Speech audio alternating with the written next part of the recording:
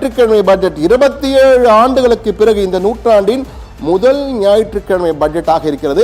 எனவே இந்த ஞாயிற்றுக்கிழமை நிச்சயமாக உங்களுக்கு சாதகமான பல அம்சங்கள் இருக்கலாம், பாதகமாகவும் சில அம்சங்கள் இருக்கலாம். எது சாதகம் எது பாதகம் உங்களுக்கு புரியும் வகையிலே எளிமையாக விளக்குவதற்காக நமது தலைமை செய்தி ஆசிரியர் கண்ணன் தயாராக இருக்கிறார். அவர் மட்டுமல்ல, செய்தி வாசிப்பாளரும் செய்தியாளருமான சிறப்பு செய்தியாளருமான ஆனந்தியும் தயாராக இருக்கிறார். எனவே முதலில் இருவரையும் வரவேற்போம். ஆனந்தி, கண்ணன் இருவரும் தற்போது தயாராக இருக்கிறார்கள்.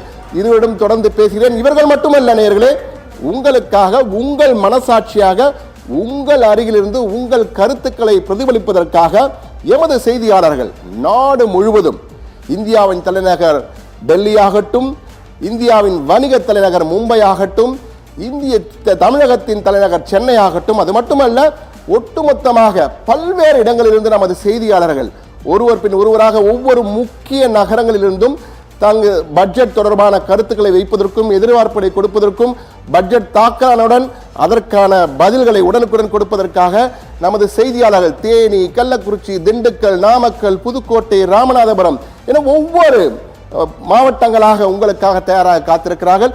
உடனுக்குடன் தகவலை கொடுப்பதற்காக அவர்கள் அனைவருமே தயாராக உடனடியாக தகவலை கொடுப்பதற்காக காத்திருக்கிறார்கள். எனவே அவர்களும் தயாராக இருப்பதால் உடனடியாக நாம் செல்ல போகிறோம். இந்த ஞாயிற்றுக்கிழமை பட்ஜெட்டிலே உங்களுக்கு சாதகமாக வரப்போகிற அம்சங்கள் எல்லாம் மிக தெளிவாக விளக்குவதற்காக பல்வேறு பொருளாதார நிபுணர்கள் உங்களுக்கு புரியும் வகையிலே சொல்ல. ஏனால் பட்ஜெட்டிலே பல விடயங்கள் பொதுவான சாதாரண பாமரனுக்கு புரியவே புரியாது. ஏனென்றால் ஜிடிபி என்பார்கள், பங்குச்சந்தையை வைத்துதான் போடுவார்கள், வீட்டில் உள்ள கணக்கை வைத்து போட மாட்டார்கள், பங்குச்சந்தையை வைத்துதான் பட்ஜெட்டே போடுவார்கள் என்றெல்லாம் பல குழப்பங்கள், டெக்னிக்கல் டேர்ம்ஸ் இருக்கும். அதையெல்லாம் இல்லாமல் உங்களுக்கு புரியும் வகையிலே பட்ஜெட்டில் என்ன சொல்கிறார்கள், இதனால் உங்களுக்கு என்ன பலன், உங்களுக்கு என்ன கெடுதல், என்ன பாதகங்கள் அமைய பொழுது போன்ற பல்வேறு விடயங்களை நாம் கொடுக்க இருக்கிறோம். எனவே 2026-27 ஆண்டுக்கான பட்ஜெட் நாடாளுமன்றத்தை தாக்கல். தற்போது நாம் பார்ப்பது முதல் காட்சிகள். டெல்லி, தலைநகர் டெல்லியில் இருந்து மத்திய நிதியமைச்சர் நிர்மலா சீதாராமன் தன்னுடைய நிதி அமைச்சகத்திற்கு வருகின்ற காட்சிகள் நாம் பார்த்து கொண்டிருக்கிறோம். முதல் காட்சிகளாக வந்து கொண்டிருக்கிறது. ஃபர்ஸ்ட் ஆன் என்ற காட்சிகள் 2026-27 ஆண்டுக்கான நிதிநிலை அறிக்கை தாக்கல் செய்வதற்காக நிதியமைச்சர் சீதாராமன், நிர்மலா சீதாராமன் தற்போது வந்திருக்கிறார். கிட்டத்தட்ட நிர்மலா சீதாராமனும் நானும் ஒரே நிறத்திலே தான் இந்த வண்ணங்களை உடைகளை தான் அணிந்திருக்கும் என்று கூற வேண்டும். எனவே என்றால் ஒவ்வொரு முறையும் நிர்மலா சீதாராமன் என்ன புடவை உடுத்தி வருகிறார் என்பதையும் பார்ப்பதற்கு ஒரு பெரிய கூட்டம் இருக்கிறது. அதை வைத்து பேசுவதற்காக இருக்கிறார்கள். அந்த வகையிலே நிதியமைச்சர் சீதாராமன் நிதி அமைச்சகத்திற்குள் செல்கின்ற காட்சியை நாம் பார்த்து கொண்டிருக்கிறோம். அதன் பின் ஒவ்வொன்றாக பல மரபுகள் இருக்கின்றன. நிதியமைச்சத்துக்கு வருவார், பட்ஜெட்டை அந்த சிவப்பு வெயிலை எடுத்துக்கொள்வார், பிறகு ஜனாதிபதியை பார்ப்பார், ஜனாதிபதியை பார்த்துவிட்டு நாடாளுமன்றத்திற்கு வருவார். அங்கு மத்திய அமைச்சரவை கூட்டம் நடைபெறும். மத்திய அமைச்சரவை கூட்டத்தில் ஒப்புதல் கொடுப்பார்கள். பிறகு பட்ஜெட் தாக்கதாருக்கு நாடாளுமன்றத்திற்குள் வருவார். இதுதான் மரபு. அந்த மரபினை பார்த்து கொண்டிருக்கிறோம். முதலாக நிதியமைச்சர் வருகின்ற காட்சிகளை பார்த்தனா இனி நேரடியாக மிக முக்கியமான மகிழ்ச்சியான செய்தி ஒன்று இந்த பட்ஜெட்டில் வரப்போகிறது என்ற எதிர்பார்ப்பு பெரிய அளவு இருக்கிறது. குறிப்பாக நிதி அமைச்சகத்தில் உள்ள சில முக்கிய அதிகாரிகளிடம் நாம் பேசிய போது அவர்கள் கொடுத்த தகவல், தங்கத்தின் விலையிலே மிகப்பெரிய ஒரு அறிவிப்பு, தங்கம் வாங்குவோருக்கு மகிழ்ச்சியான ஒரு அறிவிப்பு வரப்போகிறது என கூறியிருக்கிறார்கள். அது என்ன அறிவிப்பு என்பது குறித்த ஒரு பிரேக்கிங் செய்தியுடன் இன்றைய பட்ஜெட் சிறப்பு நிகழ்ச்சி தொடங்கும். முதலில் ஒரு பிரேக்கிங் செய்தியை நாம் பார்க்க வருகிறோம். இந்த பட்ஜெட் பிரேக்கிங் செய்தியிலே தங்கம் தொடர்பான செய்தி வர இருக்கிறது. எனவே இன்றைய தங்கத்தின் விலையை குறைக்கும் அறிவிப்பு வரப்போகிறது. மிக முக்கியமான தகவல் இது. என்றால் இன்றைய தேதியில் 1 கிராம் 14,900 ரூபாய், ஒரு சவரன் 1,19,200 ரூபாய். இது 48 மணி நேரத்தில், கடந்த 48 மணி நேரத்திலே 15,200 ரூபாய் குறைந்திருக்கிறது. கடந்த 48 மணி நேரத்தில் 15,200 ரூபாய் குறைந்திருக்கிறது என்பதை மிக முக்கியமாக பார்க்க வேண்டியிருக்கிறது. இந்த குறைவு மேலும் குறையும் வகையிலே அடுத்த அறிவிப்பு வரப்போகிறது. ஏனால் இன்று தங்க சந்தைக்கு, தங்க மார்க்கெட் இன்று விடுமுறை, மாற்றம் இருக்காது.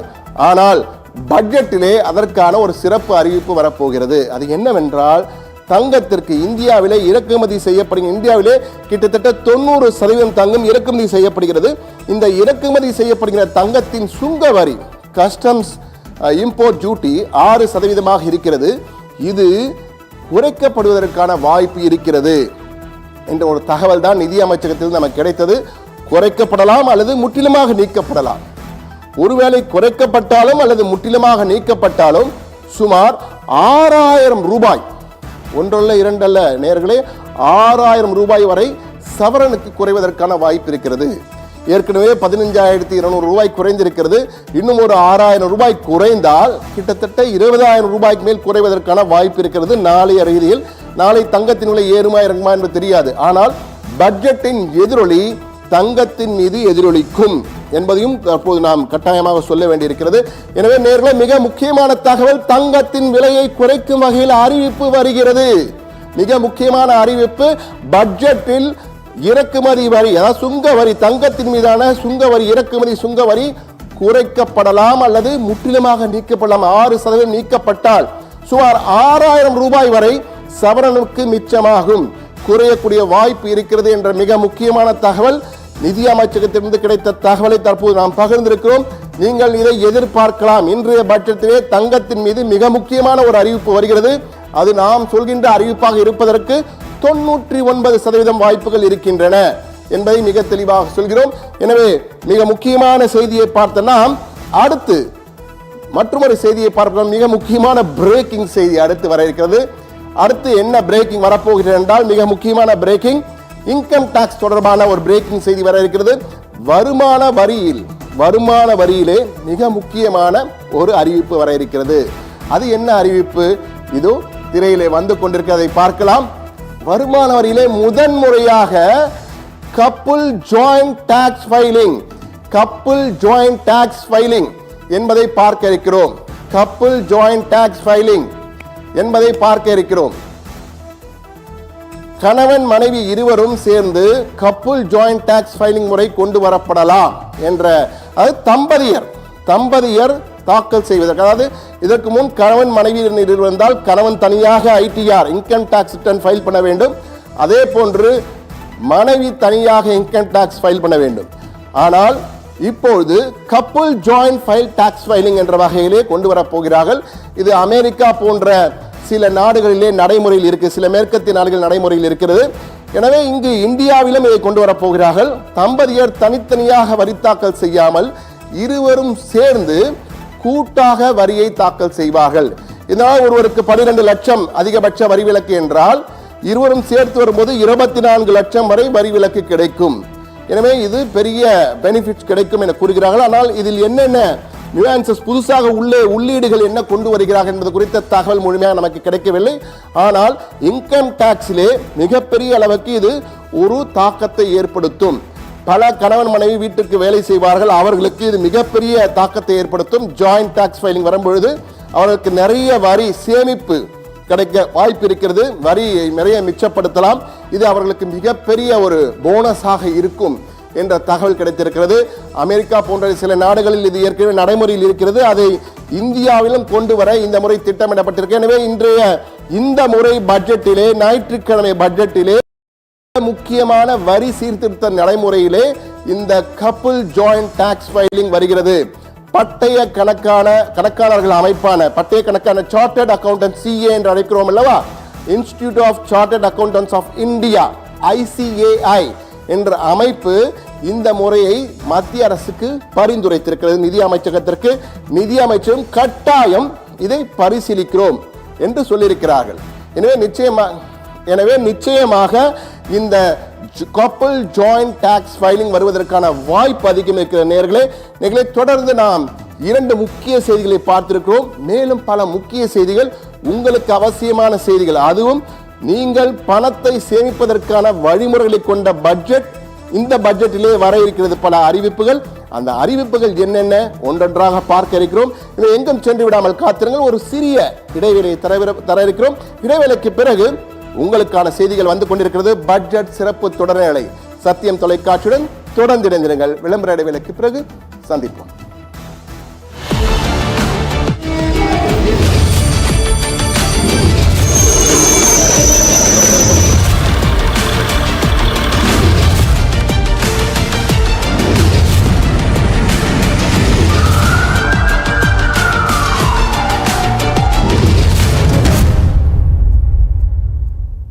diamond challenge ரெடியா? ஒரு பவுண்ட் தங்கம் 30,000க்கு கிடைக்குமா? கிடைக்காது. இதே போல சென்னை சிட்டி லிமிட் குள்ள மார்க்கெட் பிரைஸ் 4000 இருக்கிற இடத்துல உங்களுக்கு வெறும் 1450 per square feet க்கு பிளாட் கிடைக்குமா? 100% கேரண்டியா கிடைக்கும். Yes, launching G Square plots at Sriperumbudur next to King's College. இந்த லொகேஷன்ல இதை விட கம்மியான பிரைஸ்ல வேற எங்கயாவது பிளாட் காமிச்சீங்கன்னா வெறும் ₹1 கொடுத்து ஒரு பிளாட் சொந்தமாக்கிக்கோங்க. For bookings call 8939750009. 420 ஒரு லாலிபாப்க்கு கண்ணாமூச்சி அடு கண்ணாமூச்சி கண்ணாமூச்சி அடு நம்ம கண்ணு போச்சு கண்ணாமூச்சி மேல CP+ மேல இருக்கிறவங்க எல்லாத்தையும் பார்த்துப்போம். CP+ advanced AI surveillance solution built with CTC technology எல்லாம் மேல இருக்கிறவங்க பார்த்துப்போம்.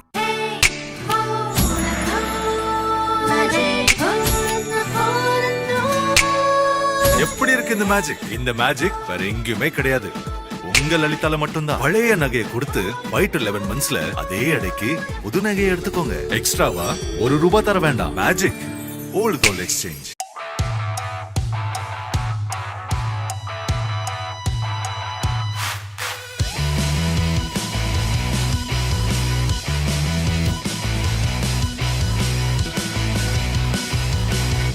கேஷுக்கு இனிமே வேலை இல்ல, கியூல நிக்கணும்னு அவசியமே இல்ல.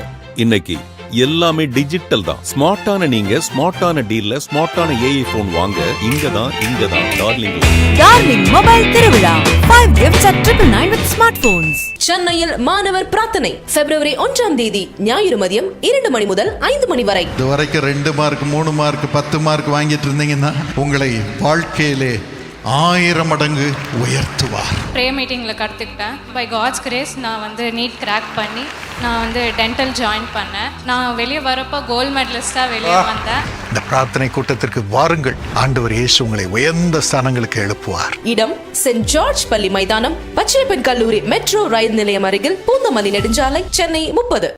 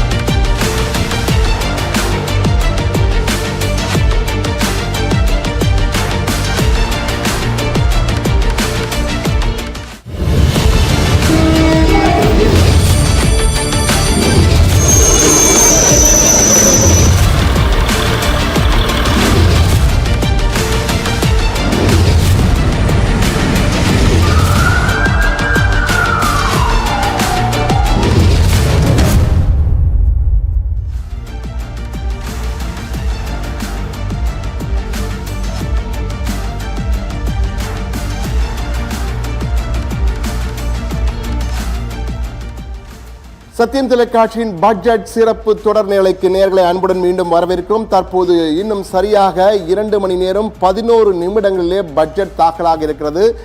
வரப்போகிற நிதியாண்டுக்கான 2026-27 நிதியாண்டிற்கான பட்ஜெட் தாக்கலாக இருக்கு. அதுவும் ஞாயிற்றுக்கிழமை தாக்கலாகின்ற முதல் பட்ஜெட், இந்த நூற்றாண்டு முதல் ஞாயிற்றுக்கிழமை பட்ஜெட். பல சிறப்பம்சங்கள் வரப்போகிறது. பொதுவாக நம் நாட்டிலே விவசாயிகள் நாட்டின் முதுகெலும்பு என்பார்கள். ஆனால் அந்த முதுகெலும்பை யாருமே பெரிதாக பார்த்து கொண்டதே இல்லை. பொதுவாக இந்த முதுகெலும்பு இருக்கின்ற விவசாயிகள் தொடர்ந்து தற்கொலை செய்து கொண்டிருக்கிறார். ஒரு பக்கத்தில் நொடிந்து போயிருக்கிறார்கள், வாழ்வியலை இழந்து கொண்டிருக்கிறார்கள். எனவே அவர்களுக்கு ஒரு மகிழ்ச்சி தரக்கூடிய செய்தி ஒன்று இந்த பட்ஜெட்டில் வரப்போகிறது. இதுவும் சத்தியம் டிவியின் எக்ஸ்க்ளூசிவான கிடைத்த தகவல். என்ன தகவல்? பிரேக்கிங் ஃபார்மர்ஸுக்கான ஒரு பிரேக்கிங் செய்தியை தற்போது பார்க்க இருக்கிறோம். மிகவும் மகிழ்ச்சியான ஒரு செய்தி. என்ன செய்தி என்பதை தற்போது பார்ப்போம். திரையில வரப்போகிறது. பட்ஜெட்டிலே விவசாயிகளுக்கான ஒரு மகிழ்ச்சி தரக்கூடிய ஒரு பிரேக்கிங் செய்தி, பிரேக்கிங் ஃபார்மர்ஸ் என்ற வகையில் இருக்கும். இன்றைய பட்ஜெட்டிலே விவசாயிகளுக்கு நிதி உதவி அதிகரிக்கப்படும் என எதிர்பார்ப்பு வந்திருக்கிறது. விவசாயிகள் நிதி உதவி தற்போது ₹6000 ஆண்டுக்கு வழங்கப்படுகிறது. ₹6000 3 தவணைகளாக 2000 என வழங்கி வருகிறார்கள். இது 6000 8000 அல்லது 10,000 மாறப்போகிறது என்ற தகவல் வந்திருக்கிறது. உறுதியான தகவல் இது. நிச்சயமாக 8000 அல்லது 10,000 இரண்டில் ஏதோ ஒன்று நடக்கப்படுகிறது. அது நிச்சயமாக உறுதியான தகவல்.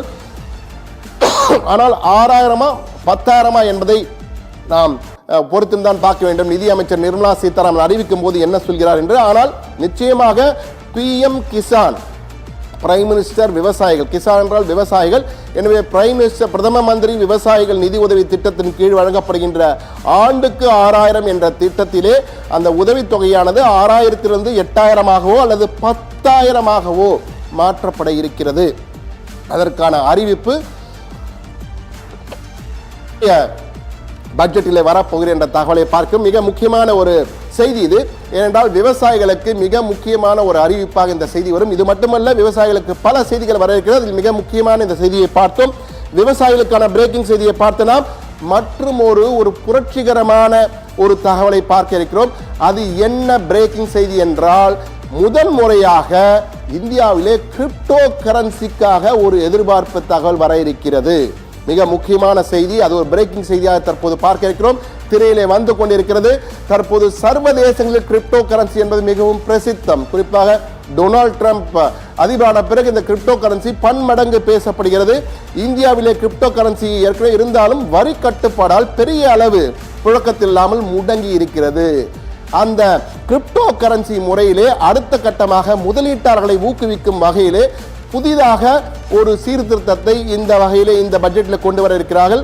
கிரிப்டோ முதலீட்டாளர்களுக்காக கதவை திறக்கும் வகையிலே இந்த பட்ஜெட்டில் பல தளர்வுகள் கொண்டு வரலாம் என எதிர்பார்க்கப்படுகிறது. இது தொடர்பாக நிதி அமைச்சகத்திலே பல பரிந்துரைகள் சென்றிருக்கின்றன. அதன் அடிப்படையிலே ஒரு முக்கியமான அறிவிப்பு இன்று கிரிப்டோ கரன்சி தொடர்பாக வெளியாக இருக்கிறது. ஆனால் இந்த கிரிப்டோ கரன்சி தொடர்பாக வெளியாக இருக்கின்ற இந்த அறிவிப்பு தொடர்பாக மிக முக்கியமான சில தகவல்களுடன் நமது தலைமை செய்தி ஆசிரியர் கண்ணன் தயாராக காத்திருக்கிறார். நேரடியாக கண்ணனிடம் செல்ல போகிறோம். கண்ணன், நீங்கள் இணைப்பில் இருப்பீங்கன்னு நினைக்கிறேன். கண்ணன், இந்த கிரிப்டோ கரன்சி தொடர்பாக மிக முக்கியமான ஒரு அறிவிப்பு இன்று வெளிவரலாம். முதலீட்டாளர்களை ஊக்குவிக்கும் வகையிலே ஒரு கதவு திறக்கப்பட இருக்க கூறியிருக்கிறார்கள். என்ன தகவல் கண்ணன்? இந்த கிரிப்டோ கரன்சி குறித்து ஒரு சிறிய விளக்கத்தை நமது நேயர்களுக்கு கொடுக்கலாமே கண்ணன். சண்முகசுந்தரம், கிரிப்டோ கரன்சி என்றால் அந்த மெய்நிகர் நாணயம் என்று உலகம் முழுவதும் அழைக்கப்படுகிறது. அது பிட்காயின் மற்றும் கேத்தரைன் மற்றும் லைட் காயின் என்ற பெயரில் பிளாக் செயின் என்ற ஒரு கம்ப்யூட்டர் தொழில்நுட்பம் மூலமாக, ஒரு வலை தொழில்நுட்பம் மூலமாக நிலம், தங்கம், வெள்ளி, கச்சா எண்ணெய் உள்ளிட்ட பல பொருட்களை ஒரு நாணயத்தின் டோக்கனைசேஷன் வடிவில் உலகம் முழுவதும் ஒரு வெவ்வேறு அமைப்புகள் இயங்கி வருகின்றன. இப்போது உலகம் முழுவதும் இது கவனத்தை ஈர்த்திருப்பதற்கு முக்கிய காரணம் ட்ரம்ப் மற்றும் எலான் மஸ்க் ஆகியோர்கள் தனி அந்த கிரிப்டோ கரன்சி நிறுவனங்களை அவர்கள் தொடங்கி அவர்கள் பெயரில் இந்த பிட்காயின் மற்றும் அந்த கிரிப்டோ கரன்சி, அந்த மெய்நிகர் நாணயம் என்பது நிர்ணயிக்கப்படுகிறது. ஆனால் அது டீசென்ட்ரலைஸ்டாக இருக்கிறது. உலகத்தில் அதை கட்டுப்படுத்தக்கூடிய ஒரு அரசு ரீதியான அமைப்பு. இப்போ இந்தியாவில் வந்து ஒரு ரிசர்வ் பேங்க் இருக்கிற மாதிரி மற்ற உலகம் முழுவதும் அதற்கான ஒரு சென்ட்ரலைஸ்டு அமைப்பு இல்லை, டீசென்ட்ரலைஸ்டாக அது இருப்பதனால அதன் மீதான நம்பகத்தன்மை குறைகிறது. இருந்த போதிலும் இப்போது இந்த டாலரைசேஷன் மற்றும் உலக அளவில் ஏற்பட்டுள்ள இந்த வர்த்தக போர் ஆகியவற்றால் கிரிப்டோ கரன்சி தவிர்க்க முடியாததாகிவிட்டது. இதனால் இந்தியாவிலும் இந்த கிரிப்டோ கரன்சியை முறைப்படுத்துவதற்கான சட்ட திட்ட விதிமுறைகள் இந்த நிதிநிலை அறிக்கையில் அறிவிக்கப்படும் என்று எதிர்பார்க்கப்படுகிறது. எந்த விதிமுறைகளும் சட்டத்திட்டங்களும் இல்லாமலேயே இந்தியாவில் 2 கோடிக்கும் மேற்பட்டோர் இந்த கிரிப்டோ கரன்சியில் மெய்நிகர் நாணய திட்டத்தில் அவர்கள் முதலீடு செய்திருக்கிறார்கள். இதில் வருமானம் வந்தால் அதற்கு 30% வரி இந்தியாவிலும் விதிக்கப்படுகிறது. ஆனால் இழப்பு ஏற்பட்டாலோ அல்லது அவர்கள் செய்த முதலீட்டு பணம் காணாமல் போனாலோ எந்த விதமான அதற்கான உத்தரவாதமும் இல்லை. இந்த உத்தரவாதத்தை அளிக்க வேண்டும் அரசு என்பதுதான் இப்பொழுது முதலீட்டாளர்கள் மற்றும் தொழில் நிறுவன வர்த்தக நிறுவனங்களைச் சேர்ந்தவர்களுக்கு ஒரு கோரிக்கையாக இருக்கிறது. அந்த எதிர்பார்ப்பை தான் பூர்த்தி செய்யும் வகையில் இந்த பிளாக் செயின் கம்ப்யூட்டர் தொழில்நுட்பம் மூலமாக நடத்தப்படக்கூடிய இந்த கிரிப்டோ கரன்சி நிறுவனங்கள் உலகம் முழுவதும் ஏகப்பட்ட நிறுவனங்கள் இருக்கின்றன. ஆனால் அவர்களுக்கான அங்கீகாரம், இப்போ ஒரு நிறுவன பங்கு சந்தையில் லிஸ்ட் ஆகுவது, அதுபோல அந்த நிறுவனத்தின் லாப நஷ்ட கணக்குகளை வெளியிடுவது, இவை அனைத்தும் மர்மமாக இருக்கக்கூடிய சூழ்நிலையில் இந்த பிட்காயினில் அதிக அளவு லாபத்தை சம்பாதிப்பது எவ்வாறு, கிரிப்டோ கரன்சி சம்பாதிப்பது எவ்வாறு என்ற குழப்பம் நீடித்துக் கொண்டே இருப்பதால் தான் இந்த புதிய சட்டத்திட்ட அந்த விதிமுறைகள், அந்த 30% லாப வரி நீக்கப்படுமா, 1% TDS நீக்கப்படுமா என்பதுதான் இப்போது மக்களின், முதலீட்டாளர்களின், வர்த்தகர்களின் எதிர்பார்ப்பாக இருக்கிறது. சுந்தரம் கண்ணன், இது ஒரு மிகப்பெரிய ஒரு கதவை திறக்கும் நினைக்கிறேன். ஆனால் இந்த கிரிப்டோ கரன்சியிலே ஆபத்துகளும் இருக்கிறது. அது குறித்தெல்லாம் விரிவாக அந்த என்னென்ன நடக்க போகிறது, அதற்கான கட்டுப்பாடு என்பதை எல்லாம் இன்றைய பட்ஜெட்டை எதிர்பார்க்கலாம் நினைக்கிறேன். கண்ணன், நீங்க தொடர்பிலே இருங்க. இப்போது நம்முடைய செய்தி வாசிப்பாளர் செய்தியாளருமான ஆனந்தி தயாராக இருக்காங்க. நேரடியாக ஆனந்தி கிட்ட போவோம். நேர்களே, தற்போது மிக முக்கியமாக ஆனந்தி தயாராக இருக்கிறார் என்றால் இந்த நேரத்திற்கான பட்ஜெட் தலைப்பு செய்திகள் உங்களுக்காக வர இருக்கிறது. ஆனந்தி, நீங்கள் தலைப்பு செய்திகளை கொடுக்கலாம். ஆனந்தி. தொடர்ந்து நேரத்திற்கான தலைப்பு செய்திகளை பார்க்கலாம்.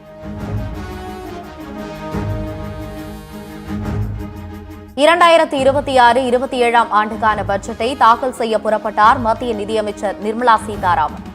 நிதி அமைச்சக அதிகாரிகளுடன் ஆலோசனைக்கு பின் குடியரசுத் தலைவர் மாளிகை செல்கிறார்.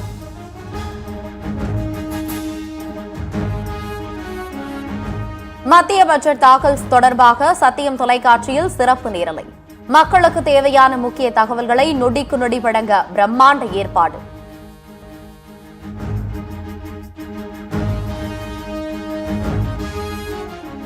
இருபத்தி 7 ஆண்டுகளுக்கு பிறகு விடுமுறை நாளான ஞாயிற்றுக்கிழமையில் தாக்கல் செய்யப்படும் மத்திய பட்ஜெட். மக்களை கவரும் வகையில் புதிய அறிவிப்புகள் இடம்பெறும் என தகவல்.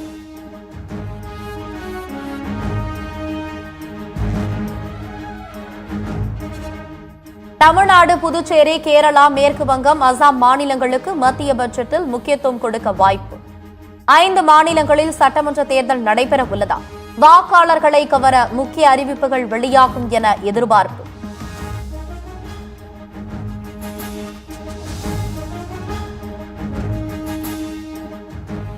பட்ஜெட்டில் வரி சலுகை, அத்தியாவசிய பொருட்கள் விலைவாசி உயர்வை கட்டுப்படுத்தும் அறிவிப்புகள் இடம்பெறுமா? விவசாயிகள், தொழில்துறையினர் உள்ளிட்ட அனைத்து தரப்பினரும் மத்திய பட்ஜெட் மீது மிகுந்த ஆவல்.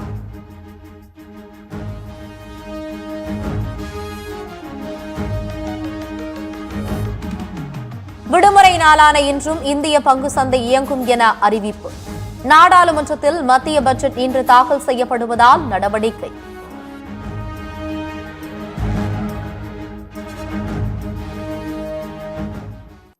ஒரு சிறிய விளம்பர இடைவெளிக்கு பிறகு சிறப்பு நேரலை தொடர்ந்து காணலாம்.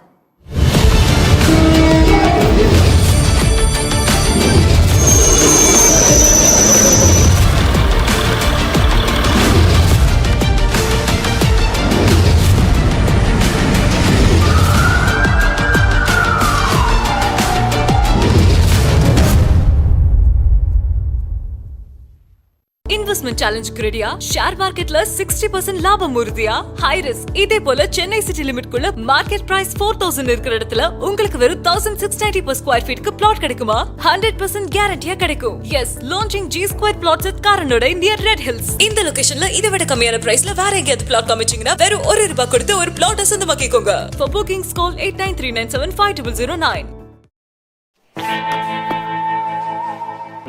420 ஒரு லாலிபாப்க்கு கண்ணாமூச்சி அடு கண்ணாமூச்சி கண்ணாமூச்சி அடுனப்ப கண்ணு போச்சு கண்ணாமூச்சி. மேல CP+ மேல இருக்கவங்க எல்லாத்தையும் பார்த்துக்கலாம். CP+ advanced AI surveillance solution built with CTC technology எல்லாம் மேல இருக்கவங்க பார்த்துக்கலாம்.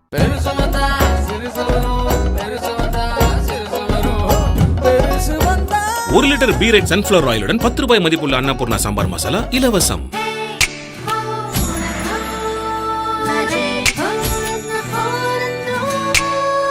எப்படி இருக்கு இந்த மேஜிக்? இந்த மேஜிக் வேற எங்கேயுமே கிடையாது. உங்க லலிதால மட்டும்தான். பழைய நகையை கொடுத்து 5 to 11 monthsல அதே அடைக்கு புது நகையை எடுத்துக்கோங்க. எக்ஸ்ட்ராவா ₹1 தர வேண்டாம். Magic old gold exchange. பிசினஸ்ல நீங்க ராஜாவாகணுமா? கேஏஜியோட சேனல் பார்ட்னரா ஜாயின் பண்ணுங்க. உங்க கேஏஜி ஷோரூம் உங்க ஊர்ல. கேஷுக்கு இனிமே வேலை இல்ல, கியூல நிக்கணும்னு அவசியமே இல்ல. இன்னைக்கு எல்லாமே டிஜிட்டல் தான். ஸ்மார்ட்டான நீங்க ஸ்மார்ட்டான டீல்ல ஸ்மார்ட்டான ஏஐ போன் வாங்க. இங்கதான் டார்லிங் மொபைல் திருவிழா. 5 gifts at 999 with smartphones. பல்கூச்சத்திலிருந்து உடனடி நிவாரணம் பெறுங்கள் சென்சோடைன் ராபிட் ரிலீஃபுடன்.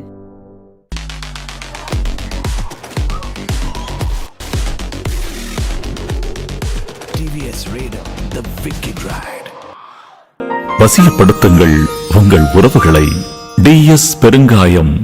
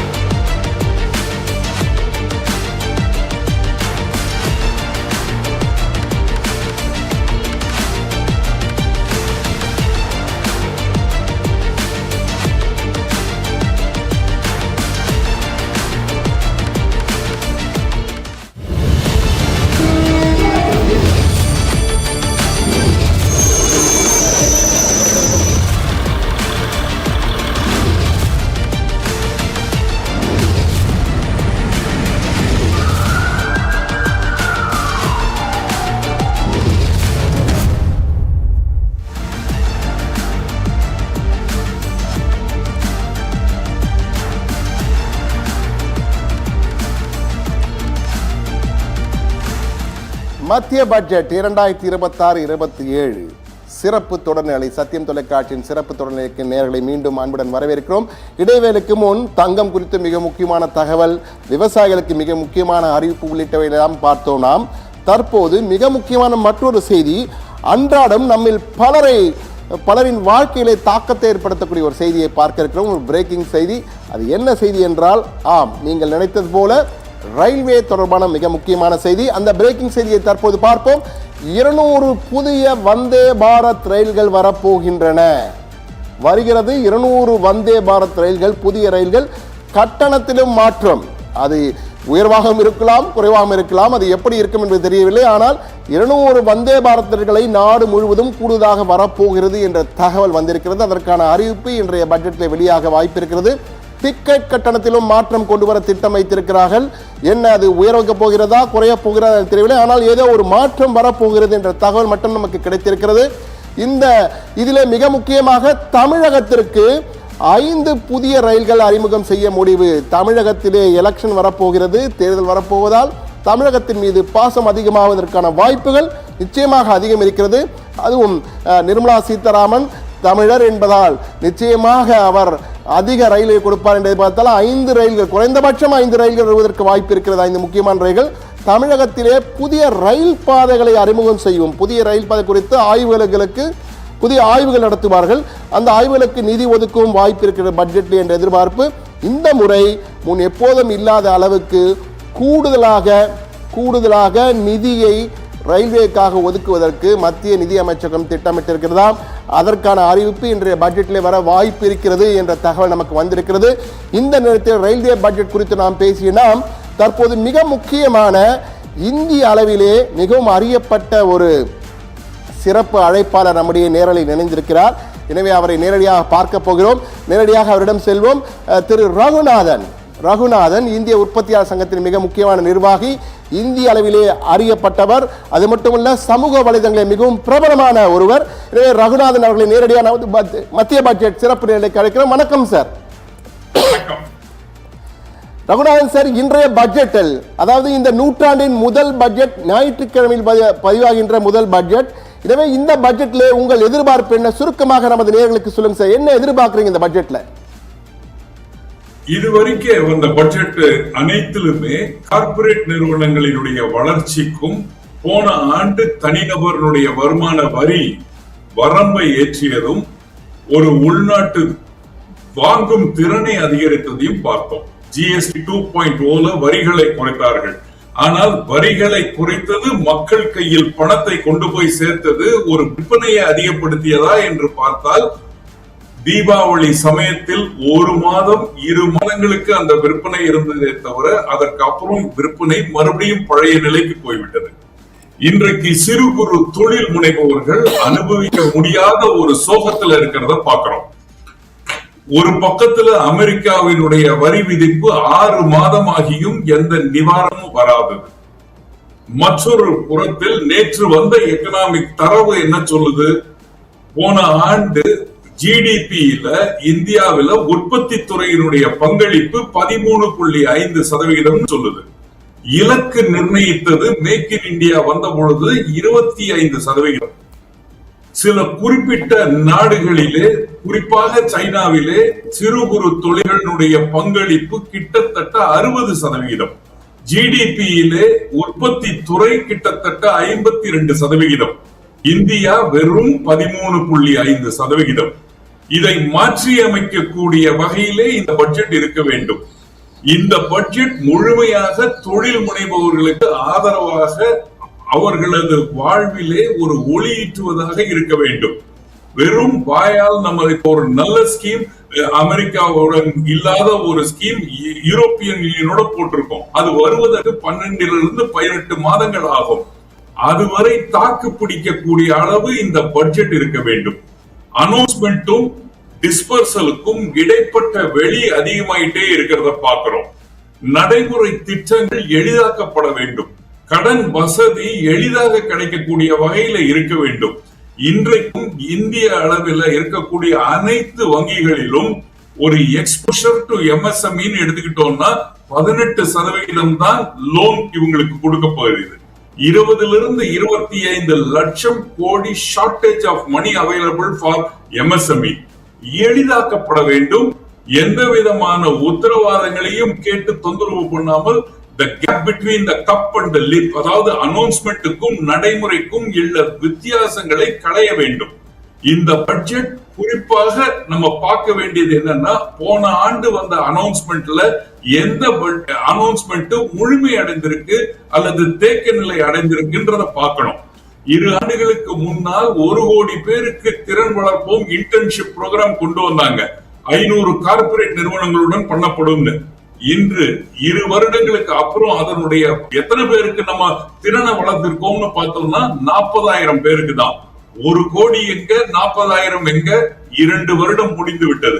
அப்ப திட்டத்தில் கன்சீவ் பண்றதுல, எக்ஸிக்யூட் பண்றதுல, நடைமுறைப்படுத்துறதுல ஏதோ சிக்கல் இருக்குன்னு தெரியுது.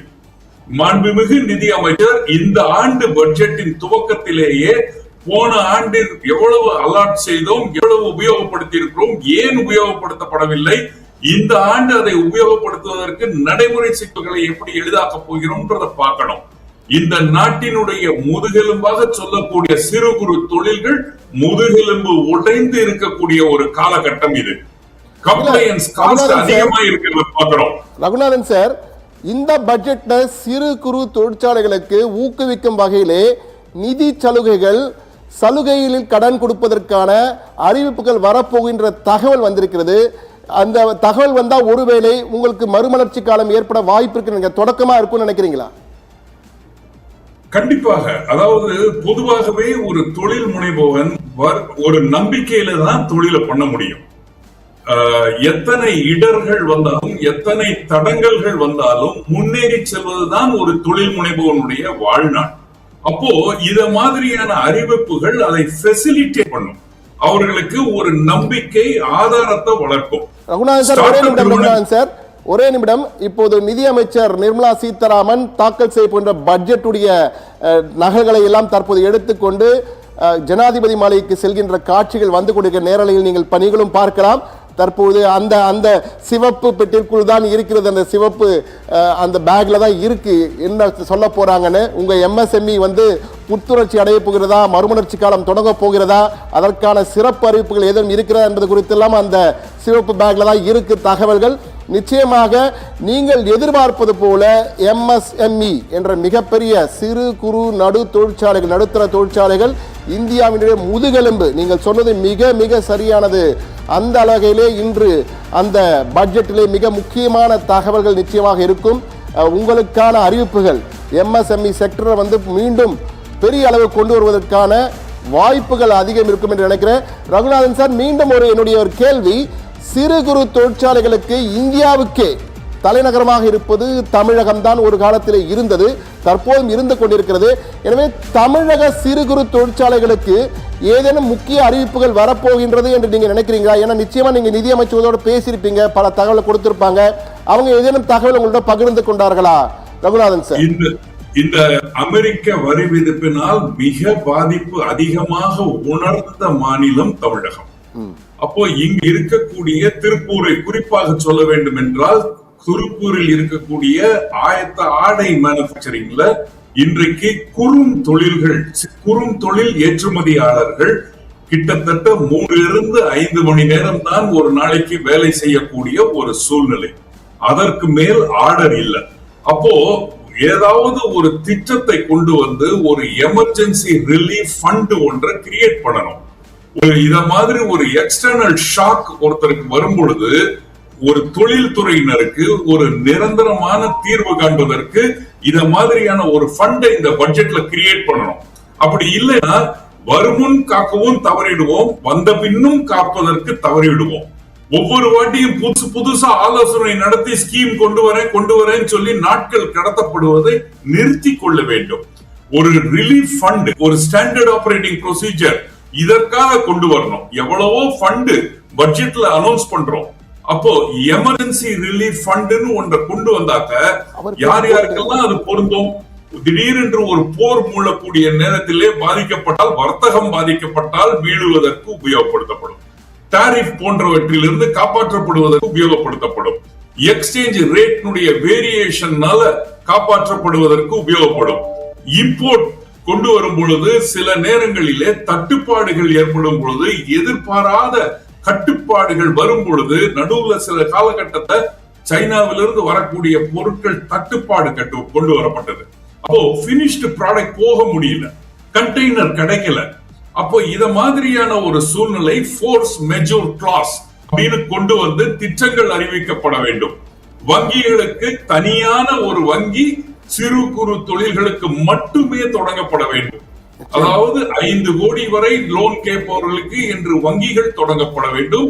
அந்த வங்கிக்கு உண்டான என்பிஏ நாம் சீரமைக்கப்பட வேண்டும். கார்பரேட்டுக்கும் ஒரே நாம், ஒரு 2 லட்சம் மாதம் டர்ன்ஓவர் கொண்டவங்களுக்கும் ஒரே நாம்ஸ் என்று இருப்பது தவறான ஒரு செயல். இன்று இந்தியாவிலே ஒரு 6.8 கோடி சிறு குறு தொழில்கள் இருக்கிறது என்றால் அதிலே 98% குறுந்தொழில்கள். இவர்களுக்கு உண்டான மாற்றத்தை கொண்டு வர வேண்டும், வழியை கொண்டு வர வேண்டும், ஏற்றத்தை கொண்டு வர வேண்டும். இப்போ புதுசா நிறைய கம்ப்ளைண்ட்ஸ் கொண்டு வராங்க.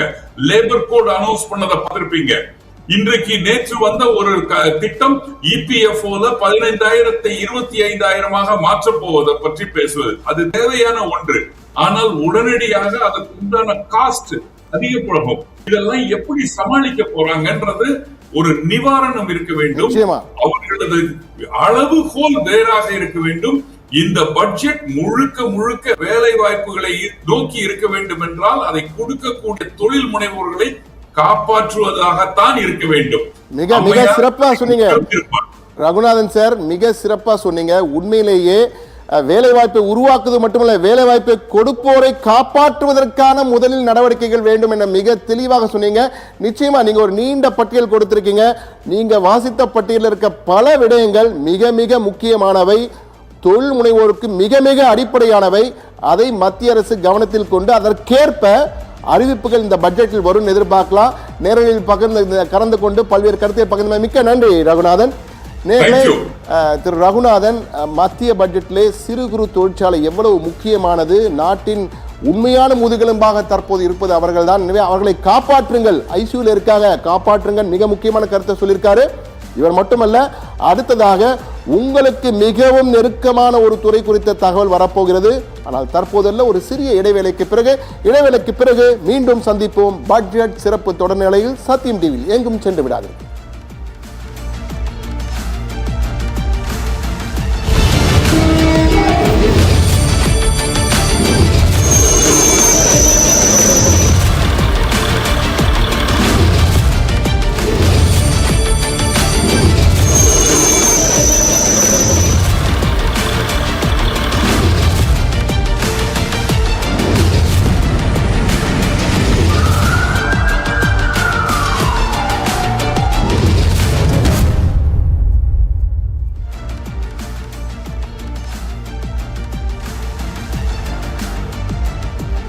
நேயர்களே, இன்றைய பட்ஜெட் மிக முக்கியமான பட்ஜெட், இந்த நூற்றாண்டின் மிக முக்கியமான பட்ஜெட்.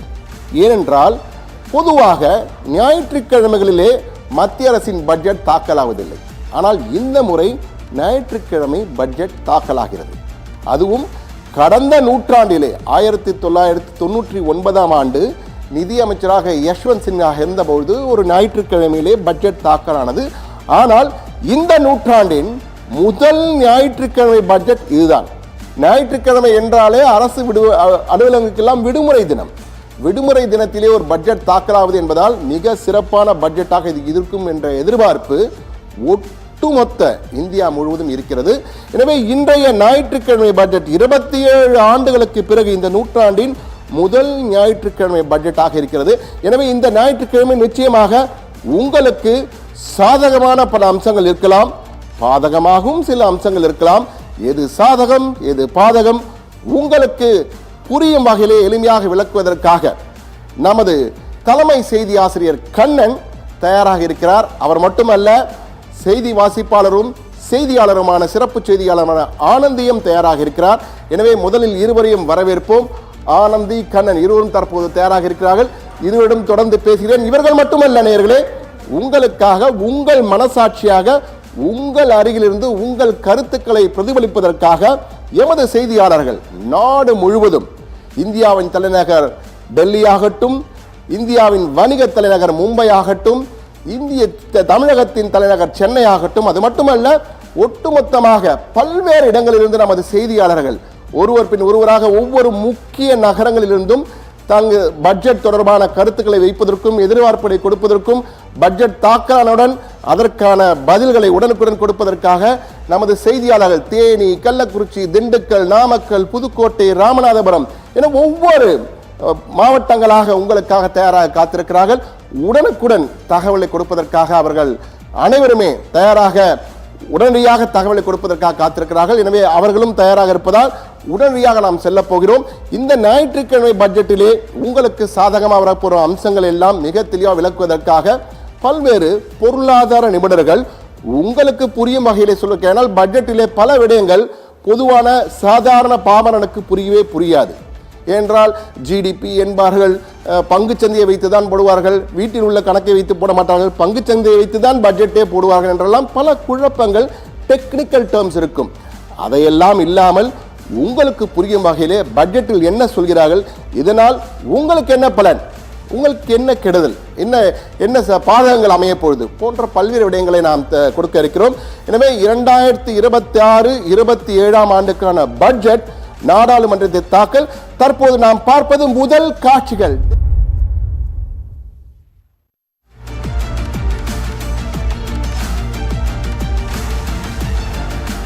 சத்தியம் டிவி வழங்கும் மத்திய பட்ஜெட் சிறப்பு தொடர்நிலைக்கு நேயர்கள் அனைவரையும் அன்புடன் மீண்டும் வரவேற்கிறோம். தற்போது நான் ஏற்கனவே இடைவேளைக்கு முன் சொன்னது போல மிக முக்கியமான ஒரு செய்தியை பார்க்க போகிறோம். Income tax. ஆம்னர்களே, நம்மில் பலர் செலுத்தக்கூடிய இன்கம் டாக்ஸிலே அதிரடியாக ஒரு முக்கிய அறிவிப்பு வர இருக்கிறது.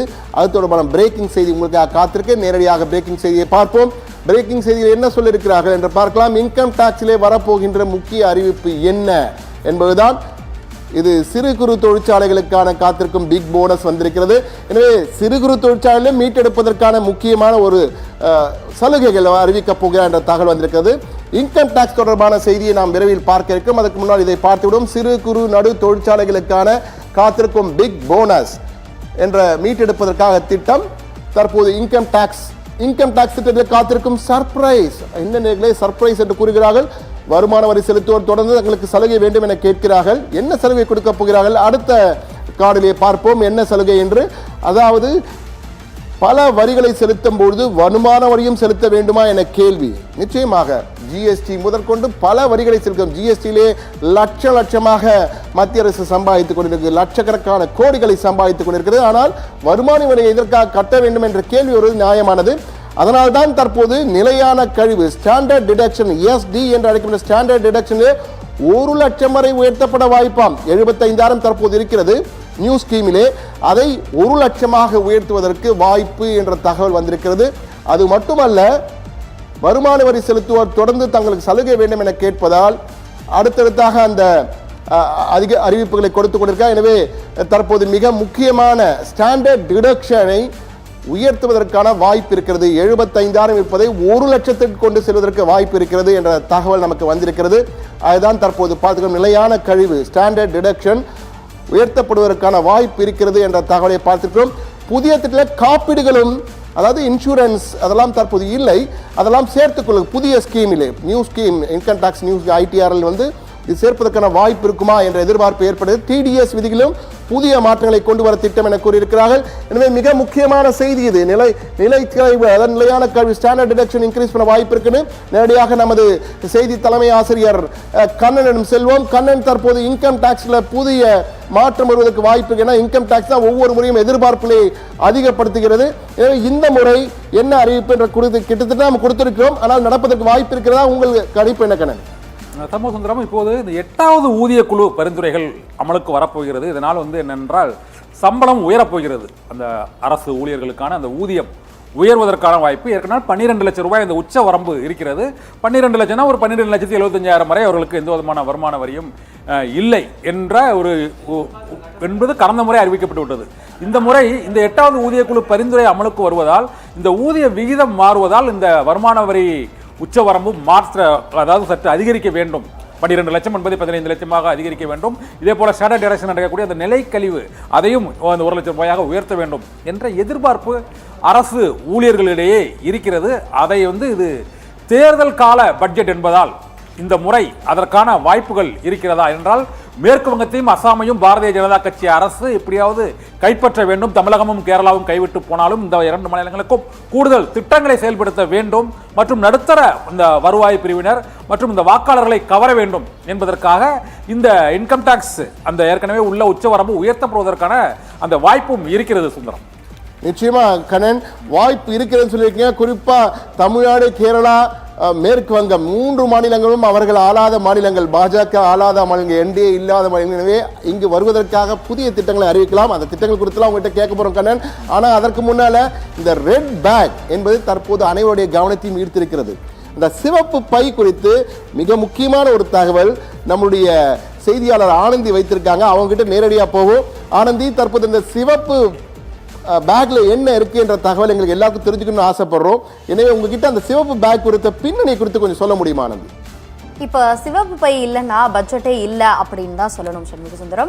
பட்ஜெட் இப்போ கொஞ்ச நேரத்துக்கு முன்னாடி கூட பார்த்தோம், நிதியமைச்சர் அந்த சிவப்பு பேக்கை காமிச்சு புகைப்படங்கள்லாம் செய்தியாளர்கள் எடுத்தாங்க.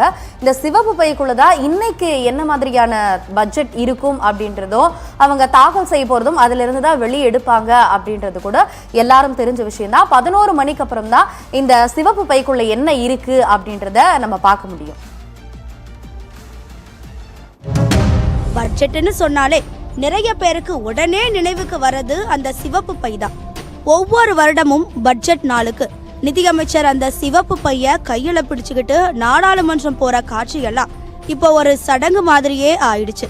ஆனா இந்த சிவப்பு பை எதுக்குன்னு யோசிச்சிருக்கீங்களா?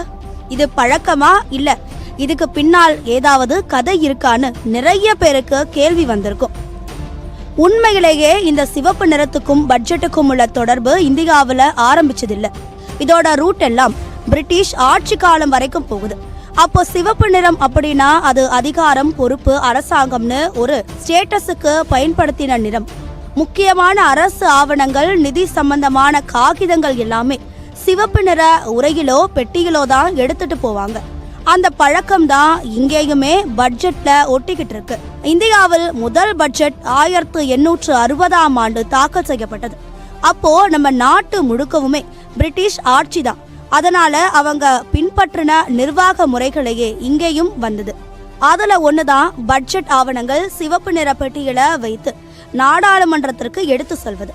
காலம் எவ்வளவோ மாறினாலும் இந்த பழக்கம் மட்டும் ஒரு அடையாளமா தொடர்ந்துகிட்டு வருது. சிவப்பு நிறம் வெறும் ஃபேஷனுக்காகவோ அலங்காரத்துக்காகவோ இல்லை. அது சக்தி, கம்பீரம், பெரிய பொறுப்புன்னு அர்த்தம் தர நிறம். நாட்டோட வருமானம், செலவு, எதிர்கால திட்டங்கள் எல்லாமே அடங்கிய முக்கியமான ஆவணம் என்பதால பட்ஜெட்டுக்கு இந்த நிறம் சரியானதுன்னு நினைச்சாங்க. ஆனா 2019ஆம் ஆண்டு ஒரு மாற்றம் வந்தது. அந்த சிவப்பு பெட்டிக்கு பதிலா சிவப்பு நிற கோப்பையில் தான் பட்ஜெட் ஆவணங்களை கொண்டு வந்தாங்க. இத பல பேர் காலனித்துவ நினைவுகளை விட்டு நம்ம தனி அடையாளத்தை உருவாக்குற முயற்சின்னு தான் பார்த்தாங்க.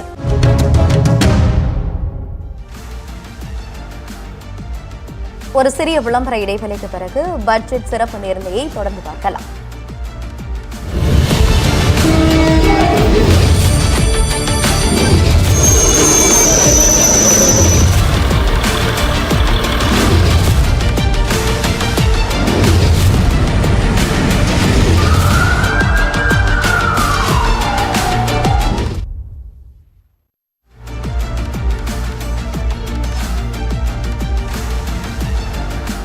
சத்தியம் டிவி வழங்கும் மத்திய பட்ஜெட் சிறப்பு தொடர்நிலைக்கு நேயர்கள் அனைவரையும் அன்புடன் மீண்டும் வரவேற்கும். தற்போது நான் ஏற்கனவே இடைவேளைக்கு முன் சொன்னது போல மிக முக்கியமான ஒரு செய்தியை பார்க்க போகிறோம்.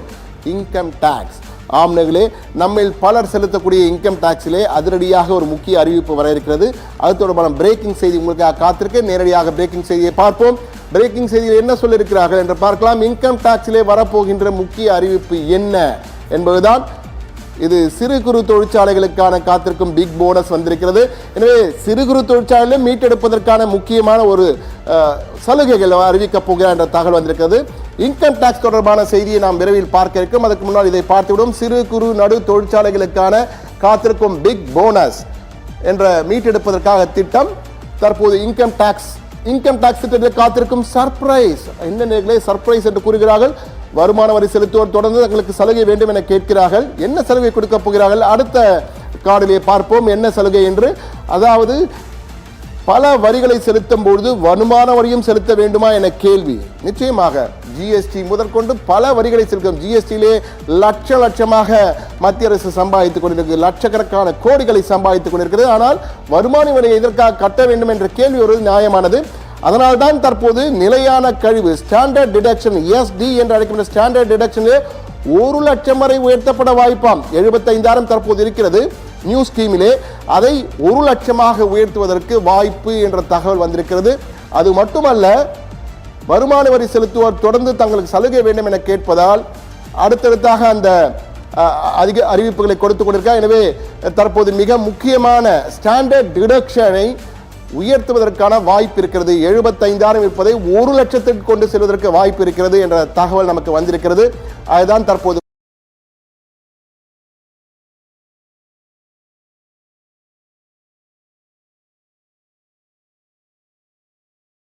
இல்லை, அதெல்லாம் சேர்த்துக்கொள்ள புதிய ஸ்கீமிலே new scheme income tax news ஐடிஆரில் இது சேர்ப்பதற்கான வாய்ப்பு இருக்குமா என்ற எதிர்பார்ப்பு ஏற்படுது. டிடிஎஸ் விதிகளிலும் புதிய மாற்றங்களை கொண்டு வர திட்டம் என கூறியிருக்கிறார்கள். எனவே மிக முக்கியமான செய்தி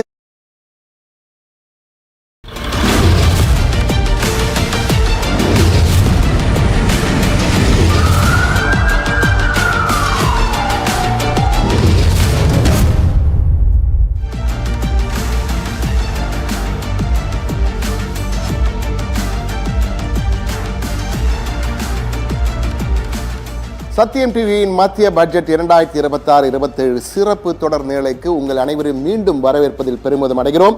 தொடர்ந்து காலையிலிருந்து நொடிக்கு நொடி பட்ஜெட் தொடர்பான செய்திகளை உங்களுக்கு வழங்க வேண்டும் என்பதற்காக சிறப்பு அழைப்பாளர்கள், விருந்தினர்கள், அதே போன்று பிரேக்கிங் செய்திகள் என தொடர்ந்து உங்களுக்கு வழங்கிக் கொண்டிருக்கிறோம். தற்பொழுது கூட இந்தியாவின் முதுகெலும்பு என்றால் அனைவரும் சொல்வது விவசாயம். இந்தியாவின் முதுகெலும்பு விவசாயம் தான், அதில் மாற்று கருத்தில்லை. ஆனால் நவீன இந்தியாவின் முதுகெலும்பு என்றால் அது எம்எஸ்எம்இ செக்டர் என்று அழைக்கப்படுகின்ற சிறு குறு நடுத்தர தொழிற்சாலைகள். எனவே சிறு குறு நடுத்தர தொழிற்சாலைகளுக்கு நமது விருந்தினராக வந்த இந்திய உற்பத்தியாளர் சங்க ரகுநாதனும் பல்வேறு கருத்துக்களை எடுத்து வைத்தார். அதாவது வேலைவாய்ப்பை உருவாக்க வேண்டும் என கூறுகிறார்கள். ஆனால் வேலைவாய்ப்பை கொடுப்பவர்களுடைய நிலைமையை கண்டுக்காமல் இருக்கிறதே இந்த அரசாங்கம், கண்டுக்காவிட்டால் அவ்வளவுதான் என்ற வகையில் கூறினார். எனவே எம்எஸ்எம்இ செக்டருக்கு என்ன நடக்கப்போ என்பது குறித்து ஒரு பிரேக்கிங் செய்தி வந்து கொண்டிருக்கு, அதை பார்ப்போம். நேரடியாக சிறு குறு நடுத்தர தொழிற்சாலைகளுக்கு மிக முக்கியமான பல அறிவிப்புகள் இந்த பட்ஜெட்டில் வரப்போகிறது. அது என்னென்ன அறிவிப்புகள் என்றால், நாடு முழுவதும் நலிவடைந்து இருக்கும் எம்எஸ்எம்இ துறையை மீட்டெடுப்பதற்கான புதிய திட்டம் வரப்போகிறது என்ற தகவல் வந்திருக்கிறது. ஏற்கனவே ஐரோப்பியனுடன் ஒரு ஒப்பந்தம் கையெழுத்திட்டு போட்டிருக்கிறார்கள். அது வருவதற்கு ஓராண்டு ஆகும் என கூறியிருக்கிறார்கள். பல்வேறு நிதி சலுகைகளை அறிவிக்க இந்த பட்ஜெட்டில் திட்டமாம். என்ன நிதி சலுகைகள் என்று பார்க்கலாம். தற்போது சிறு குறு தொழில்துறை காத்திருக்கும் பிக் போனஸ். ஒவ்வொரு ஆண்டும் ஏமாற்றம் அடையும் எம்எஸ்எம்இ துறைக்கு இந்த முறை ஆச்சரியம் காத்திருக்கிறது என்ற தகவலை சொல்லியிருக்கிறார்கள். என்ன ஆச்சரியம் என்பதை பார்ப்போம். ஆச்சரியம் என்றால் மிக முக்கியமான ஆச்சரியம். சலுகை வட்டியே கடன் மட்டுமல்ல, பல்வேறு சலுகைகளை அளிக்க திட்டம் வைத்திருக்கிறது மத்திய அரசு.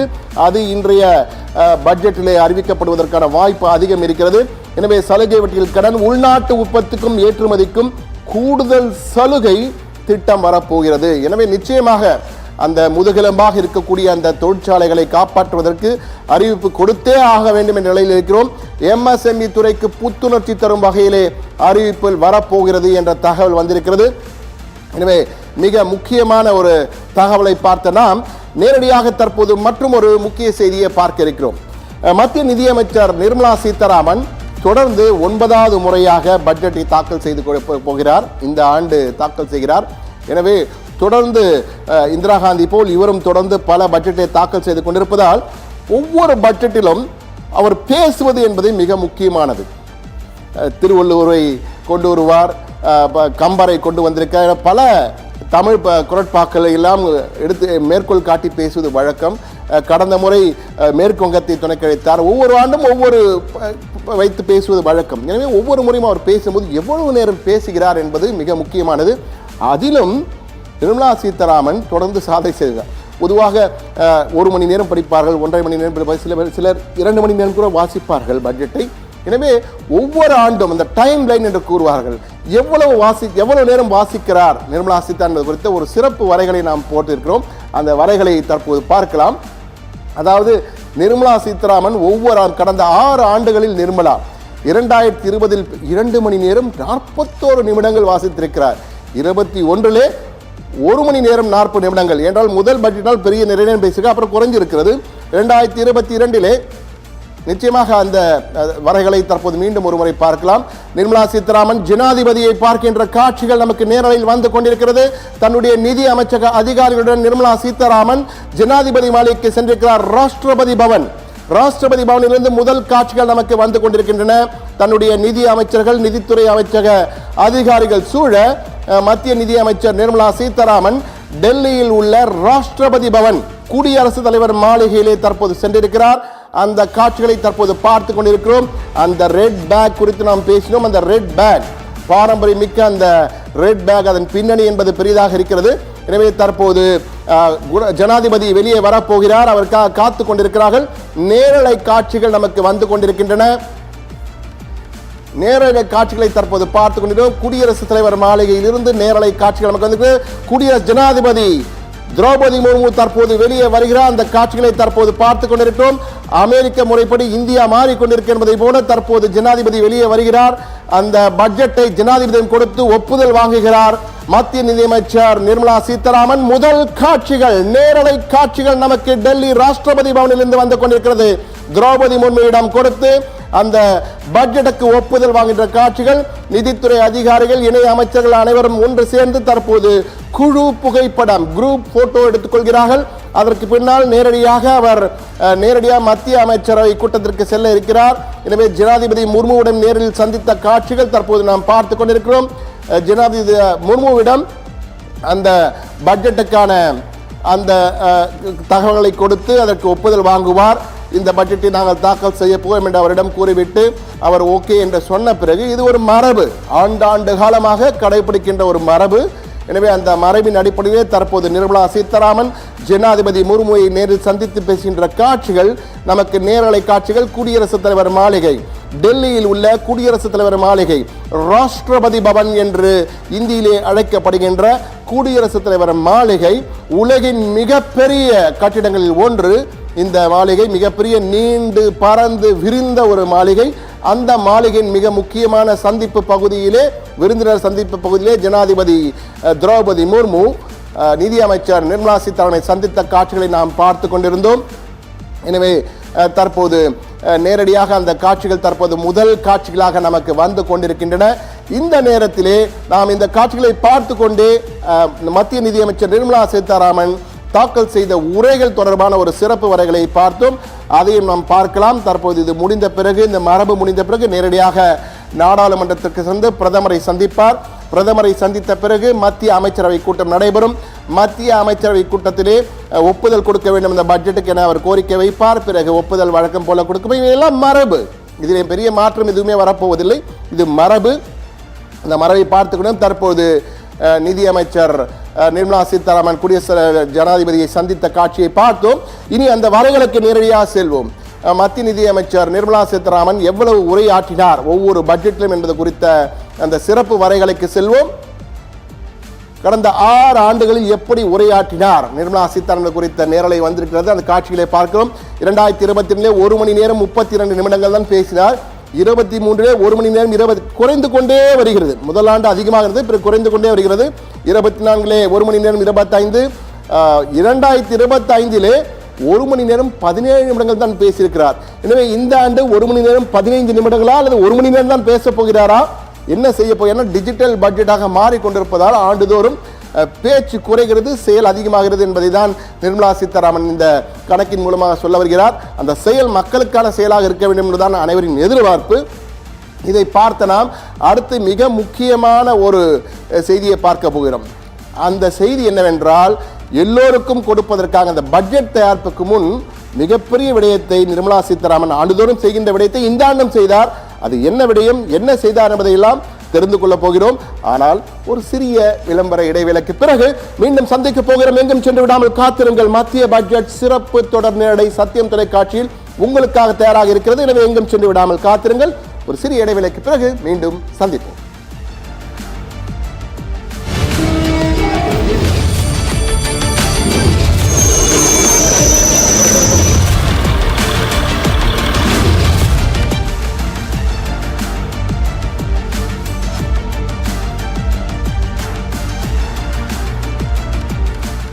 சத்தியம் டிவியின் மத்திய பட்ஜெட் 2026-27 சிறப்பு தொடர் நிலைக்கு உங்கள் அனைவரும் மீண்டும் வரவேற்பதில் பெருமிதம் அடைகிறோம்.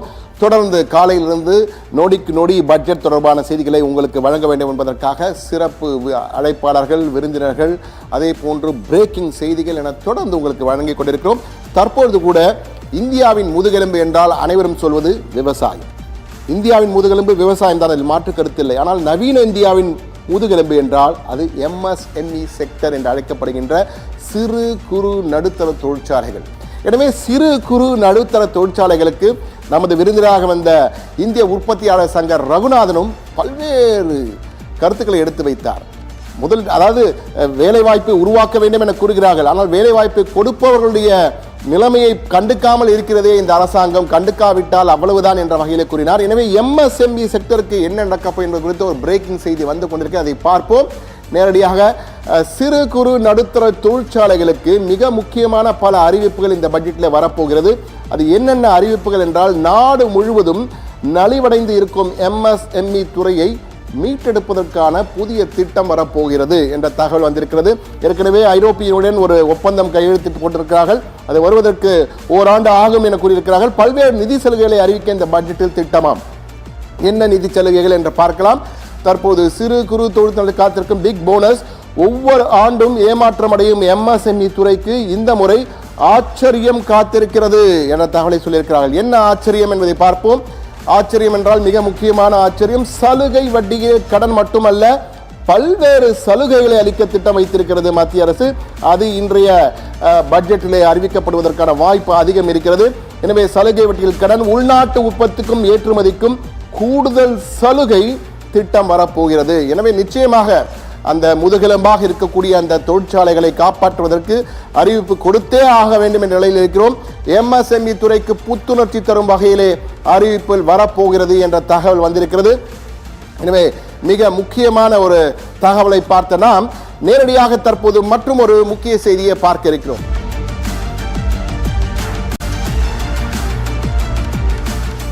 மத்திய பட்ஜெட், சத்தியம் தொலைக்காட்சி வழங்கும் மத்திய பட்ஜெட் சிறப்பு தொடர்நிலைக்கு நேயர்கள் அனைவரையும் மீண்டும் அன்புடன் வரவேற்கிறோம். தற்போது புதிதாக இணைந்த நேயர்களுக்கும் தொடர்ந்து எங்களுடன் இணைந்திருக்கும் நேயர்களுக்கும் மிக்க மிக்க நன்றி.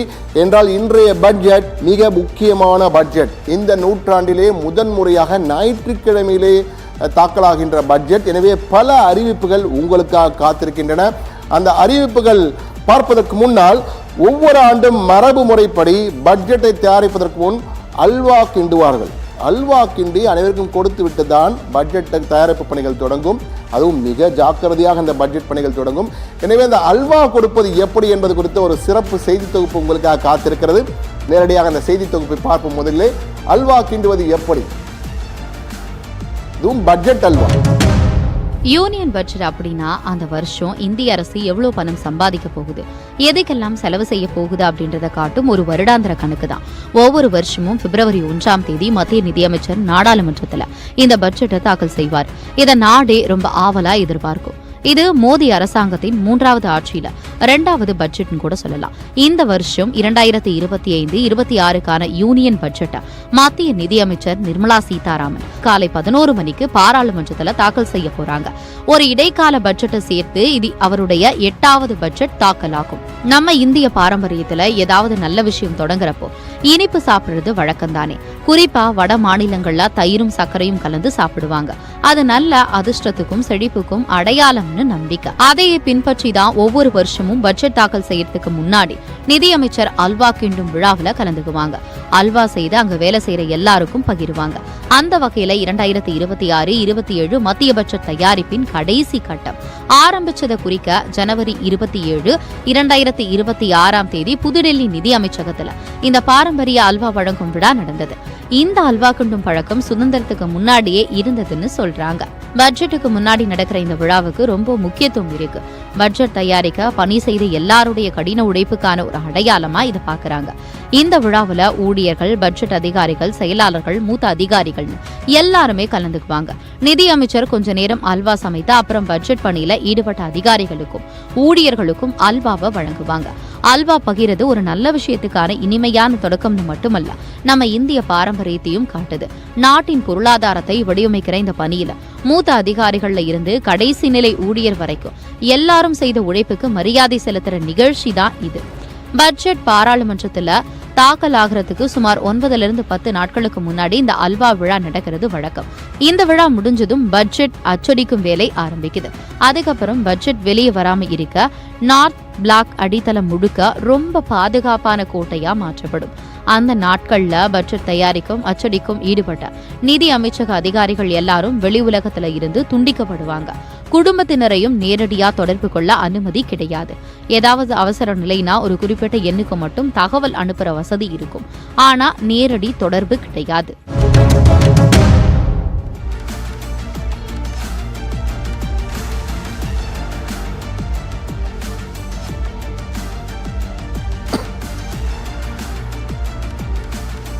தமிழகத்தில் அல்வா என்றால் இருவேறு அர்த்தங்கள் உண்டு. ஆனால் பொதுவான அல்வா என்றால் இனிப்பு. எனவே பட்ஜெட் என்பது இனிப்பான தகவலை பொதுமக்களுக்கு தர வேண்டும் என்பதற்காக தான் இந்த அல்வா கீண்டுவது என்பது நீண்ட காலமாக இருந்து வருகிறது. அந்த வகையில் தான் இந்த அல்வா கொடுக்கப்படுகின்றது, பாரம்பரிய மரபாக இருந்து வருகிறது. நாம் தற்போது அல்வா கிண்டுவது ஏன், அல்வா இனிப்பாக இருக்க வேண்டும் பட்ஜெட் என்பதற்காக கொடுக்கிறார்கள். அந்த வகையில் பார்த்து நாம் தற்போது தமிழகத்திலே பல்வேறு பகுதிகளில் நமது நிருபர்கள் சென்று பட்ஜெட் எதிர்பார்ப்புகள் என்ன என்பது குறித்து பலரிடம் கேள்வி கேட்டிருக்கிறார்கள். அவர்கள் என்ன எதிர்பார்ப்புகளை சொன்னார்கள் என்ற தகவல் நமக்கு வந்திருக்கிறது. எனவே உங்களில் சிலர், உங்கள் மனசாட்சியாக உங்களில் சிலர் கொடுத்த கருத்துக்கள், எதிர்பார்ப்புகள் என்ன, இந்த பட்ஜெட்ல எங்களுக்கு என்ன இருக்கு அப்படின்னு கேட்டிருக்கீங்க. என்ன சொன்னீங்கன்னு இப்ப பார்ப்போம்.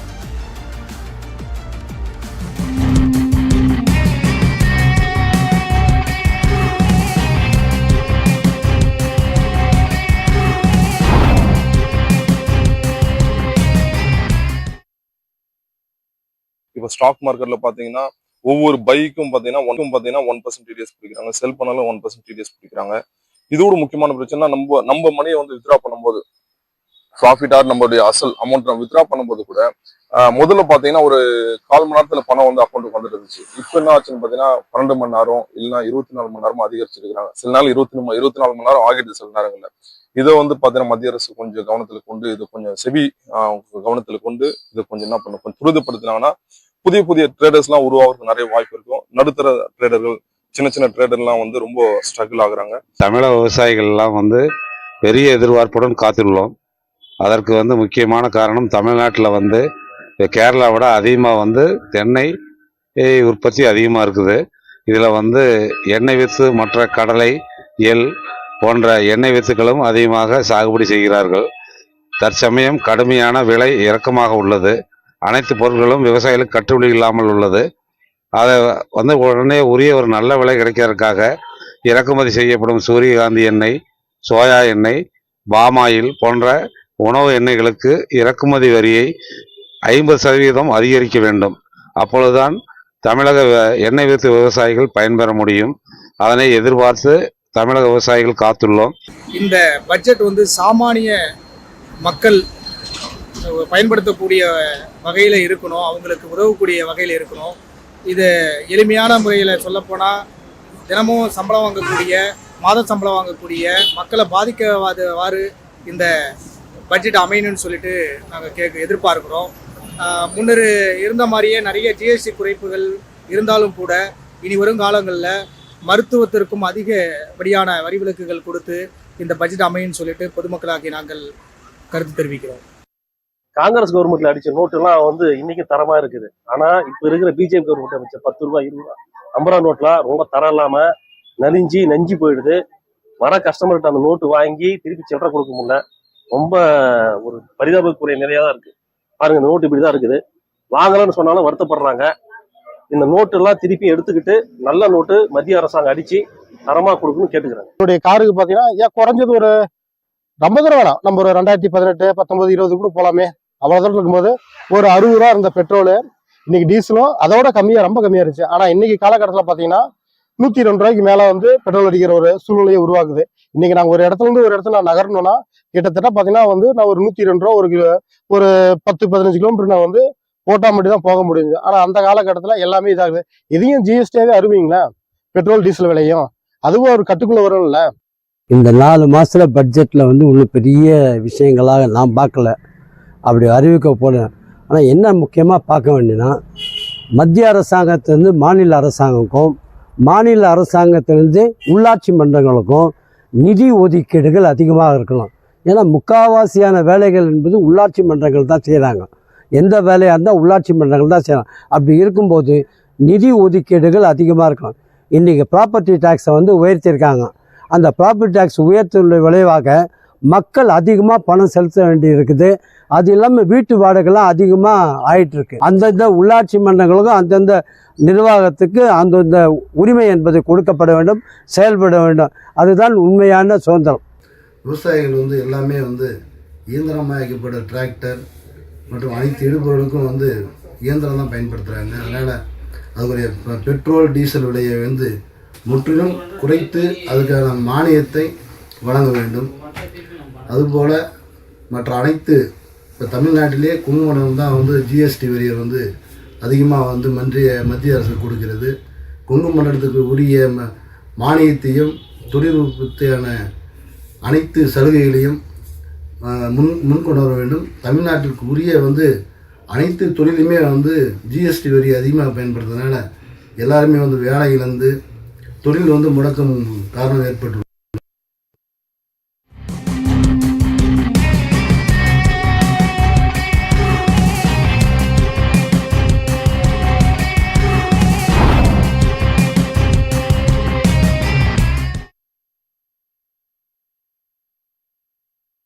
மத்திய நிதியமைச்சர் நிர்மலா சீதாராமன் தொடர்ந்து 9வது முறையாக பட்ஜெட்டை தாக்கல் செய்து போகிறார். இந்த ஆண்டு தாக்கல் செய்கிறார். எனவே தொடர்ந்து இந்திரா காந்தி போல் இவரும் தொடர்ந்து பல பட்ஜெட்டை தாக்கல் செய்து கொண்டிருப்பதால் ஒவ்வொரு பட்ஜெட்டிலும் அவர் பேசுவது என்பது மிக முக்கியமானது. திருவள்ளுவரை கொண்டு வருவார், கம்பரை கொண்டு வந்திருக்க பல தமிழ் குரட்பாக்களை எல்லாம் எடுத்து மேற்கோள் காட்டி பேசுவது வழக்கம். கடந்த முறை மேற்கு வங்கத்தை துணைக்கழித்தார். ஒவ்வொரு ஆண்டும் ஒவ்வொரு வைத்து பேசுவது வழக்கம். எனவே ஒவ்வொரு முறையும் அவர் பேசும்போது எவ்வளவு நேரம் பேசுகிறார் என்பது மிக முக்கியமானது. அதிலும் நிர்மலா சீதாராமன் தொடர்ந்து சாதனை செய்கிறார். பொதுவாக 1 மணி நேரம் படிப்பார்கள், 1.5 மணி நேரம் படிப்பார்கள், சிலர் 2 மணி நேரம் கூட வாசிப்பார்கள் பட்ஜெட்டை. எனவே ஒவ்வொரு ஆண்டும் அந்த டைம் லைன் என்று கூறுவார்கள், எவ்வளவு நேரம் வாசிக்கிறார் நிர்மலா சீதாராமன் குறித்த ஒரு சிறப்பு வரைகளை நாம் போட்டிருக்கிறோம். அந்த வரைகளை தற்போது பார்க்கலாம். அதாவது நிர்மலா சீதாராமன் கடந்த 6 ஆண்டுகளில் நிர்மலா 2020 2 மணி நேரம் 41 நிமிடங்கள் வாசித்திருக்கிறார். 21 1 மணி நேரம் 40 நிமிடங்கள் என்றால் முதல் பட்ஜெட்டால் பெரிய நிறைய நேரம் பேசுகிறார். அப்புறம் குறைஞ்சிருக்கிறது. 2022 நிச்சயமாக அந்த வரைகளை தற்போது மீண்டும் ஒரு முறை பார்க்கலாம். நிர்மலா சீதாராமன் ஜனாதிபதியை பார்க்கின்ற காட்சிகள் நமக்கு நேரலையில் வந்து கொண்டிருக்கிறது. தன்னுடைய நிதி அமைச்சக அதிகாரிகளுடன் நிர்மலா சீதாராமன் ஜனாதிபதி மாளிகைக்கு சென்றிருக்கிறார். ராஷ்டிரபதி பவனிலிருந்து முதல் காட்சிகள் நமக்கு வந்து கொண்டிருக்கின்றன. தன்னுடைய நிதி அமைச்சர்கள், நிதித்துறை அமைச்சக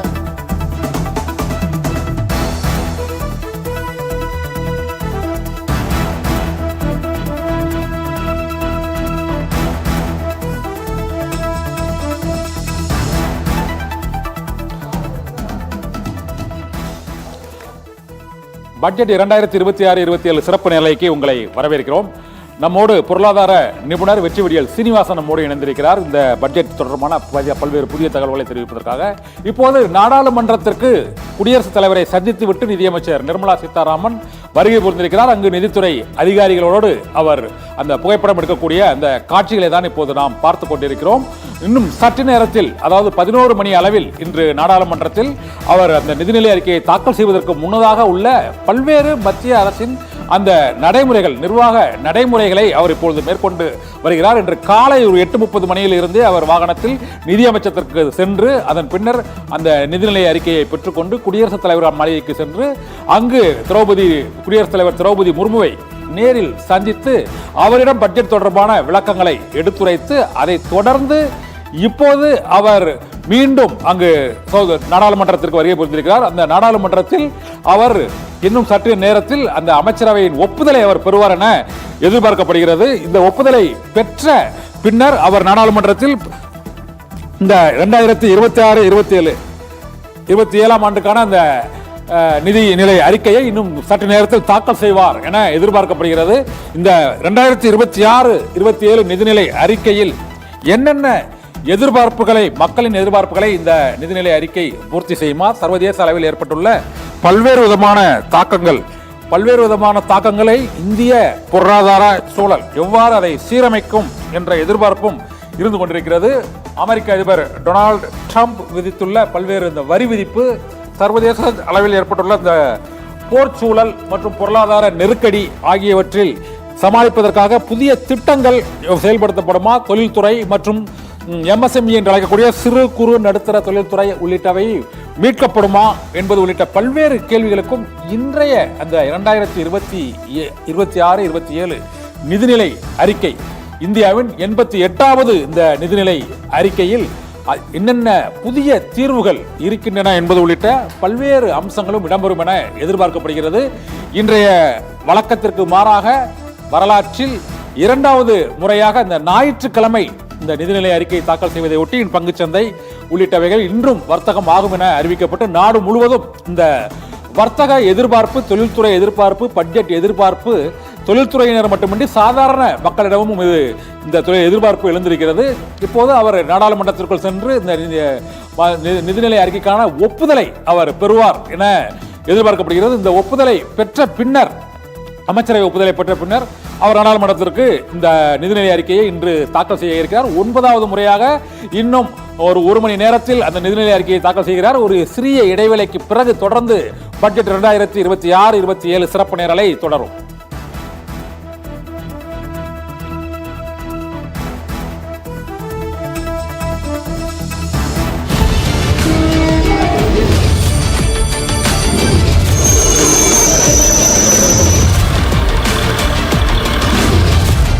அதிகாரிகள் சூழ மத்திய நிதியமைச்சர் நிர்மலா சீதாராமன் டெல்லியில் உள்ள ராஷ்டிரபதி பவன் குடியரசுத் தலைவர் மாளிகையிலே தற்போது சென்றிருக்கிறார்.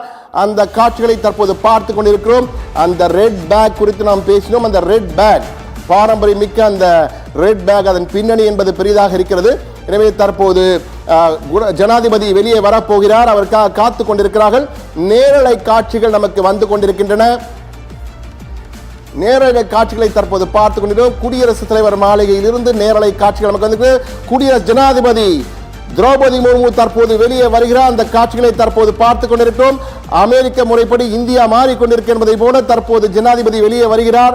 அந்த பட்ஜெட்டை ஜனாதிபதியிடம் கொடுத்து ஒப்புதல் வாங்குகிறார் மத்திய நிதியமைச்சர் நிர்மலா சீதாராமன். முதல் காட்சிகள், நேரலை காட்சிகள் நமக்கு டெல்லி ராஷ்டிரபதி பவனில் இருந்து வந்து கொண்டிருக்கிறது. திரௌபதி முர்முவிடம் கொடுத்து அந்த பட்ஜெட்டுக்கு ஒப்புதல் வாங்குகின்ற காட்சிகள். நிதித்துறை அதிகாரிகள், இணை அமைச்சர்கள் அனைவரும் ஒன்று சேர்ந்து தற்போது குழு புகைப்படம், குரூப் போட்டோ எடுத்துக்கொள்கிறார்கள். அதற்கு பின்னால் நேரடியாக மத்திய அமைச்சரவை கூட்டத்திற்கு செல்ல இருக்கிறார். எனவே ஜனாதிபதி முர்முவிடம் நேரில் சந்தித்த காட்சிகள் தற்போது நாம் பார்த்து கொண்டிருக்கிறோம். ஜனாதிபதி முர்முவிடம் அந்த பட்ஜெட்டுக்கான அந்த தகவல்களை கொடுத்து அதற்கு ஒப்புதல் வாங்குவார். இந்த பட்ஜெட்டை நாங்கள் தாக்கல் செய்ய போவோம் என்று அவரிடம் கூறிவிட்டு அவர் ஓகே என்று சொன்ன பிறகு, இது ஒரு மரபு, ஆண்டாண்டு காலமாக கடைபிடிக்கின்றோம்.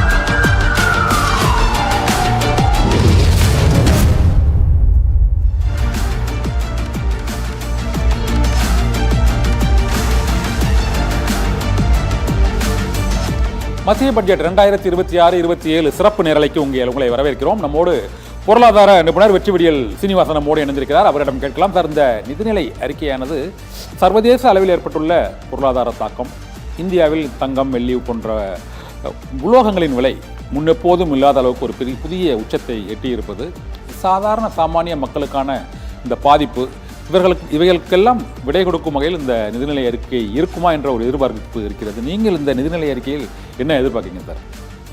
ஒன்று, அமெரிக்காவில் ஏற்பட்டிருக்கக்கூடிய பொருளாதார தாக்கம், அதாவது அவர்கள் மற்ற நாடுகளின் மீது விதித்திருக்கக்கூடிய வரி விதிப்புகள். இன்னொன்று உக்ரைன் போர் இன்னும் முழுமையாக அடங்கவில்லை. அது நீர்பூத்த நெருப்பாகத்தான் இருக்கிறது. இந்த ரெண்டும் இரண்டு பெரிய நாடுகளினுடைய விளையாட்டாக பார்க்கலாம். இது பொருளாதாரத்தை உலக அளவிலே பெரிய அளவிலே தாக்கத்தை ஏற்படுத்துகிறது. உள்ளூரில் இருப்பதில் 2 உலோகங்களை நீங்கள் குறிப்பிட்டீர்கள், தங்கம் வெள்ளி. தங்கத்தினுடைய விலையில் நம்முடைய கட்டுப்பாடு இனிமேல் எதுவும் இல்லை. உள்நாட்டிலே தங்கம் கோலார் சுரங்கத்தில் கிடைத்த வரையிலே நமக்கு ஏதோ ஒரு அனுகூலம் இருந்தது.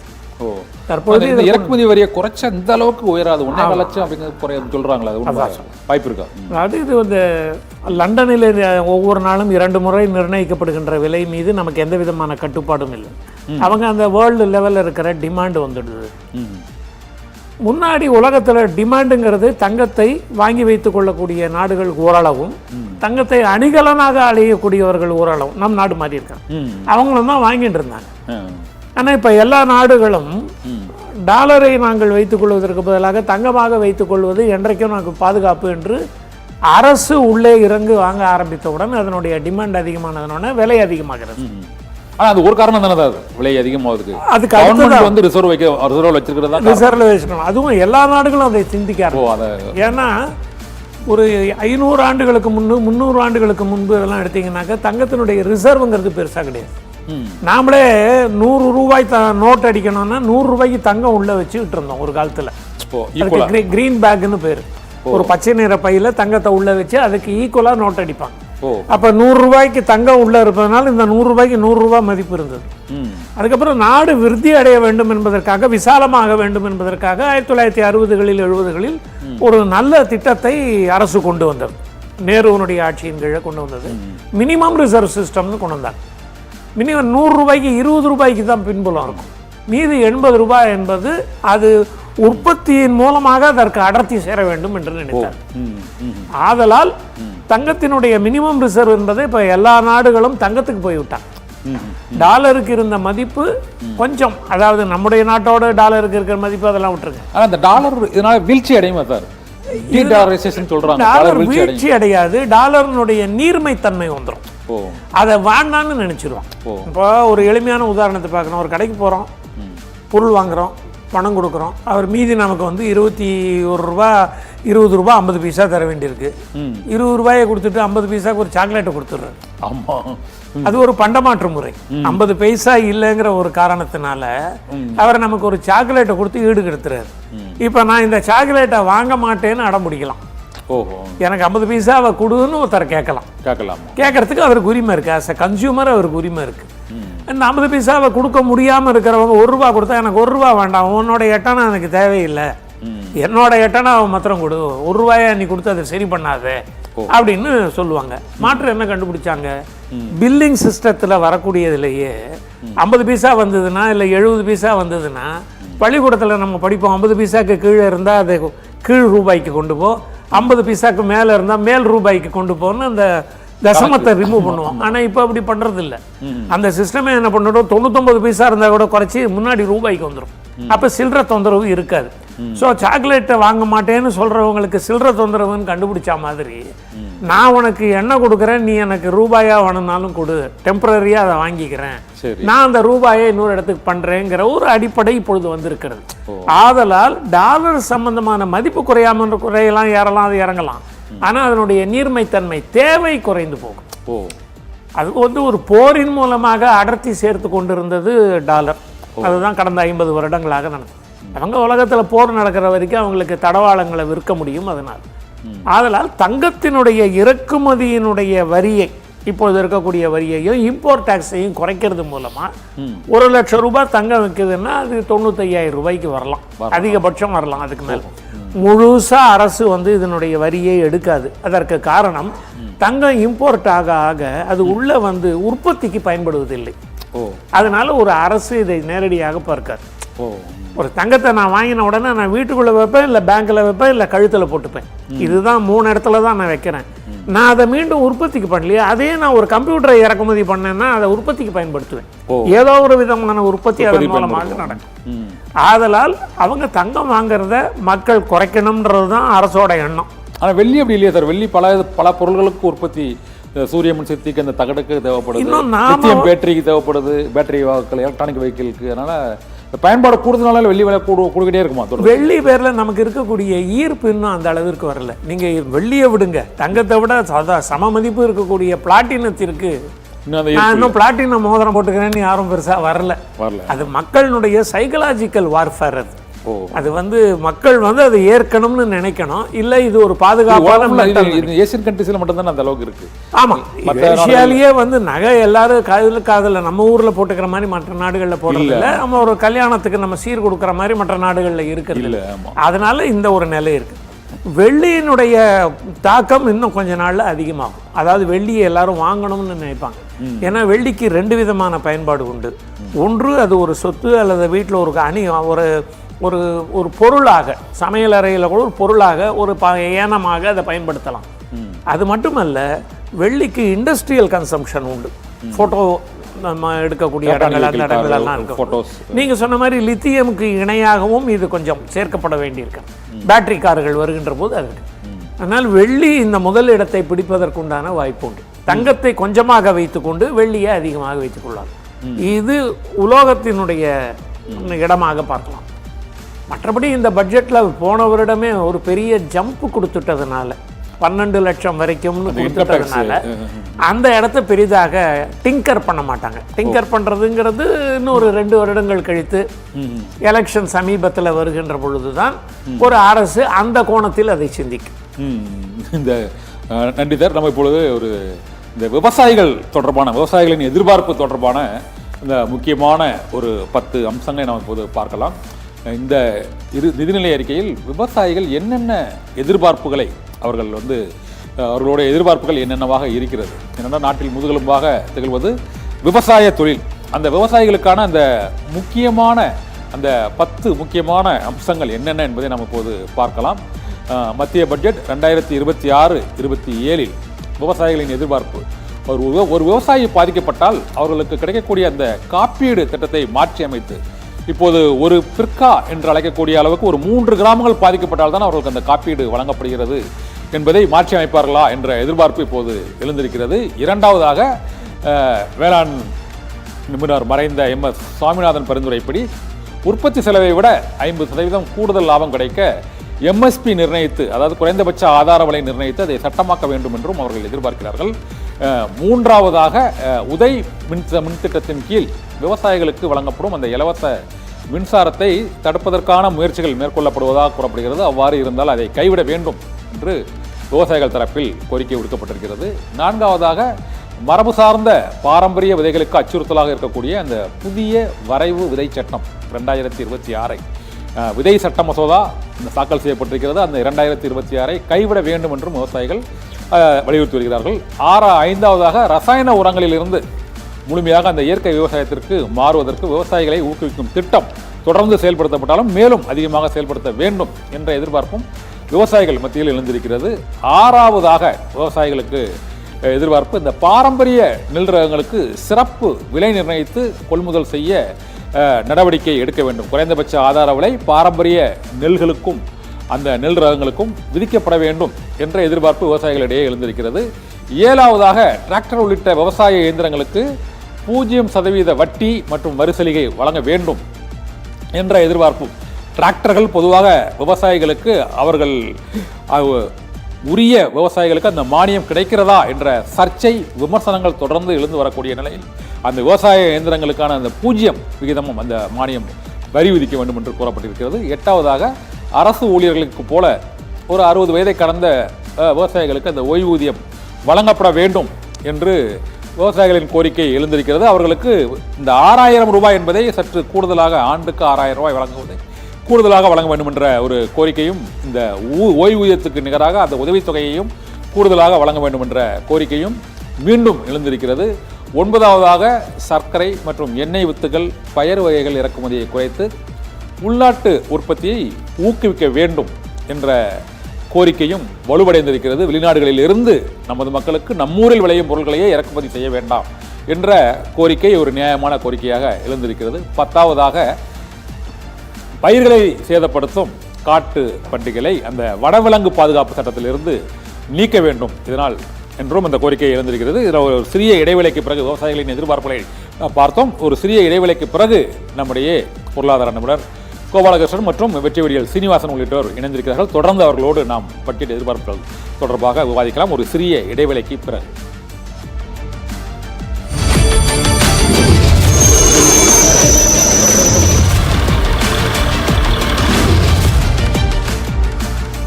மத்திய பட்ஜெட் சத்தியம் தொலைக்காட்சி வழங்கும் மத்திய பட்ஜெட் சிறப்பு தொடர்நிலைக்கு நேயர்கள் அனைவரையும் மீண்டும் அன்புடன் வரவேற்கிறோம்.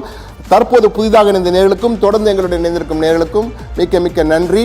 என்றால் இன்றைய பட்ஜெட் மிக முக்கியமான பட்ஜெட். இந்த நூற்றாண்டிலே முதன்முறையாக ஞாயிற்றுக்கிழமையிலே தாக்கலாகின்ற பட்ஜெட். எனவே பல அறிவிப்புகள் உங்களுக்காக காத்திருக்கின்றன. அந்த அறிவிப்புகள் பார்ப்பதற்கு முன்னால் ஒவ்வொரு ஆண்டும் மரபு முறைப்படி பட்ஜெட்டை தயாரிப்பதற்கு முன் அல்வா கிண்டுவார்கள்.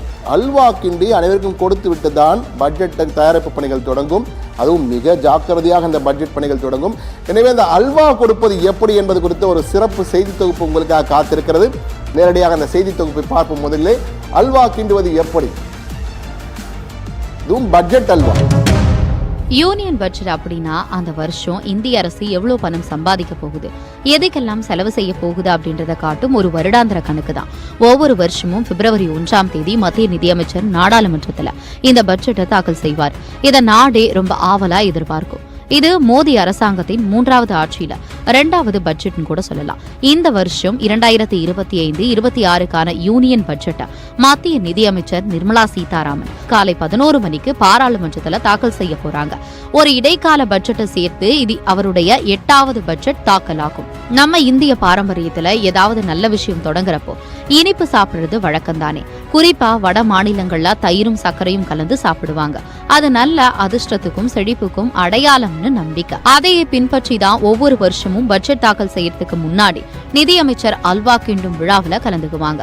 அல்வா செய்து அங்க வேலை செய்யற எல்லாருக்கும் பகிர்வாங்க. அந்த வகையில 2026-27 மத்திய பட்ஜெட் தயாரிப்பின் கடைசி கட்டம் ஆரம்பிச்சதை குறிக்க ஜனவரி 27, 2026ஆம் தேதி புதுடெல்லி நிதி அமைச்சகத்துல இந்த பாரம்பரிய அல்வா வழங்கும் விழா நடந்தது. இந்த அல்வா கிண்டும் பழக்கம் சுதந்திரத்துக்கு முன்னாடியே இருந்ததுன்னு சொல்றாங்க. பட்ஜெட்டுக்கு முன்னாடி நடக்கிற இந்த விழாவுக்கு ரொம்ப முக்கியத்துவம் இருக்கு. பட்ஜெட் தயாரிக்க பணி செய்த எல்லாருடைய கடின உழைப்புக்கான ஒரு அடையாளமா இதை பாக்குறாங்க. இந்த விழாவில் ஊழியர்கள், பட்ஜெட் அதிகாரிகள், செயலாளர்கள், மூத்த அதிகாரிகள் எல்லாருமே கலந்துக்குவாங்க. நிதியமைச்சர்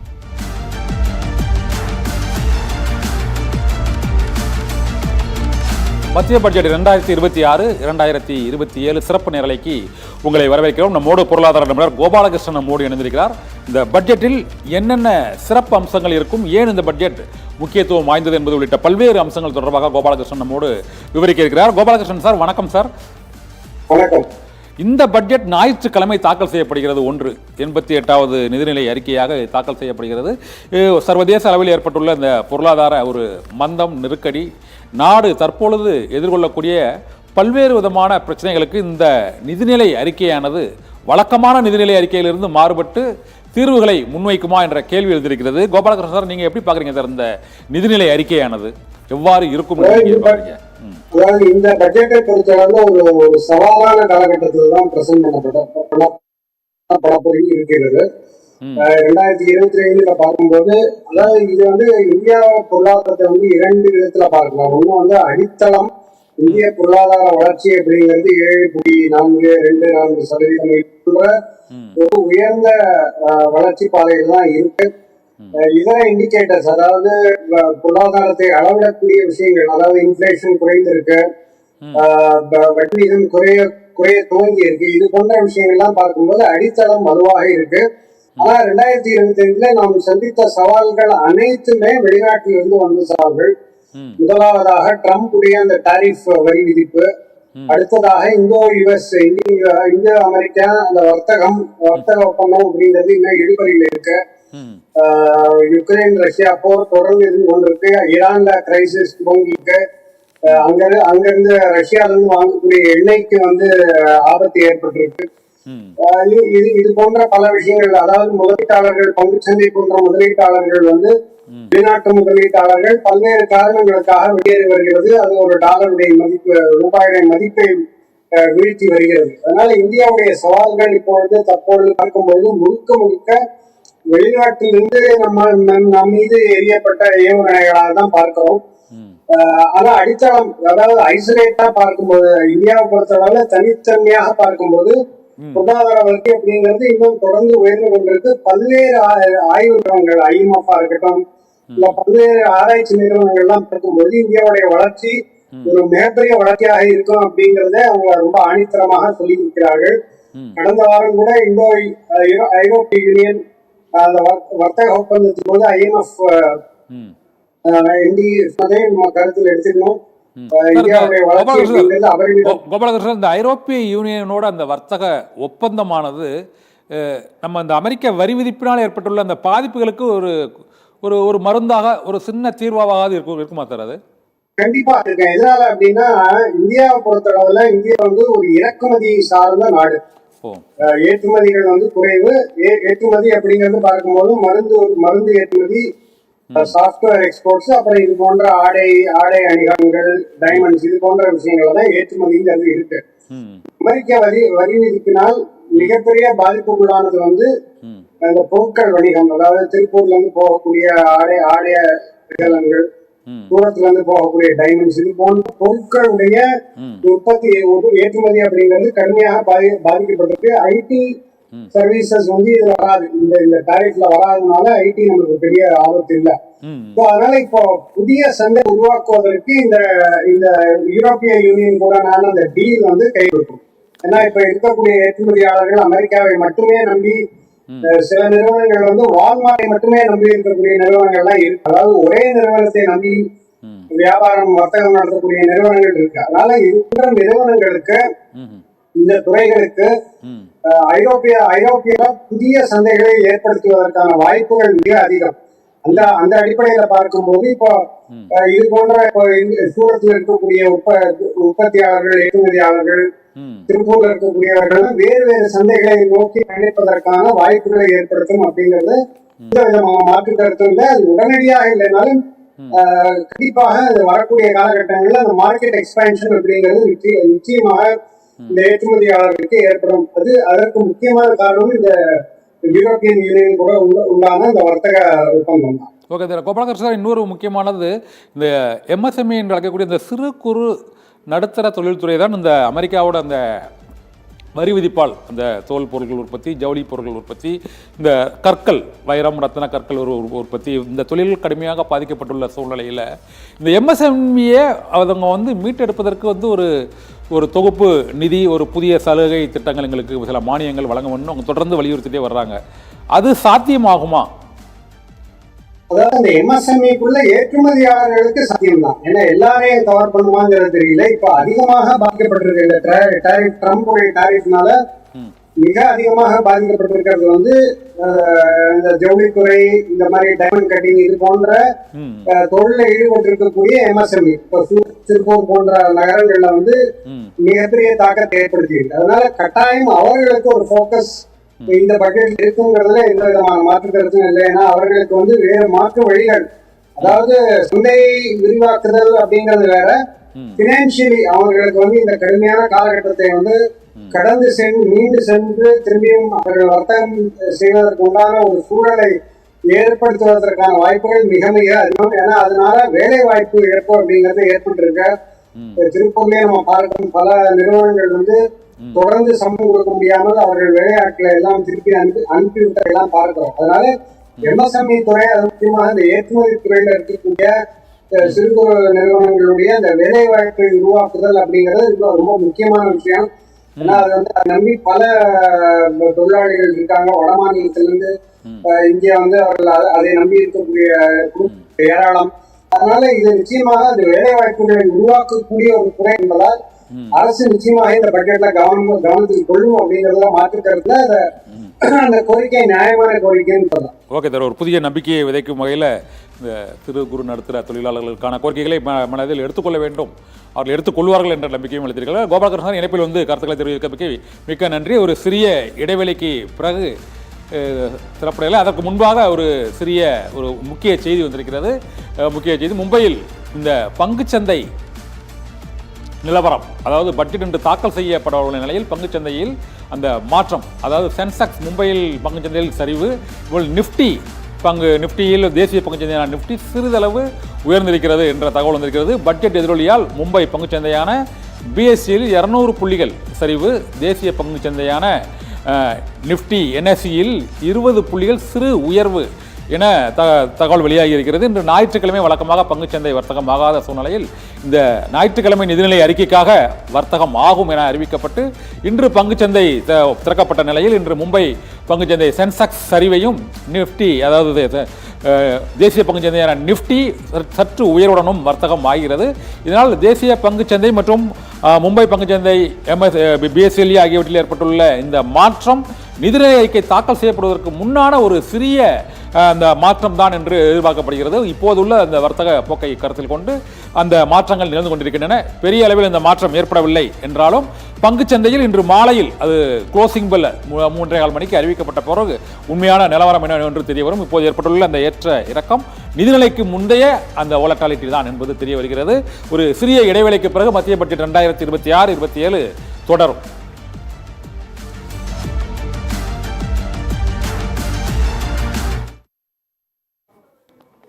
கொஞ்ச நேரம் அல்வா சமைத்து அப்புறம் பட்ஜெட் பணியில ஈடுபட்ட அதிகாரிகளுக்கும் ஊழியர்களுக்கும் அல்வாவை வழங்குவாங்க. அல்வா பகிர்றது ஒரு நல்ல விஷயத்துக்கான இனிமையான தொடக்கம்னு மட்டுமல்ல, நம்ம இந்திய பாரம்பரியத்தையும் காட்டுது. நாட்டின் பொருளாதாரத்தை வடிவமைக்கிற இந்த பணியில மூத்த அதிகாரிகள்ல இருந்து கடைசி நிலை ஊழியர் வரைக்கும் எல்லாரும் செய்த உழைப்புக்கு மரியாதை செலுத்துற நிகழ்ச்சி தான் இது. பட்ஜெட் பாராளுமன்றத்துல தாக்கல் ஆகிறதுக்கு சுமார் 9-10 நாட்களுக்கு முன்னாடி இந்த அல்வா விழா நடக்கிறது வழக்கம். இந்த விழா முடிஞ்சதும் பட்ஜெட் அச்சடிக்கும் வேலை ஆரம்பிக்குது. அதுக்கப்புறம் பட்ஜெட் வெளியே வராம இருக்க நார்த் பிளாக் அடித்தளம் முழுக்க ரொம்ப பாதுகாப்பான கோட்டையா மாற்றப்படும். அந்த நாட்கள்ல பட்ஜெட் தயாரிக்கும் அச்சடிக்கும் ஈடுபட்ட நிதி அமைச்சக அதிகாரிகள் எல்லாரும் வெளி உலகத்துல இருந்து துண்டிக்கப்படுவாங்க. குடும்பத்தினரையும் நேரடியா தொடர்பு கொள்ள அனுமதி கிடையாது. ஏதாவது அவசர நிலைனா ஒரு குறிப்பிட்ட எண்ணுக்கு மட்டும் தகவல் அனுப்புற வசதி இருக்கும். ஆனா நேரடி தொடர்பு கிடையாது.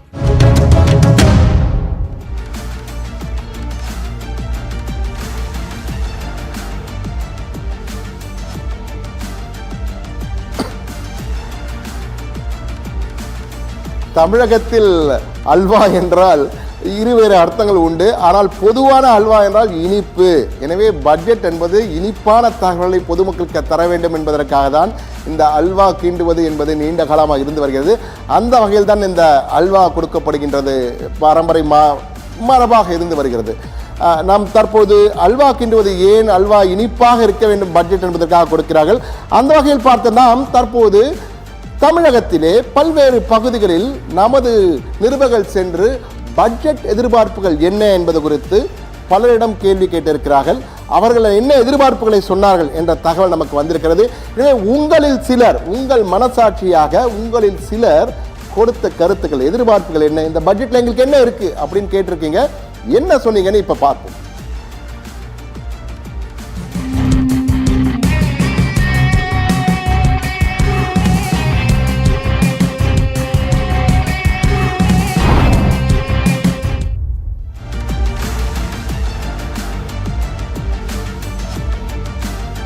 மத்திய பட்ஜெட் 2026-27 சிறப்பு நிரலைக்கு உங்களை வரவேற்கிறோம். நம்முடைய பொருளாதார நிபுணர் வெற்றிவிடியல் சீனிவாசன் மற்றும் சிஐ துணைத் தலைவர் ஆர்வி சாரி ஆகியோர் நம்மோடு இந்த நிதிநிலை அறிக்கை தொடர்பான பல்வேறு கருத்துக்களை கூறுவதற்கு இணைந்திருக்கிறார்கள். முதலில் சிஐ துணைத் தலைவர் சாரியிடம் செல்லலாம். சாரி சார், வணக்கம். வணக்கம். வணக்கம் சார். இந்த நிதிநிலை அறிக்கையானது ஞாயிற்றுக்கிழமை தாக்கல் செய்யக்கூடிய இந்த நிதிநிலை அறிக்கையோட மக்களோட எதிர்பார்ப்பு மற்றும் நாடு எதிர்கொண்டுள்ள அந்த பொருளாதார மந்தநிலை சிக்கல், இதற்கு தீர்வா என்ன இருக்குன்னு நீங்க எதிர்பார்க்குறீங்க? ஏற்கனவே இப்போ EU கூட ஃப்ரீ ட்ரேட் அக்ரிமெண்ட் போட்டாங்க. மற்றவங்க ஐ திங்க் கனடா, ஆசியான் மற்ற கண்ட்ரிஸ் கூடயும் சீக்கிரம் முடிச்சிடுவாங்கன்னு எதிர்பார்க்குறோம். இதெல்லாம் பண்ணும்போது டிப்பிக்கலி இண்டஸ்ட்ரீஸ்க்கு வந்து எம்எஸ்எம்இஸ் டிப்பிக்கலாக ஒரு கேஷ் ஃப்ளோ ப்ராப்ளம்ஸ் இருக்குது அண்ட் கேபிட்டல் ப்ராப்ளம் இருக்கிறதுனால ஐ திங்க் அந்த டைரக்ஷனில் போவாங்கன்னு எதிர்பார்க்குறோம். ஒரு 40,000 கோடி ஒதுக்கீடு பண்ணி ஈக்விட்டி இன்வெஸ்ட்மெண்ட்டில் ஒரு 50% கொடுத்து அது வந்து ஒரு 2:1 ரேஷியோவில் கடன் கொடுப்பாங்கன்னு எதிர்பார்க்குறோம். இதை வந்து இன்ட்ரெஸ்ட் ஃப்ரீ லோனாகவும் 10 வருஷத்தில் 5 தவணை முறையில் கொடுக்கலாம் அப்படின்றது ஒரு எதிர்பார்ப்பு. இது பண்ணும்போது என்ன ஆகுது, ஒரு 2.4 lakh crores-க்கு பிஸ்னஸ் வரும் அப்படின்னு சொல்லிட்டு எதிர்பார்க்குறோம். இந்த மாதிரி 10,000 கோடிக்கு startup fund of funds கொடுத்த மாதிரி எம்எஸ்எம்இஸ்க்கும் கொடுப்பாங்க அப்படின்னு ஒரு எதிர்பார்ப்பு இருக்குது. அதே மாதிரி இன்னொரு fund of funds for buying technology from abroad or IP வாங்கிறதுக்கும் கொடுக்கலாம் ஃபார் எம்எஸ்எம்இஸ்னு ஒரு எதிர்பார்ப்பு இருக்குது. இந்த மாதிரி நிறைய எதிர்பார்ப்புகள் இருக்குது. அதில் எவ்வளோ வரும்னு இன்னும் கொஞ்ச நேரத்தில் தெரியும். சிஐ அமைப்பு சார்பாக நீங்கள் வந்து நிதியமைச்சர்களிடமோ அல்லது மத்திய நிதியமைச்சகத்திடமோ உடனடியாக நீங்கள் எதிர்பார்க்கக்கூடிய அம்சம் என்னென்ன கோரிக்கைகள் நீங்கள் அவங்ககிட்ட வந்து முன் வச்சுருக்கீங்க? தொழில்துறையில் உங்களுக்கு ஏற்பட்டுள்ள அந்த அமெரிக்கன் டாரிஃப் மற்றும் இந்த இப்போதைக்கு இந்திய சூழலில் ஏற்பட்டிருக்கக்கூடிய அந்த பல்வேறு விதமான தொழில்துறை சிக்கல்களுக்கு தீர்வாக அந்த சிஐஐ என்னென்ன கோரிக்கைகளை மத்திய அரசிடம் முன் வச்சுருக்கீங்க? அதில் இந்த பட்ஜெட்டில் என்ன எதிர்பார்க்குறீங்க? அதான் சிஏல இப்போ எம்எஸ்எம்இஸை பொறுத்த வரைக்கும் நான் பேசினதெல்லாம் பண்ணிட்டு இருக்கிறோம், கேட்டிருக்கிறோம். இது தவிர இந்த செபியில் உள்ளுக்குள்ளேயே ஸ்மாலர் ஃபண்ட்ஸ் ஃபார் எம்எஸ்எம்இஸ்க்கு இன்வெஸ்ட்மெண்ட் பண்ணுறதுக்கு ஏற்கனவே எம்எஸ்எம்இஸ் இன்வெஸ்ட் பண்ணலான்னு இருக்குது, பப்ளிக் போகலான்னு. பட் அதில் வந்து மியூச்சுவல் ஃபண்ட்ஸ் வந்து மொத்தமாக சேர்ந்து எம்எஸ்எம்இஸ்க்கு ஃபண்டிங் பண்ணுறதுக்கு ஆப்ஷன்ஸ் இருக்குது. இந்த மாதிரிலாம் கேட்டிருக்கிறோம். மற்றபடி எம்எஸ்எம்இஸை பொறுத்த வரைக்கும் இவ்வளோ தான் கேட்டிருக்கோம். இப்போ அந்த சிறு குறு நடுத்தர தொழிலில் பெரிய அளவில் பாதிக்கப்பட்ட தொழில் அப்படின்னா இந்த அமெரிக்கன் டேரிஃபால் 25% 50% வரை அந்த வரி விதிப்பினால பாதிக்கப்பட்ட அந்த முதல் துறை எது சார் அதிகமாக பாதிக்கப்பட்டது? டெக்ஸ்டைல் மேஜராக பாதிக்கப்பட்டிருக்கு. ஜவுளித்துறை, அடுத்தது ஆட்டோமோட்டிவ். ஆமாம், ஜவுளித்துறையும் ஆட்டோமோட்டிவ் காம்பனன்ட்ஸும் பாதிக்கப்பட்டிருக்கு. ஓகே, இந்த 2 துறைகளையும் மீட்டெடுப்பதற்கான நிதி வர வேண்டும். அது இந்த நிதிநிலை அறிக்கையில் இருக்குமா என்பது பார்க்கணும். இந்த இணைப்பில் வந்து எங்களோட கருத்துக்களை பகிர்ந்து கொண்டமைக்கு மிக்க நன்றி சாரி சார். தொடர்ந்து நம்ம பொருளாதார நிபுணர் கோபாலகிருஷ்ணனிடம் கேட்கலாம். தாரது பொதுவாக இந்த நிதிநிலை அறிக்கையானது நீங்கள் ஏற்கனவே நாம் இந்த தங்கம் வெள்ளி இந்த அமெரிக்கன் டேரிஃப் பற்றி நம்ம ஏற்கனவே பேசியிருக்கிறோம்.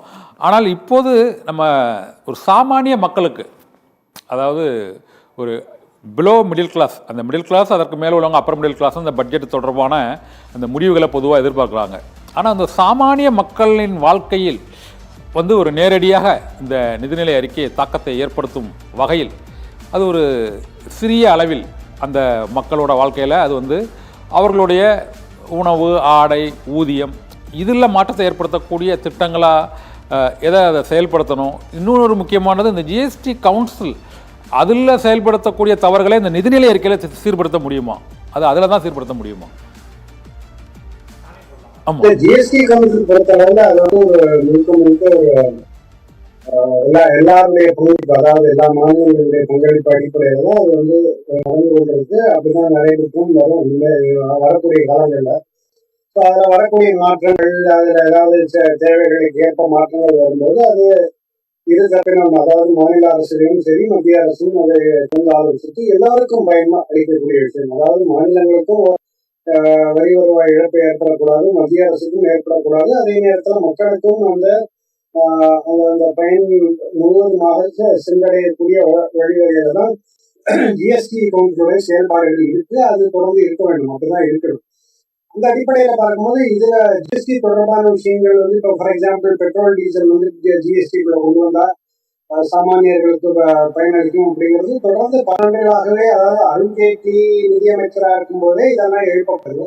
இது வந்து மாநிலங்களுக்கு வந்து அந்த ஃபியூல் பொறுத்தளவில் அவங்களுக்கு டாக்ஸ் இருக்கிறதுனால பல மாநிலங்கள், அதாவது ஆளும் கட்சி எதிர்கட்சியும் இல்லை, பல மாநிலங்கள் வந்து அதை ஜிஎஸ்டிக்குள்ள பெட்ரோல் டீசல் கொண்டு வருவதற்கான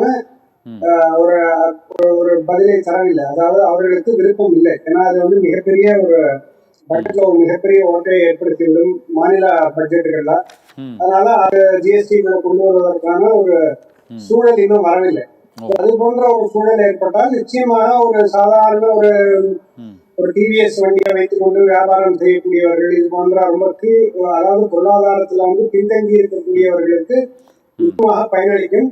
பட் அது ஒருமித்த கருத்து, அந்த கன்சென்சஸ் ஏற்படுவதற்கு காலம் பிடிக்கும். அதற்குண்டான மாற்று வருவாய் மாநிலங்களுக்கு ஏற்பட்டால் மட்டும்தான் மாநிலங்கள் வந்து அதை ஏற்றுக்கொள்ளும். அந்த அடிப்படையில வந்து முன்னாடி, அதாவது அருங்கேற்றியே இதை வந்து மாநிலங்கள் ஏற்றுக்கொண்டால் ஜிஎஸ்டிக்குள்ள கட்டாயம் பெட்ரோல் டீசலை கொண்டு வரலாம் அப்படிங்கிற அறிவிப்பு அன்னைக்கே வெளியிடப்பட்டது.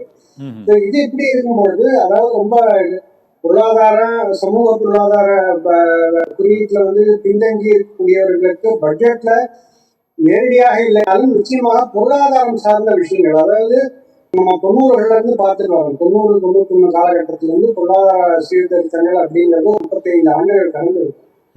அடிப்படையில பார்க்கும்போது பல்வேறு கீழ்நிலையில இருக்கக்கூடிய சமூக பொருளாதார அந்த அந்த கடைக்கோடியில இருக்கக்கூடியவர்களுக்கு பொருளாதார வளர்ச்சி ஒரு கண்கூடான மாற்றத்தை ஏற்படுத்தி இருக்கு.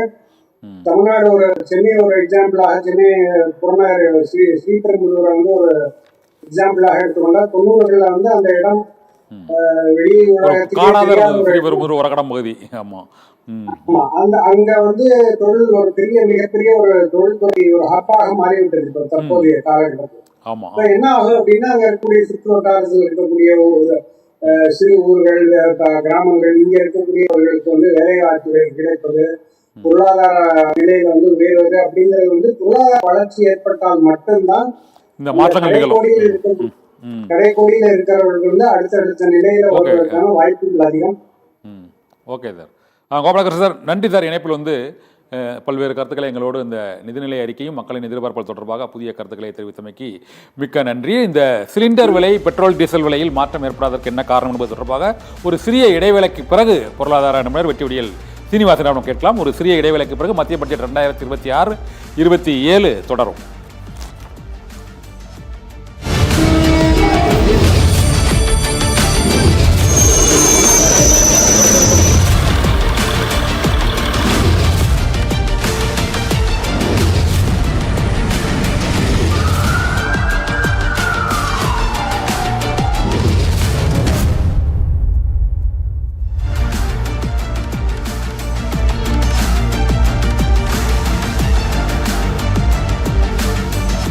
மத்திய பட்ஜெட் 2026-27 சிறப்பு நேரலைக்கு உங்களை வரவேற்கிறோம். நம்மோடு பொருளாதார நிபுணர் வெற்றிவிடியல் சீனிவாசன் நம்மோடு இணைந்திருக்கிறார். அவரிடம் கேட்கலாம். சார், இந்த நிதிநிலை அறிக்கையானது சர்வதேச அளவில் ஏற்பட்டுள்ள பொருளாதார தாக்கம், இந்தியாவில் தங்கம், வெள்ளி போன்ற உலோகங்களின் விலை முன்னெப்போதும் இல்லாத அளவுக்கு ஒரு புதிய உச்சத்தை எட்டியிருப்பது, சாதாரண சாமானிய மக்களுக்கான இந்த பாதிப்பு, இவைகளுக்கெல்லாம் விடை கொடுக்கும் வகையில் இந்த நிதிநிலை அறிக்கை இருக்குமா என்ற ஒரு எதிர்பார்ப்பு இருக்கிறது. நீங்கள் இந்த நிதிநிலை அறிக்கையில் என்ன எதிர்பார்க்கீங்க சார்? ஒன்று, அமெரிக்காவில் ஏற்பட்டிருக்கக்கூடிய பொருளாதார தாக்கம், அதாவது அவர்கள் மற்ற நாடுகளின் மீது விதித்திருக்கக்கூடிய வரி விதிப்புகள். இன்னொன்று, உக்ரைன் போர் இன்னும் முழுமையாக அடங்கவில்லை, அது நீர்பூத்த நெருப்பாகத்தான் இருக்கிறது. இந்த ரெண்டும் இரண்டு பெரிய நாடுகளினுடைய விளையாட்டாக பார்க்கலாம். இது பொருளாதாரத்தை உலக அளவிலே பெரிய அளவிலே தாக்கத்தை ஏற்படுத்துகிறது. உள்ளூரில் இருப்பதில் 2 உலோகங்களை நீங்கள் குறிப்பிட்டீர்கள், தங்கம், வெள்ளி. தங்கத்தினுடைய விலையில் நம்முடைய கட்டுப்பாடு இனிமேல் எதுவும் இல்லை. உள்நாட்டிலே தங்கம் கோலார் சுரங்கத்தில் கிடைத்த வரையிலே நமக்கு ஏதோ ஒரு அனுகூலம் இருந்தது. தற்போது இறக்குமதி வரியை குறைச்ச இந்த அளவுக்கு உயராது, 1.5 லட்சம் அப்படிங்கிறது குறையாது சொல்றாங்களா? வாய்ப்பு இருக்கா? அது இது வந்து லண்டனில் ஒவ்வொரு நாளும் 2 முறை நிர்ணயிக்கப்படுகின்ற விலை மீது நமக்கு எந்த விதமான கட்டுப்பாடும் இல்லை. அவங்க அந்த வேர்ல்டு லெவலில் இருக்கிற டிமாண்ட் வந்துடுது. முன்னாடி உலகத்தில் டிமாண்டுங்கிறது தங்கத்தை வாங்கி வைத்துக் கொள்ளக்கூடிய நாடுகள் ஓரளவும், தங்கத்தை அணிகலனாக அழியக்கூடியவர்கள் ஓரளவும் நம் நாடு மாதிரி இருக்காங்க, அவங்களும் தான் வாங்கிட்டு இருந்தாங்க. ஆனால் இப்போ எல்லா நாடுகளும் டாலரை நாங்கள் வைத்துக் கொள்வதற்கு பதிலாக தங்கமாக வைத்துக் கொள்வது என்றைக்கும் நமக்கு பாதுகாப்பு என்று அரசு உள்ளே இறங்கி வாங்க ஆரம்பித்தவுடன் அதனுடைய டிமாண்ட் அதிகமானதுனால விலை அதிகமாகிறது. ஆனால் அது ஒரு காரணம் தானே, அது விலை அதிகமாகுதுக்கு. அதுக்கு கவர்மெண்ட் வந்து ரிசர்வ் வச்சிருக்கிறதா, ரிசர்வ்ல வச்சுக்கணும். அதுவும் எல்லா நாடுகளும் அதை சிந்திக்காது. ஏன்னா ஒரு 500 ஆண்டுகளுக்கு முன்பு, 300 ஆண்டுகளுக்கு முன்பு இதெல்லாம் எடுத்தீங்கன்னாக்கா தங்கத்தினுடைய ரிசர்வ்ங்கிறது பெருசாக கிடையாது. நாமளே 100 ரூபாய் நோட் அடிக்கணும்னா 100 ரூபாய்க்கு தங்கம் உள்ள வச்சுக்கிட்டு இருந்தோம் ஒரு காலத்துல. கிரீன் பேக்னு பேரு. ஒரு பச்சை நிற பையில தங்கத்தை உள்ள வச்சு அதுக்கு ஈக்குவலா நோட் அடிப்பாங்க. அப்ப 100 ரூபாய்க்கு தங்கம் உள்ள இருப்பதனால இந்த 100 ரூபாய்க்கு 100 ரூபாய் மதிப்பு இருந்தது. அதுக்கப்புறம் நாடு விருத்தி அடைய வேண்டும் என்பதற்காக, விசாலமாக வேண்டும் என்பதற்காக 1960களில் 70களில் ஒரு நல்ல திட்டத்தை அரசு கொண்டு வந்தது. நேருவனுடைய ஆட்சியின் கீழே கொண்டு வந்தது. மினிமம் ரிசர்வ் சிஸ்டம்னு கொண்டு வந்தாங்க. மினிமம் 100 ரூபாய்க்கு 20 ரூபாய்க்கு தான் பின்புலம் இருக்கும். மீது 80 ரூபாய் என்பது அது உற்பத்தியின் மூலமாக அதற்கு அடர்த்தி சேர வேண்டும் என்று நினைத்தார். ஆதலால் தங்கத்தினுடைய மினிமம் ரிசர்வ் என்பதை இப்போ எல்லா நாடுகளும் தங்கத்துக்கு போய்விட்டாங்க. டாலருக்கு இருந்த மதிப்பு கொஞ்சம், அதாவது நம்முடைய நாட்டோட டாலருக்கு இருக்கிற மதிப்பு அதெல்லாம் விட்டுருங்க. ஆனால் அந்த டாலர் இதனால வீழ்ச்சி அடையுமா சார்? டாலர் வீழ்ச்சி அடையாது, டாலரினுடைய நீர்மைத்தன்மை வந்துடும். அதை வேண்டான்னு நினைச்சிருவோம். இப்போ ஒரு எளிமையான உதாரணத்தை பார்க்கணும். ஒரு கடைக்கு போகிறோம், பொருள் வாங்குகிறோம், பணம் கொடுக்குறோம். அவர் மீதி நமக்கு வந்து 21 ரூபா 20 ரூபா 50 பைசா தர வேண்டியிருக்கு. 20 ரூபாயை கொடுத்துட்டு 50 பைசாவுக்கு ஒரு சாக்லேட்டை கொடுத்துட்றாரு. ஆமாம், அது ஒரு பண்டமாற்று முறை. 50 பைசா இல்லைங்கிற ஒரு காரணத்துக்கு.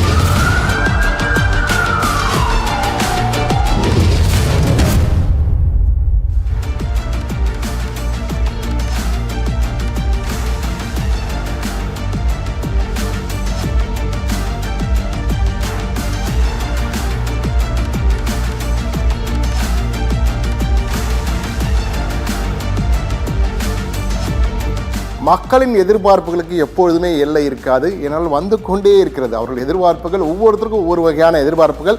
அனைத்தும் பூர்த்தியாகுமா என்றால் நிச்சயமாக பொறுத்திருந்தான் பார்க்க வேண்டும். அதற்கு வாய்ப்புகள் குறைவுதான்.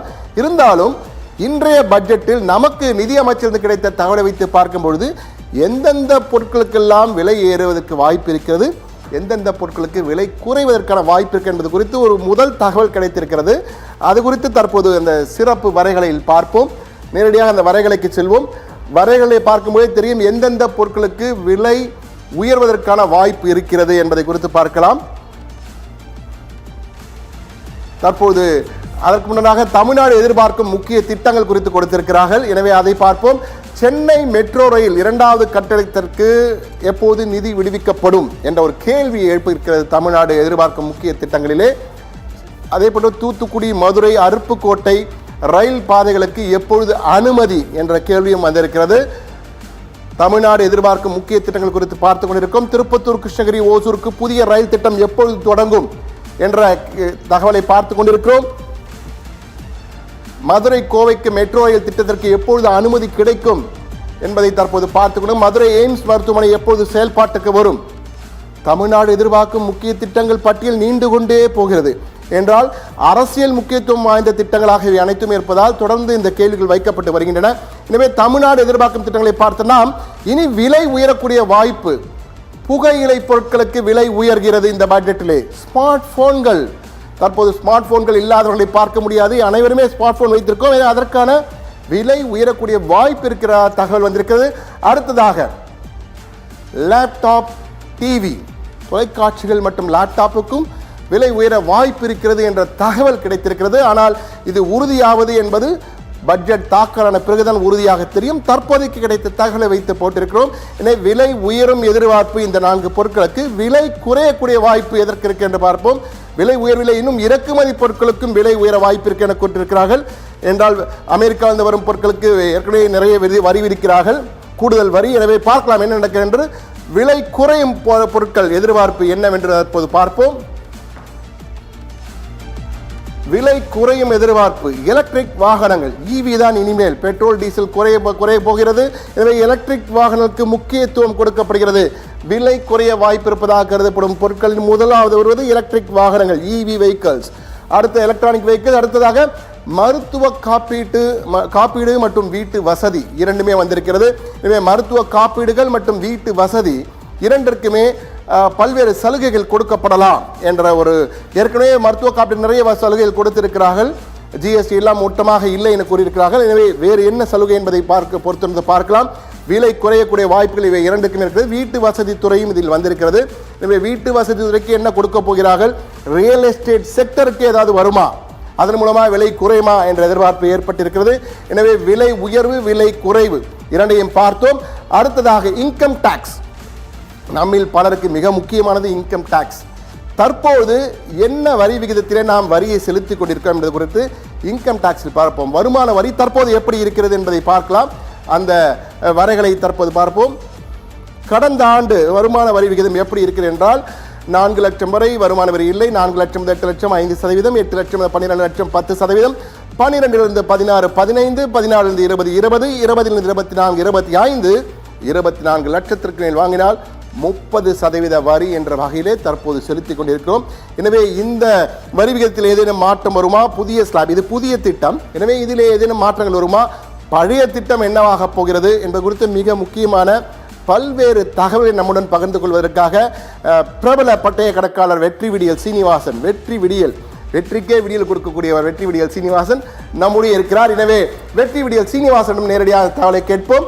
நேரடியாக சீனிவாசன் சார், தற்போது நான் சொன்னது போல இந்த வருமான வரி விகிதம், இன்கம் டாக்ஸ், எல்லோருக்கும் எதிர்பார்ப்பு குறைவாக தான் செலுத்துறாங்க.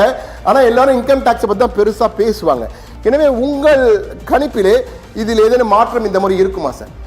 2 லட்சம் வரைக்கும் கொண்டு போயிட்ட காரணத்தினால இதில் பெரிய மாற்றங்கள் வருவதற்கு இந்த வருடமும் அடுத்த வருடமும் வாய்ப்பில்லை. அதற்கு அடுத்த வருடத்தில் வேறு ஏதாவது கொடுக்கலாம். 12 லட்சத்தை 13 லட்சம் 14 லட்சம் பண்ணலாம். ஏன்னா மாதம் 1 லட்சம் என்பது ஒரு ஆவரேஜாக அவங்க வச்சுட்டாங்க. அதனால் அதில் பெரிய மாற்றம் கொண்டு வருவதற்கு வாய்ப்பில்லை. ஆனால் வருமான வரியை கால்குலேட் பண்ணுற பொழுது 12 லட்சத்திற்கு மேலே இருக்கிறதுக்கு ஒரு மார்ஜின் ஆஃப் சேஃப்டின்னு ஒன்று உண்டு. அதில் சிறிய மாற்றம், அதாவது ஒருத்தருக்கு 12,70,000 ரூபாய் சம்பளம் இருக்குதுன்னு வச்சுக்கோங்க, அவர் வருமான வரி கட்டுற மாதிரி இருக்கும்.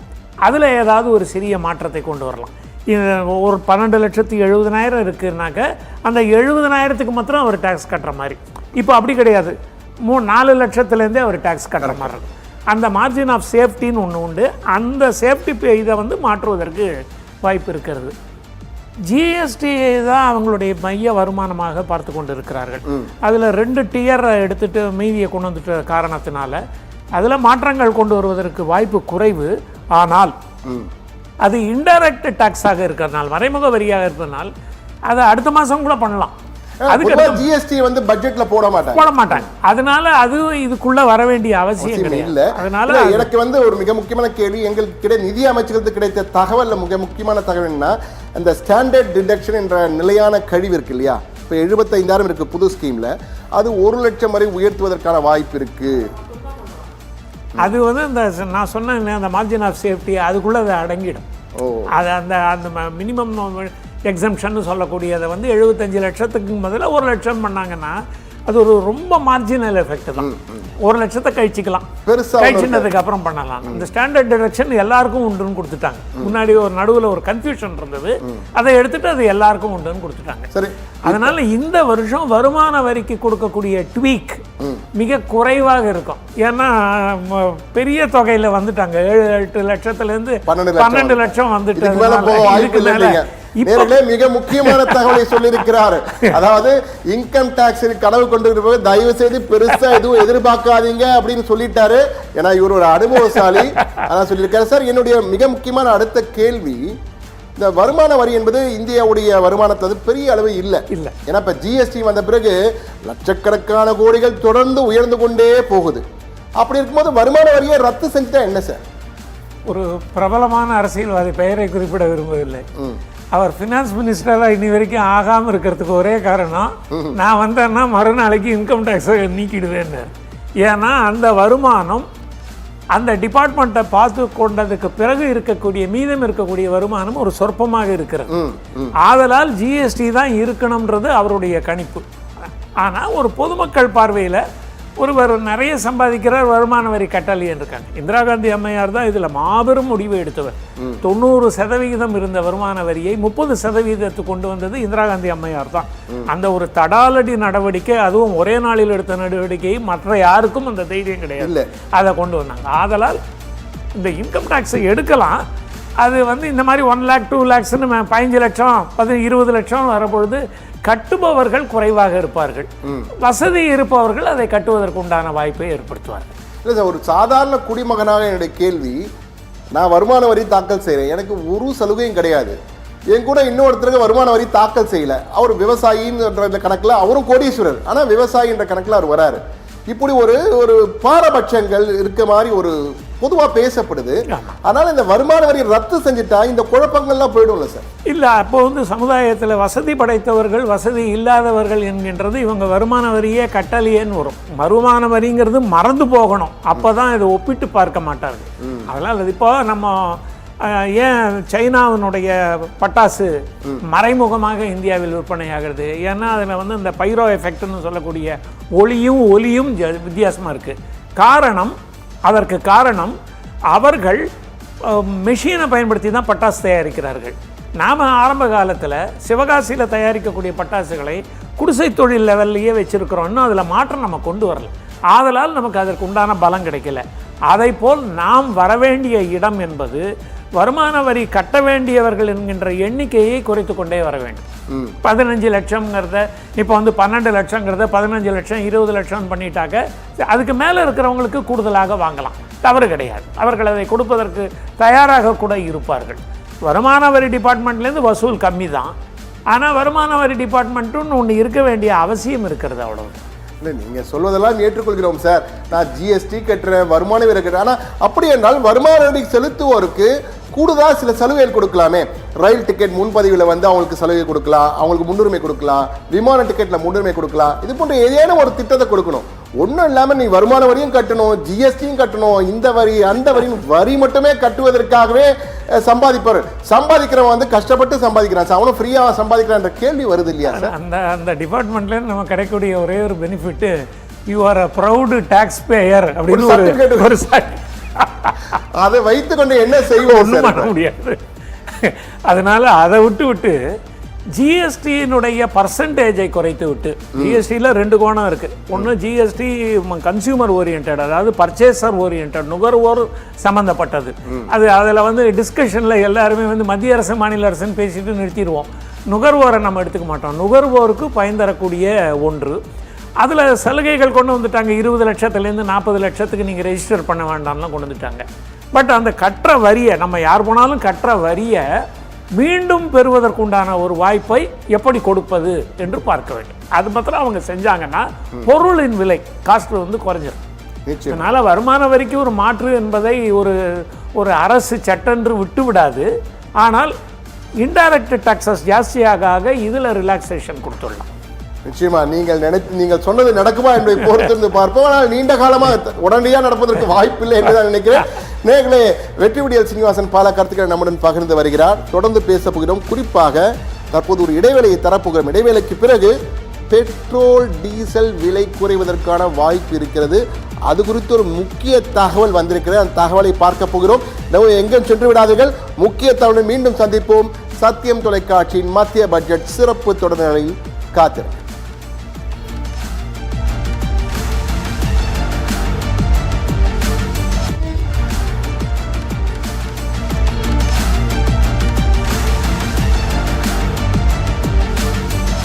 மத்திய பட்ஜெட் 2026-27 சிறப்பு நேரலைக்கு உங்களை வரவேற்கிறோம். நம்மோடு பொருளாதார நிபுணர் வெற்றி விடியல் சீனிவாசன் நம்மோடு இணைந்திருக்கிறார். அவரிடம் கேட்கலாம். சார், இந்த நிதிநிலை அறிக்கையானது சர்வதேச அளவில் ஏற்பட்டுள்ள பொருளாதார தாக்கம், இந்தியாவில் தங்கம், வெள்ளி போன்ற உலோகங்களின் விலை முன்னெப்போதும் இல்லாத அளவுக்கு ஒரு புதிய உச்சத்தை எட்டியிருப்பது, சாதாரண சாமானிய மக்களுக்கான இந்த பாதிப்பு, இவைகளுக்கெல்லாம் விடை கொடுக்கும் வகையில் இந்த நிதிநிலை அறிக்கை இருக்குமா என்ற ஒரு எதிர்பார்ப்பு இருக்கிறது. நீங்கள் இந்த நிதிநிலை அறிக்கையில் என்ன எதிர்பார்க்கீங்க சார்?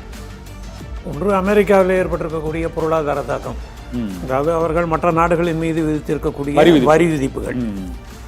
இன்னொன்று, உக்ரைன் போர் இன்னும் முழுமையாக அடங்கவில்லை, அது நீர்பூத்த நெருப்பாகத்தான் இருக்கிறது. இந்த ரெண்டும் 2 பெரிய நாடுகளினுடைய விளையாட்டாக பார்க்கலாம்.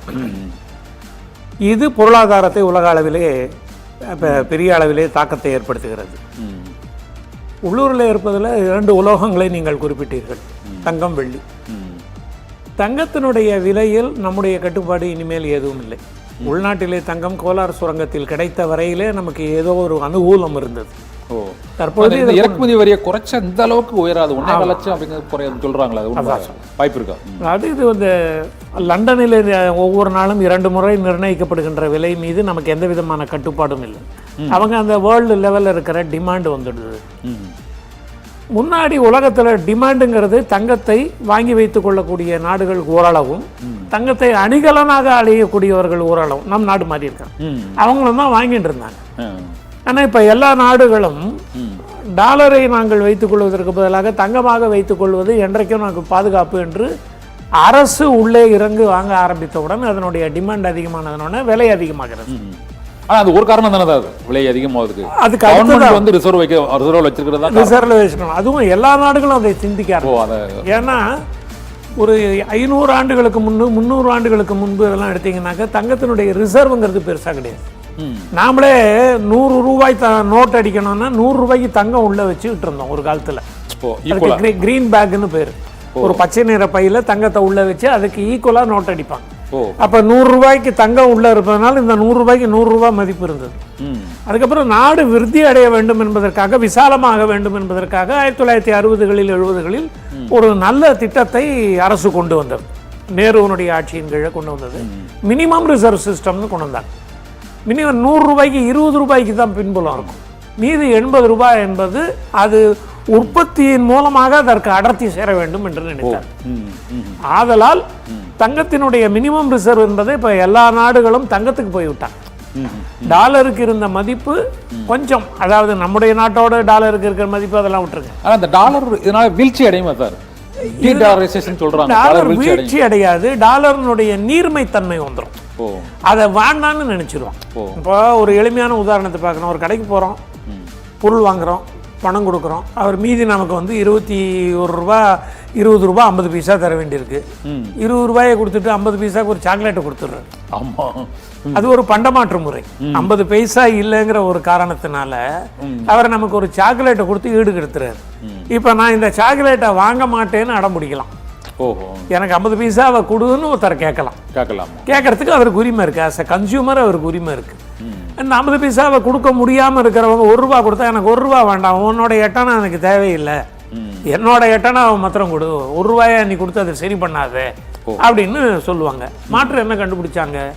பில்லிங் சிஸ்டத்துல வரக்கூடியதுலயே 50 பைசா வந்ததுன்னா இல்ல 70 பைசா வந்ததுன்னா பள்ளிக்கூடத்துல நம்ம படிப்போம். 50 பைசாக்கு கீழே இருந்தா அதை கீழ் ரூபாய்க்கு கொண்டு போ, 50 பைசாக்கு மேல இருந்தா மேல் ரூபாய்க்கு கொண்டு போன்னு அந்த தசமத்தை. புதிய ரயில் திட்டங்கள் என்னவானது? மதுரை எய்ம்ஸ் போல அறிவிப்போடு நிற்காமல் முறையான நிதி ஒதுக்கீடு குறித்த காலத்தில் நிறைவேற்ற வேண்டும். அதற்கேற்ப செயல்படுங்க என்ற வகையிலே முதலமைச்சர் தெரிவித்திருக்கிறார். மத்திய அரசுக்கு சரமாரியா கேள்விகளை தற்போது எழுப்பியிருக்கிறார். தமிழ்நாட்டுக்கென அறிவிப்புகள் இடம்பெறுமா?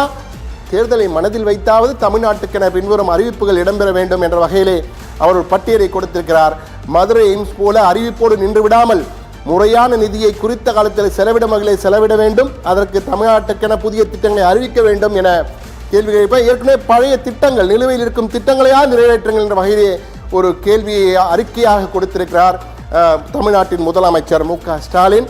எனவே மத்திய பட்ஜெட் தாக்கலாக போகிறது. எனவே தற்போது முதலமைச்சரும் ஒரு அழுத்தத்தை கொடுத்திருக்கிறார். என்ன நடக்கும் என்று பார்ப்போம். இதற்கு தொடர்பாக வெற்றி விடியல் சீனிவாசனம் வந்திருக்கிறார். சார், தமிழ்நாட்டுக்கு இந்த மாதிரி ஒரு ஸ்பெஷல் ஃபோக்கஸ் கிடைக்குமா சார்? ஏன்னா தமிழ்நாட்டுக்கு ஃபோக்கஸ் கொடுக்கல அப்படின்னு முதலமைச்சரும் சொல்லியிருக்காரு. பாருங்க, பட்ஜெட் தாக்கலாக போது இப்போ அவருக்கு அறிக்கை விட்டிருக்காரு. எனவே எதிர்பார்ப்பு அதிகமாகிக் கொண்டே போகிறது. நீங்கள் உங்களுடைய அனுபவத்திலே நீங்கள் என்ன நினைக்கிறீங்க சார்? ஏதாவது திட்டங்கள் புதுசாக வருமா தமிழ்நாட்டுக்கு? ஏதாவது ஒரு ரயில் திட்டம் நிச்சயமாக வரும். மெட்ரோனுடைய 2ஆம் பகுதியை எல்லாம் 2ஆம் நிலையை எல்லாரும் எதிர்பார்த்து கொண்டிருக்கிறார்கள். அதற்குண்டான ஒரு வாய்ப்பு இதில் இருக்கிறது. மற்றபடி இதற்கு உள்ளே ஏற்கனவே நிறுவப்பட்டிருக்கக்கூடிய இந்த உரையில் பெரிய மாற்றங்கள் எதையும் கொண்டு வருவதற்கு வாய்ப்பு கிடையாது. ஏன்னா அது எஸ்டாப்ளிஷ்டு. அதற்கு பிறகு மாடிஃபிகேஷன் என்று சொல்லக்கூடியதை பின்னாளில் கொண்டு வரலாமே தவிர மற்றதெல்லாம் இந்த உரை நடை கேள்வி பதில் நேரம் இதில் தான் வச்சு பண்ணுவாங்க. எல்லா ஊர்களுக்கும் 2 ரயில் விட்டுருவாங்க.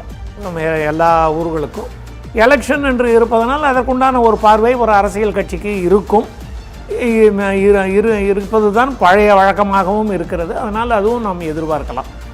ஆனால் பெட்ரோல் டீசல் என்பதை பற்றி நீங்கள் போன முறை குறிப்பிட்டீர்கள். பெட்ரோல் டீசல் விலையிலே நமக்கு ஒரு சின்ன அனுகூலம் இருக்கிறது. அதை கவனத்தில் எடுப்பார்களா என்று பார்க்க வேண்டும். 2004 முதல் அரசியலுக்குள் பேசவில்லை, நிதிநிலையை பேசுகிறேன். 2004 2014 வரை பெட்ரோல் விலை ஸ்டெபிலைஸ்டாக இருந்ததற்கு ஒரு காரணம், அவர்கள் ஏற்படுகின்ற நஷ்டத்தை பாண்டுகள் மூலமாக அரசு அவர்களுக்கு ஈடு செய்தது. அதற்கு வாங்கிய கடனை 2014 2026 இந்த வருடம் வரை நாம் செலுத்தி கொண்டே வந்திருக்கிறோம்.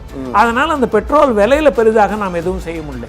So petrol stability, price stability ஃபண்டுன்னு ஒன்று உருவாக்குவதற்கோ அல்லது பெட்ரோல் விலை இதற்கு மேலே ஏறாது, இதை நாங்கள் அதே நிலையில் வைத்திருப்போம் என்று சொல்வதற்கு 2 அனுகூலமான காரியங்கள் இருக்கிறது. ஒன்று, ரஷ்யாவிலிருந்து நாம் பெட்ரோல் வாங்குவது, இன்னொன்று அந்த கடன் பத்திரங்களுக்கு உண்டான பணத்தை நாம் ஏற்கனவே வசூலித்து விட்டோம். வசூலித்து அது அவர்களிடம் இருக்கிறது. அந்த காரணத்தினால் பெட்ரோல் விலையை மாறாமல் பார்ப்பதற்குண்டான ஒரு மக்களில் கூட ஒருத்தர் கேட்டிருந்தார், பெட்ரோல் டீசல் விலையை மாத்திரம் ஸ்டேபிளாக வச்சுட்டாக்க கேஸ்கேடிங் எஃபெக்ட்னு சொல்லுவாங்க, பெட்ரோல் விலை ஏறுனா மற்ற விலையெல்லாம் ஏறும்னு. அந்த விலை ஏற்றத்தை தவிர்ப்பதற்கு அரசுக்கு ஒரு நல்ல வாய்ப்பு இந்த வருடம் அமைந்திருக்கிறது. நிச்சயமா மிக சிறப்பாக சொல்லியிருக்கீங்க. இது அவங்க காதல விழுந்திருக்கோ என்ன சொல்லுவாங்கன்னு தெரியல, பார்ப்போம். ஆனால் நேயர்களே, ஒரு இன்ப அதிர்ச்சி உங்களுக்காக தயாராக இருக்கிறது. என்ன இன்ப அதிர்ச்சி என்பது குறித்து நமது செய்தியாளர் ஓவியா உங்களுக்கு தெளிவாக விளக்கப் போகிறார். ஓவியா, உங்ககிட்ட மக்களுக்கு என்ன இன்ப அதிர்ச்சி கொடுக்க போறீங்க, என்ன செய்தி வச்சிருக்கீங்க ஓவியா? கண்டிப்பா சண்முகம் சுந்தரம் சார், இப்போ மத்திய பட்ஜெட் 2020 அள்ளி கொடுக்க போகும் திட்டங்கள், குறிப்பாக பெண்களுக்கு காத்திருக்கும் இன்ப அதிர்ச்சி என்ன என்பது குறித்து தற்போது இந்த தொகுப்பில் பார்க்கலாம். 2026ஆம் ஆண்டுக்கான மத்திய பட்ஜெட்டை எதிர்நோக்கி நடுத்தர வர்க்க மக்கள் மிகுந்த எதிர்பார்ப்புடன் காத்து கொண்டுள்ளனர். குறிப்பாக வரி விதிப்பு முறைகளில் சில தளர்வுகள் அறிவிக்கப்படலாம் என்ற தகவல்கள் மக்களிடையே நம்பிக்கையை ஏற்படுத்தியுள்ளது. இதனை தவிர பெண்களை மையமாக கொண்டு இந்த பட்ஜெட்டில் எந்தெந்த மாற்றங்கள் இடம்பெறலாம், பெண்கள் எதை எதிர்பார்க்கலாம் என்பதற்கான கவனமும் அதிகரித்துள்ளது. மத்திய நிதியமைச்சர் நிர்மலா சீதாராமன் 2026ஆம் ஆண்டுக்கான மத்திய பட்ஜெட்டை தாக்கல் செய்ய உள்ளார். இந்த பட்ஜெட்டில் இந்தியாவை மேலும் டிஜிட்டல் மயமாக்கும் வகையிலான பல திட்டங்கள் அறிவிக்கப்படலாம் என கூறப்படுகிறது. இதனை முன்னிட்டு பட்ஜெட் தயாரிப்பு பணிகள் தீவிரமாக நடைபெற்று வருகின்றன. இந்திய பெண்களின் நிதி பாதுகாப்பை உறுதி செய்வதற்காக தொடங்கப்பட்ட ஜன்தன் யோஜனா திட்டத்தில் பெண்கள் பெயரில் தொடங்கப்பட்ட பல கணக்குகள் தற்போது செயலற்ற நிலையில் இருப்பதாக தகவல்கள் தெரிவிக்கின்றன. பண பரிமாற்றம் தவிர இந்த கணக்குகள் மூலம் பெரிதாக பலன்கள் கிடைப்பதில்லை என்ற குற்றச்சாட்டும் உள்ளது. இதனை மாற்ற 2026 பட்ஜெட்டில் ஜன்தன் கணக்குகளை காப்பீடு, கடன் உள்ளிட்ட நிதி சேவைகளுடன் இணைக்கும் முயற்சிகள் மேற்கொள்ளப்படலாம் என எதிர்பார்க்கப்படுகிறது. மேலும் பெண்களுக்கென பிரத்யேக கடன் அட்டைகள் வழங்குவது தொடர்பான அறிவிப்புகள் வெளியாகலாம் என்றும் கூறப்படுகிறது. முதன்முறையாக வங்கி சேவைகளை பெறும் பெண்களுக்கான எளிய கடன் அட்டை திட்டங்கள் குறித்தும் அரசு கவனம் செலுத்தலாம் என தகவல்கள் தெரிவிக்கின்றன. அத்துடன் குறைந்த ஆவணங்களுடன் எளிதாக பெறக்கூடிய சிறு மற்றும் குறு கடன் திட்டங்கள் அறிமுகப்படுத்தப்படலாம். பெண்களிடையே கடன் பெறும் தயக்கம் குறையும் என நிபுணர்கள் கருதுகின்றனர். நகர்ப்புற மற்றும் கிராமப்புறங்களில் சுய தொழில்களில் ஈடுபடும் பெண்களுக்கு இது பெரும் உதவியாக அமையும் என்றும் கூறப்படுகிறது. காப்பீடு வசதிகள் இல்லாத பெண்களுக்கான பாதுகாப்பு திட்டங்களும் இந்த பட்ஜெட்டில் இடம்பெறுமா என்ற எதிர்பார்ப்பும் நிலவுகிறது.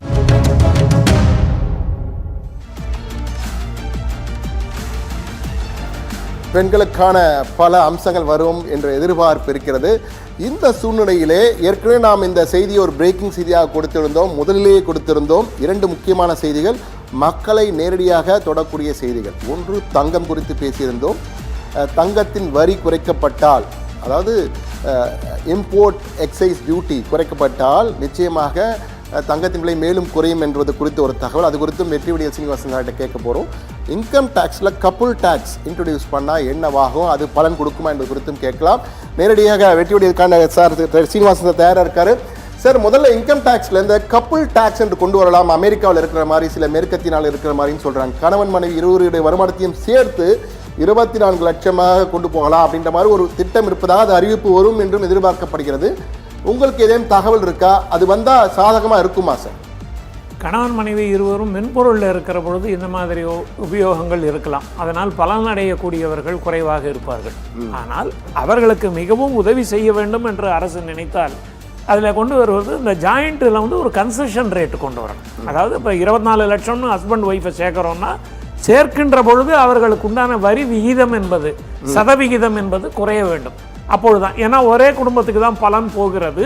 ஆதலால் அவர்கள் கட்ட வேண்டிய வரியில் சில சலுகைகளை கொண்டு வரலாம். இதை கொண்டு வருவதற்குண்டான அவசியம், எதிர்பார்ப்பு நியாயமானதாக இருக்கிறது. காரணம் என்னவென்றால் 12 லட்சம் கொடுத்துடுற பொழுது ஓல்டு ரெஜிம்லேருந்து நியூ ரெஜிமுக்கு வந்துடுறோம். நியூ ரெஜிமில் சேமிப்புக்கு எந்த விதமான சலுகையும் கிடையாது. அது வந்து ஹவுசிங் லோன் இன்ட்ரெஸ்டாக இருந்தால் கூட கிடையாது. அதிலிருந்து வாடகை வந்தால் மட்டுமே அதனால் பலன் கிடைக்கிறது. வாடகை வருவது என்பது சிலருக்கு மட்டும்தான் வாய்க்கும். அதனால் இந்த கப்புள்டு டேக்ஸுன்றதை கொண்டு வருவதற்குண்டான வாய்ப்பு இருக்கிறது. அதே போன்று அடுத்து மிக முக்கியமானது தங்கம். என்றால் தங்கம் இல்லாமல் இல்லை என்ற அளவுக்கு ஆயிடுது, அந்தஸ்தாக மாறிவிட்டது. ஆனால் அது விலை உயர்வதை பார்க்கும்போது பயந்தோம். ஆனால் கடந்த 48 மணி நேரத்திலே நீங்கள் பார்த்தீர்கள் என்றால் 15,200 ரூபாய் குறைந்திருக்கிறது. இதுவரை இல்லாத, வரலாற்றிலே இல்லாத அளவுக்கு குறைந்திருக்கிறது. எனவே இன்றும் சுங்க வரி, அதாவது இந்த இறக்குமதி வரியை 6% இருக்கிறது, அதை முற்றிலுமாக நீக்குவார்கள், அதை குறைப்பார்கள் என்று எதிர்பார்க்கிறதுனால் கிட்டத்தட்ட 6,000 ரூபாய் அளவுக்கு குறையும் என்ற எதிர்பார்ப்பு தங்க விற்பனையாளர்களிடமெல்லாம் இருக்கு. அவங்களாம் எதிர்பார்க்கிறாங்க, இந்த பரிந்துரையை கொடுத்துருக்காங்க அவங்களும். எனவே நீங்கள் வரும்னு நினைக்கிறீங்களா சார்? தங்கத்தினுடைய விலை இது போன்று குறைகின்ற பொழுது அதனுடைய கன்சம்ஷன் ஆட்டோமேட்டிக்காக அதிகமாகி அதை ஈடு செய்துவிடும். அதனுடைய பலன் பெரிதாக கிடைக்காது. நான் 1 கிராம் வாங்குவதற்கு பதிலாக 1.25 கிராம் வாங்குகிற ஒரு வசதி மட்டும்தான் கிடைக்கும். இதன் மூலமாக வருகின்ற இறக்குமதி வரியை மட்டும் அரசு பெரும்பாலும் விட்டு கொடுக்காது. அது அந்த துறையில் கேட்டிருக்காங்கிறதுக்காக அவங்களை திருப்தி செய்வதற்காக 6%லிருந்து 5% வரலாமே தவிர 3% வருவதற்குண்டான வாய்ப்புகள் மிகவும் குறைவு. மிகவும் குறைவுன்னு சொல்லியிருக்கீங்க. ஏன்னா அவங்க தங்க கன்சம்ஷனை என்கரேஜ் பண்ணல. தங்க கன்சம்ஷனை அரசு எப்பொழுதுமே என்கரேஜ் பண்ணது. இப்போ நீங்கள் போட்டிருந்த ஸ்லைடில் கூட புகையிலை பொருள்களுக்கு வரி அதிகம்னா, புகையிலை பொருளுக்கு வரி அதிகம்ங்கிறது 1960லேருந்து இருந்துட்டு இருக்கு. அதற்கு எதிர்ப்பு தெரிவதற்குண்டான இணைய முயற்சி யாரிடமும் இருந்ததில்லை. பரவாயில்ல, இன்னைக்கு அதே அளவுக்கு சிகரெட்டு கன்சம்ஷன் ஆகிட்டு தான் இருக்குது. அதனால் அவர்கள் அதை குறைப்பதில்லை. தங்கத்தினுடைய இன்டர்ஃபியர் பண்ண விரும்பல அரசு. அதை குறைச்சி மக்களுக்கு அதன் மூலமாக கூடுதலாக தங்கம் வாங்க வேண்டிய ஒரு வாய்ப்பை ஏற்படுத்த வேண்டும் என்று அரசு பெரிதாக நினைக்கவில்லை. சார், இன்னொரு கேள்வி சார், இது மிக முக்கியமான கேள்வியாக நான் பார்க்குறேன் சார். ஏன்னா சமீப காலத்தில் ட்ரம்ப் இல்லாமல் உலக செய்திகளே இல்லைன்னு ஆகிப்போச்சு. ஏன்னா ட்ரம்ப் தான் டெய்லி ஒரு தலைப்பு செய்தி, செய்தி நிறுவனங்களுக்கு 2-3 தலைப்பு செய்தி கொடுக்கக்கூடிய அளவுக்கு ட்ரம்ப் தினமும் ஏதேனும் குண்டை போட்டுக்கொண்டே இருக்கிறார். அது என்ன குண்டு வேணா இருக்கட்டும், எல்லா துறையிலும் போடுறாரு. எனவே ட்ரம்ப்புடைய எஃபெக்ட், அது ட்ரம்ப் வரி என்ற அந்த டாரிஃப் வைத்தார் இல்லையா புதுசாக, ட்ரம்ப் வரினே சொல்கிறாங்க. இப்போ அந்த ட்ரம்ப் வரியுடைய எதிரொலி இன்றைய பட்ஜெட்டில் எதிரொலிக்குன்னு நினைக்கிறீங்களா? ஏற்றுமதிக்கு ஏற்பட்டிருக்கக்கூடிய நஷ்டங்களை நீக்குகின்ற விதமாக, நீவி விடும் விதமாக, அதற்கு உண்டான ஒரு ஆறுதல் தரும் விதமாக ஏதேனும் ஒரு கன்செஷன் தரலாம். கன்செஷன்லாம் அதன் மூலமாக ஏற்பட்டிருக்கக்கூடிய நஷ்டத்தை கேரி ஃபார்வர்டு செய்வதற்குண்டான வசதியோ அல்லது வங்கியிலே கடனை திரும்ப செலுத்துவதற்குண்டான நாள் கெடுவிற்கு கூடுதலான காலத்தையோ கொடுக்கலாம். அதுக்கு மேலே அதை பண்ண முடியாது.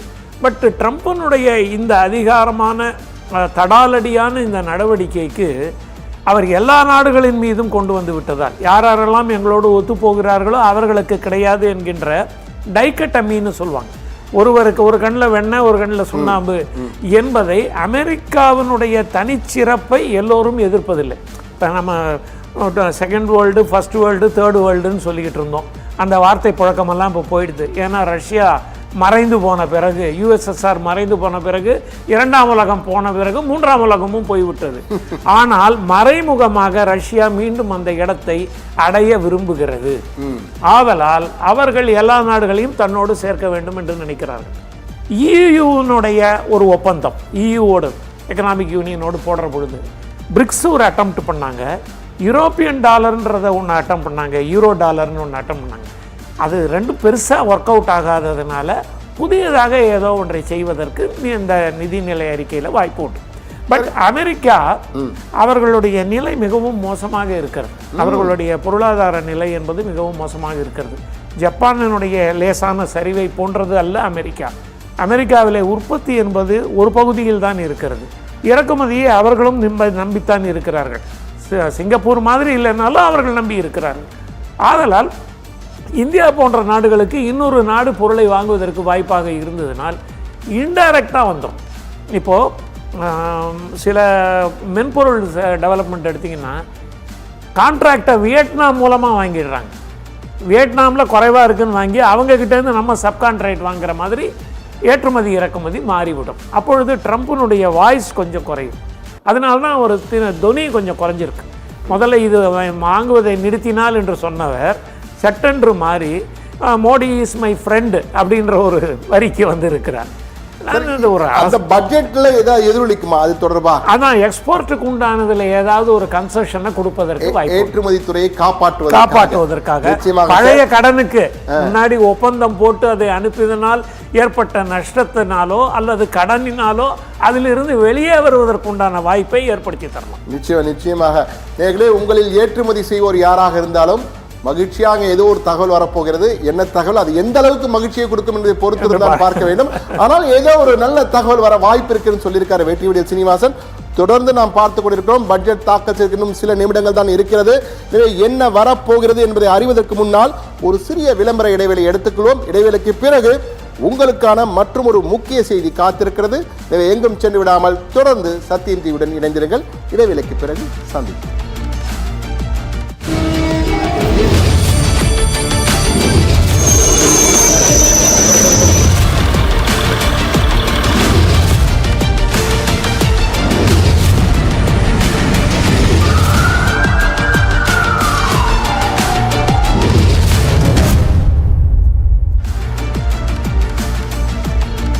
மத்திய பட்ஜெட் 2026-2027 சிறப்பு நேரலைக்கு உங்களை வரவேற்கிறோம். நம்மோடு பொருளாதார நிபுணர் கோபாலகிருஷ்ணன் நம்மோடு இணைந்திருக்கிறார்.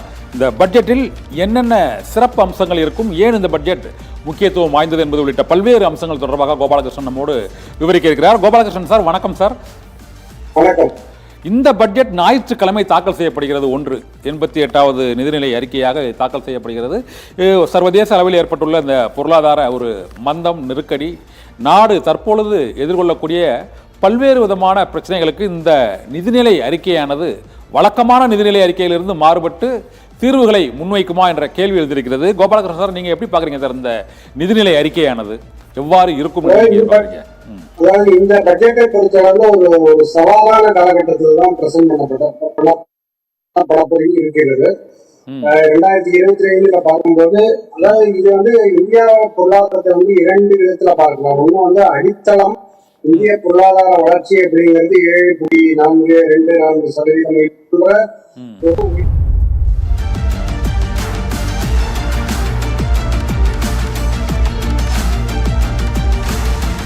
பட்ஜெட் சிறப்பு நிலைக்கு அன்புடன் வரவேற்கிறோம். இன்னும் சில நொடிகளில் பட்ஜெட் தொடங்க இருக்கிறது. அதுக்கு முன்னால் கடைசியாக வெற்றியுடைய சொன்ன ஒரே ஒரு கேள்வி சார், இந்த பட்ஜெட் எப்படி இருக்கும் சுருக்கமாக எதிர்பார்க்கிறேன் சார்?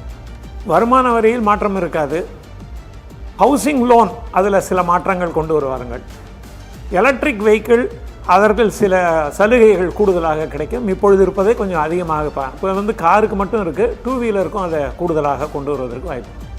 ஏற்றுமதி ஓரியன்டாக மற்ற நாடுகளுக்கு ஏற்றுமதி செய்வதற்குண்டான வாய்ப்பை விருத்தி செய்வதற்கும் அமெரிக்காவினுடைய சமாதான முயற்சியை தொடர்ந்தும் செய்து கொண்டு வருவார்கள். இவைதான் இதில் இருக்கு. நிச்சயமாக சார். தற்போது நேரடியாக பார்லிமெண்ட்டுக்கு போகிறோம். தற்போது மாண்ய वित्त मंत्री Shrimati Nirmala Sitharaman ji, item number 1. Sir, with your permission, மத்திய பட்ஜெட் தாக்கல் நேரடி காட்சிகளை தற்போது பார்ப்போம். A copy each of the following papers, Hindi and English versions, under Article 281 of the Constitution.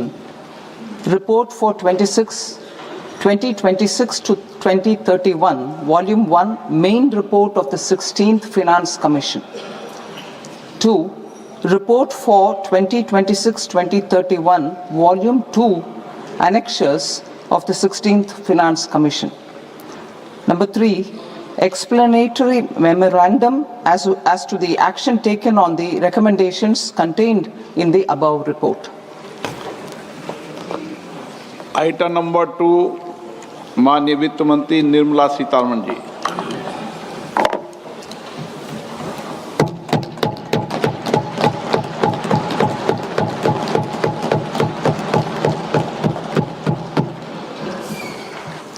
Honorable Speaker, sir, on the sacred occasion of Magh Purnima and the birth anniversary of Guru Ravidas, I present the budget for the year 2026-2027. Since we assumed office 12 years ago, India's economic trajectory has been marked by stability, fiscal discipline, sustained growth, and moderate inflation. This is the result of conscious choices we have made, even in times heightened uncertainty and disruption.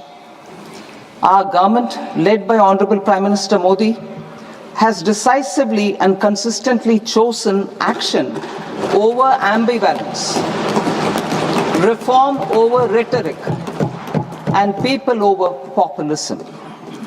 We have pursued far-reaching structural reforms, fiscal prudence and monetary stability, whilst maintaining a strong thrust on public investment.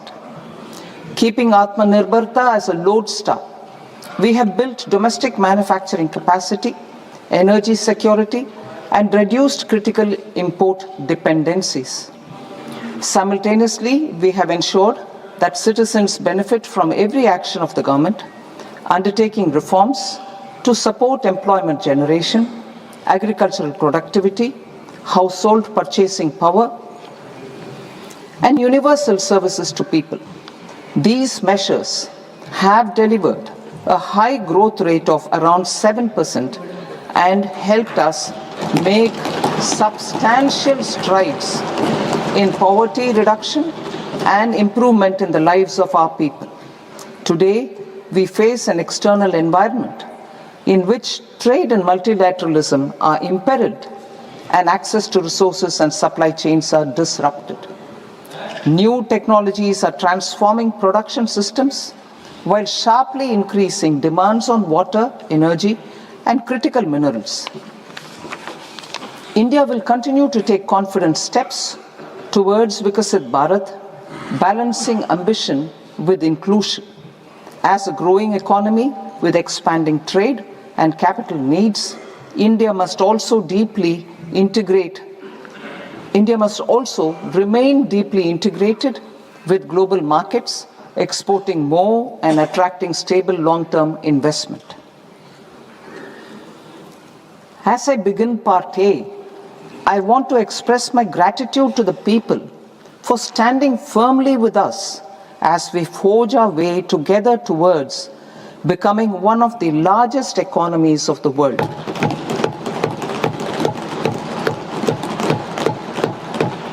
Our aim is to transform aspiration into achievement and potential into performance as we ensure that the dividends of growth reach every farmer, the scheduled caste, the scheduled tribes, the nomads, the youth, the poor, and the women. In Vikasit Bharat Young Leaders Dialogue 2026, several innovative ideas were shared with our Prime Minister, which have inspired many of the proposals, making this a unique Yuva Shakti-driven budget. Our government's sankalp is to focus on our poor, underprivileged, and the disadvantaged. To deliver on this sankalp, and given that this is the first budget prepared in Kartavya Bhavan, we are inspired by three Kartavya. Our first Kartavya is to accelerate and sustain economic growth by enhancing productivity and competitiveness and building resilience to volatile global dynamics. Our second Kartavya is to fulfill aspirations of our people and build their capacity, making them strong partners in India's path to prosperity. Our third Kartavya, aligned with our vision of Sabka Saath, Sabka Vikas, is to ensure that every family, community, region, and sector has access to resources, amenities, and opportunities for meaningful participation. This threefold approach requires a supportive ecosystem. The first requirement is to sustain the momentum of structural reforms, continuous, adaptive, and forward-looking. Second, a robust and resilient financial sector is central to mobilizing savings, allocating capital efficiently, and managing risks. Third, cutting-edge technologies, including AI applications, can serve us as force multipliers for better governance. Reform Express.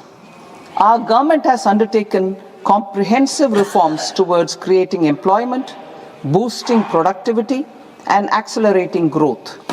After the Prime Minister's announcement on Independence Day in 2025, over 350 reforms have been rolled out.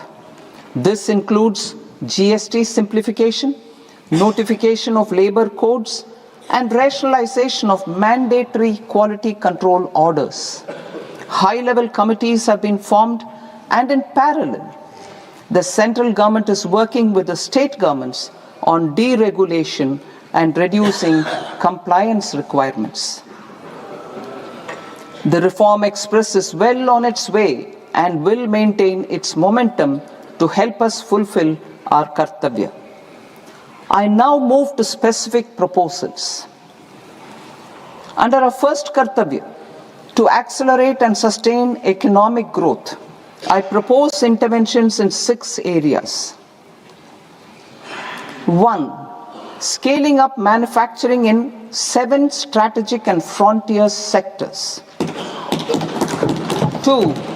Rejuvenating legacy industrial sectors. 3. Creating champion MSMEs. 4.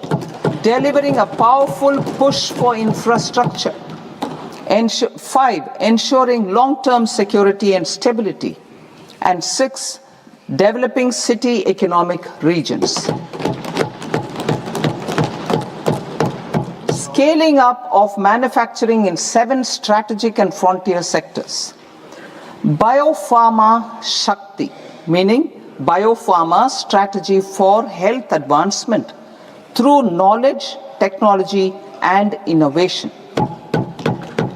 India's disease burden is observed to be shifting towards non-communicable diseases like diabetes, cancer, and autoimmune disorders. Biologic medicines are key to longevity and quality of life at affordable costs. To develop India as a global biopharma manufacturing hub,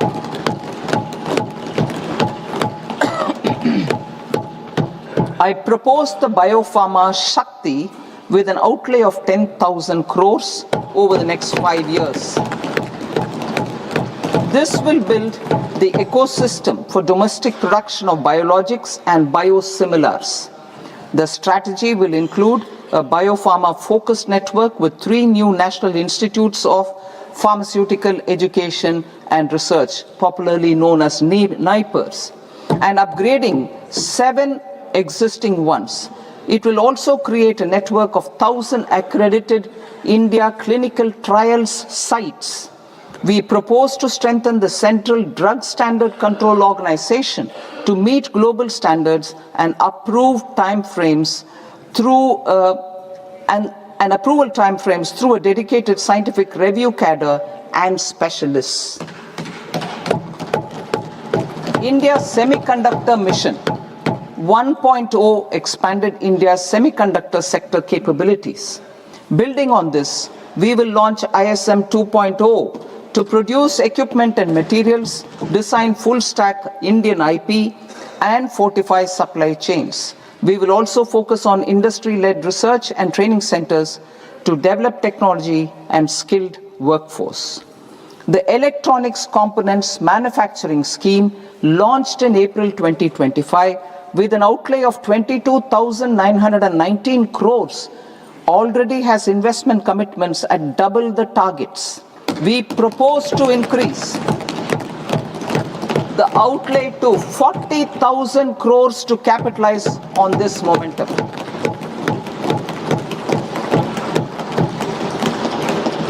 A scheme for rare earth permanent magnets was launched in 2025 November. We now propose to support the mineral-rich states of Odisha, Kerala, Andhra Pradesh, and Tamil Nadu to establish dedicated rare earth corridors to promote mining processing, research, and manufacturing. To enhance domestic chemical production and reduction import dependency and reduce import dependency, we will launch a scheme to support states in establishing 3 dedicated chemical parks through challenge route on a cluster-based plug-and-play model. Strong capital goods.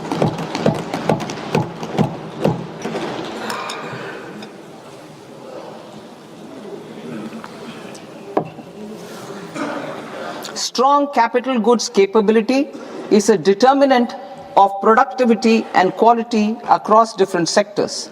Towards building this capacity, I propose the following.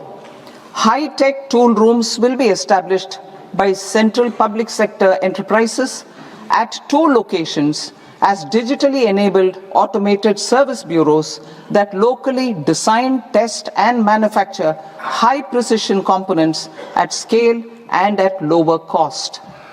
2. A scheme for enhancement of construction and infrastructure equipments will be introduced to strengthen domestic manufacturing of high value and technologically advanced CIE. This can range from lifts in a multi-storied apartment or firefighting equipment in multiplexes, large or small, and to tunnel boring equipments for building metros and high-altitude roads. I also propose a scheme for container manufacturing to create a globally competitive container manufacturing ecosystem with a budgetary allocation of 10,000 crores over a 5-year period. For the labor-intensive textile sector, I propose an integrated program with 5 subparts. 1. The National Fiber Scheme for Self-Reliance in Natural Fibers, such as silk, wool, and jute, man-made fibers, and new age fibers.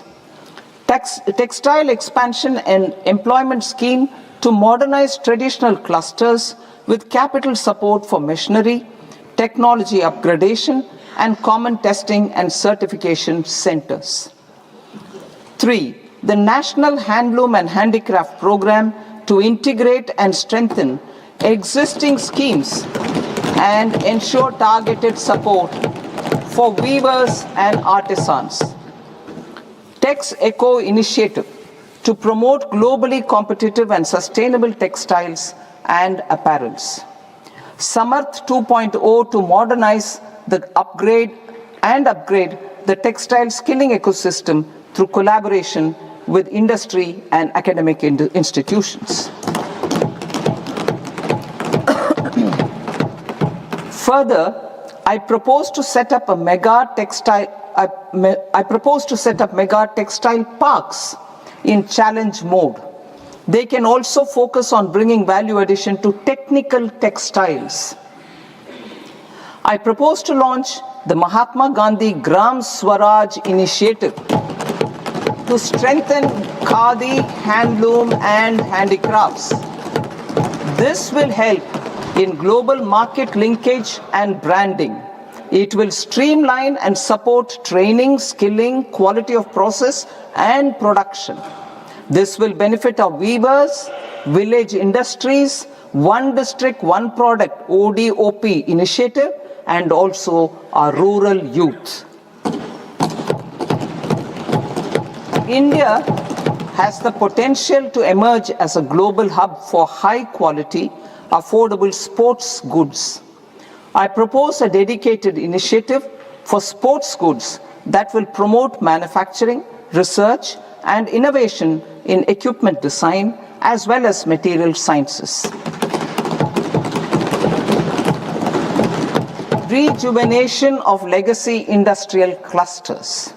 I propose to introduce a scheme to revive 200 legacy industrial clusters to improve their cost competitiveness and efficiency through infrastructure and technology upgradation. Creating champion SMEs and supporting micro enterprises. Recognizing MSMEs as a vital engine of growth, I propose a three-pronged approach to help them grow as champions. Equity support. I propose to introduce a dedicated 10,000 crores SME growth fund to create future champions, incentivizing enterprises based on select criteria.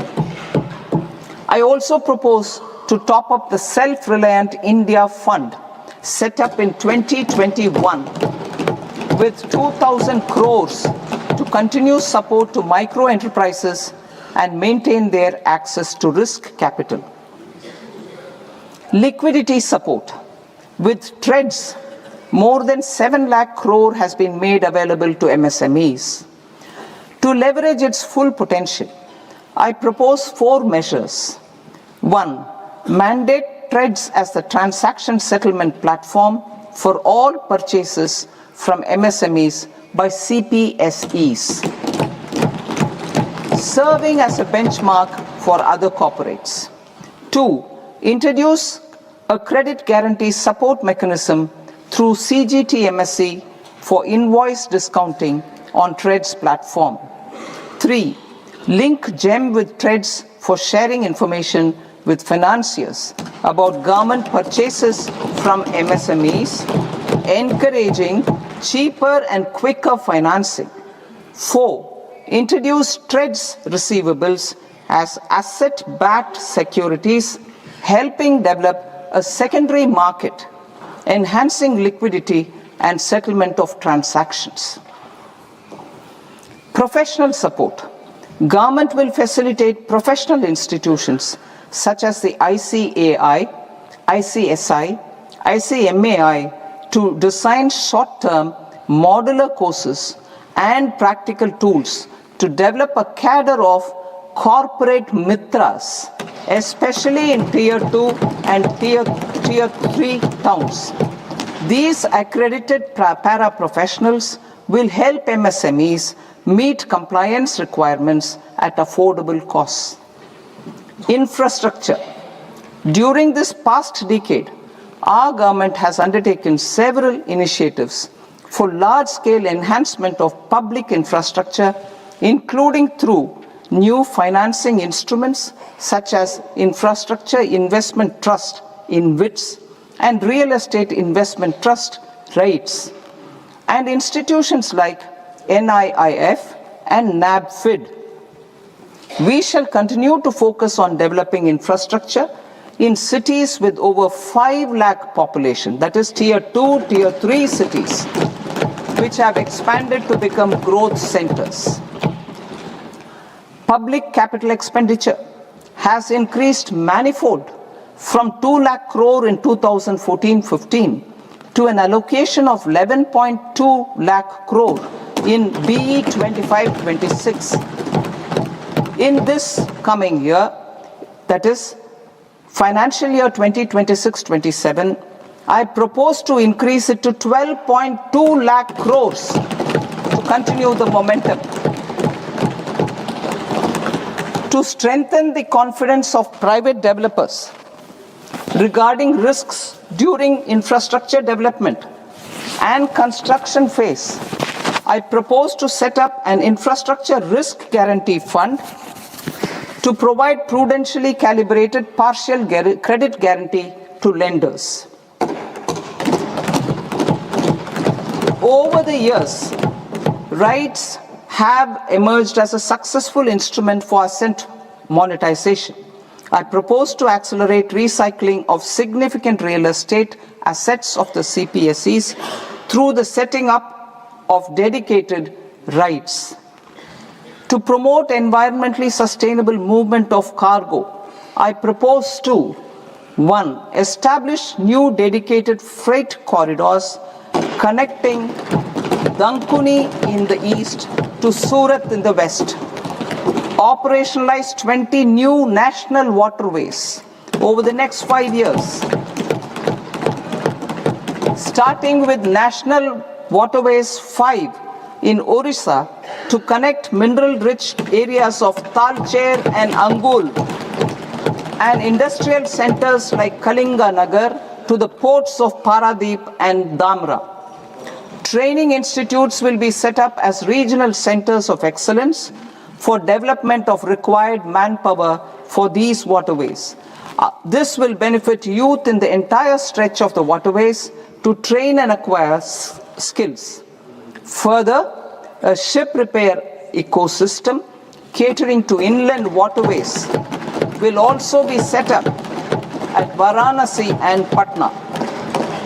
And C, launch a coastal cargo promotion scheme for incentivizing a modal shift from rail to road to increase the share of inland waterways and coastal shipping from 6% to 12% by 2047.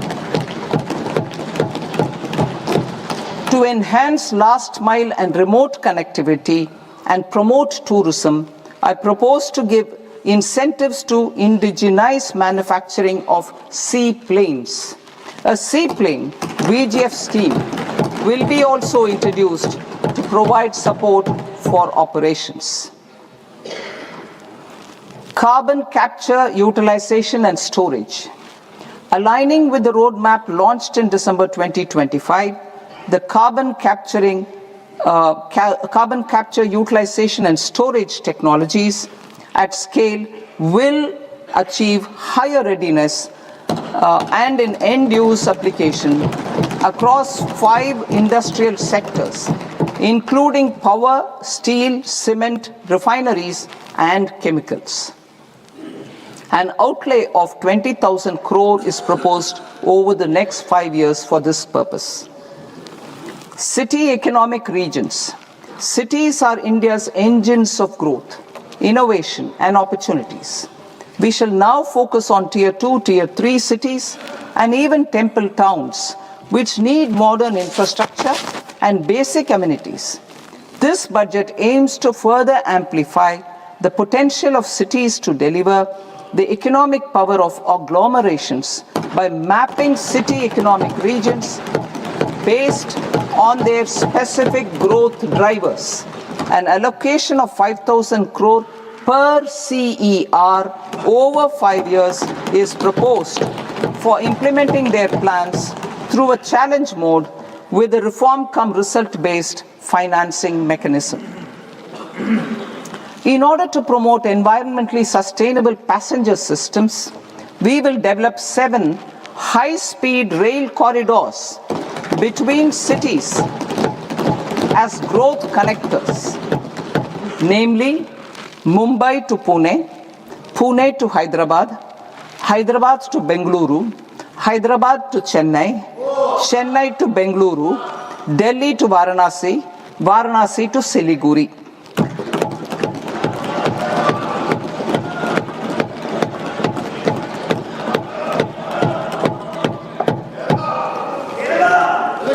Financial sector. The Indian banking sector today is characterized by strong balance sheet, historic highs in profitability, improved asset quality, and coverage exceeding 98% of villages in the country. At this juncture, we are well placed to futuristically evaluate the measures needed to continue on the path of reform-led growth of this sector. I propose setting up a high-level committee on banking for Vikasit Bharat. High-level committee on banking for Vikasit Bharat to comprehensively review the sector and align it with India's next phase of growth, while safeguarding financial stability, inclusion, and consumer protection.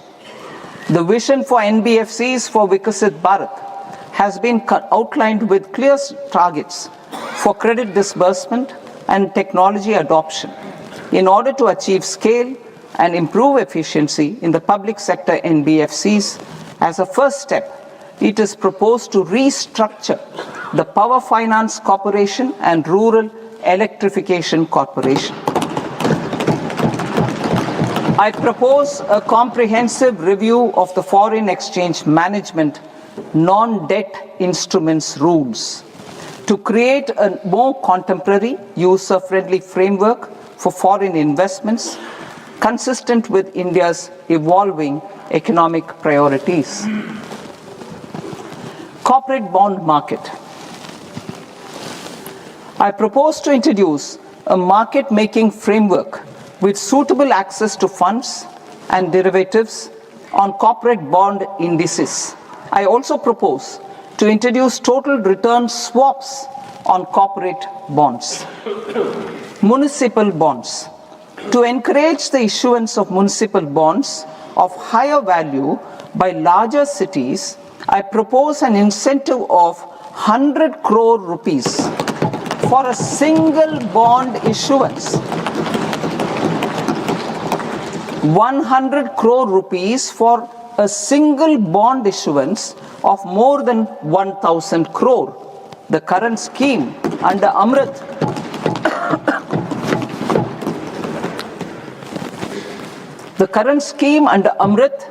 which incentivizes issuances up to 200 crores only, will also continue to support smaller and medium towns. That will also continue to support the smaller and medium towns. Ease of doing business. Individual persons resident outside India, PROI, will be permitted to invest in equity instruments of listed Indian companies through the portfolio investment scheme. It is also proposed to increase the investment limit for an individual PROI under the scheme from 5% to 10%, with an overall investment limit for all individual PROIs to 24% from the current 10%. Emerging technologies including AI. 21st century is technology driven. Adoption of technology is for the benefit of all people. Farmers in the field, women in STEM, youth keen to upskill, and Divyangjan to access newer opportunities.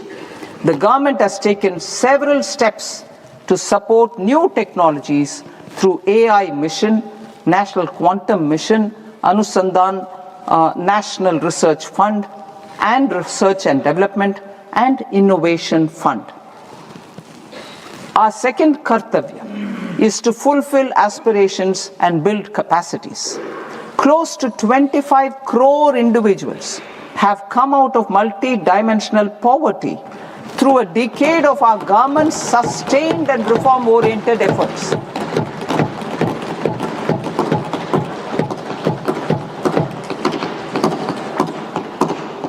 Our government has therefore decided to place a renewed emphasis on the service sector to provide a pathway to fulfilling aspirations of a youthful India with the following measures. I propose to set up a high-powered education to employment and enterprises standing committee to recommend measures that focus on services sector as a core driver of Vikasit Bharat. This will make us a global leader in services with a 10% global share by 2047. The committee will prioritize areas to optimize the potential for growth, employment, and exports. They will also assess the impact of emerging technologies, including AI, on jobs and skill requirements and propose measures thereof. To create a range of skilled career pathways, a new range of skilled career pathways for our youth, I propose interventions in the following sectors. Health. Existing institutions for allied health professionals will be upgraded and new AHP institutions established in private and government sectors. This will cover 10 selected disciplines, including optometry, radiology, anesthesia, OT technology, applied psychology and behavioral health, and add 1 lakh AHPs over the next 5 years. A strong care system covering geriatric and allied care services will be built.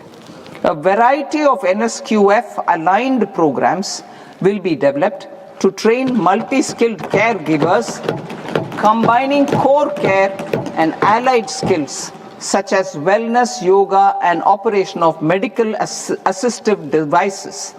In the coming year, 1.5 lakh caregivers will be trained.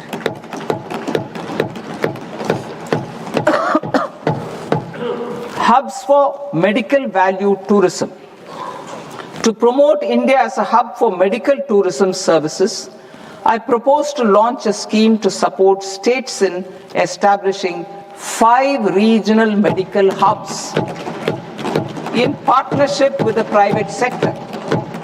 These hubs will serve as integrated healthcare complexes that combine medical, educational, and research facilities. They will have Ayush centers, medical value tourism facilitation centers, and infrastructure for diagnostics, post-care, and rehabilitation. These hubs will provide diverse opportunities, job opportunities for health professionals, including doctors and AHPs.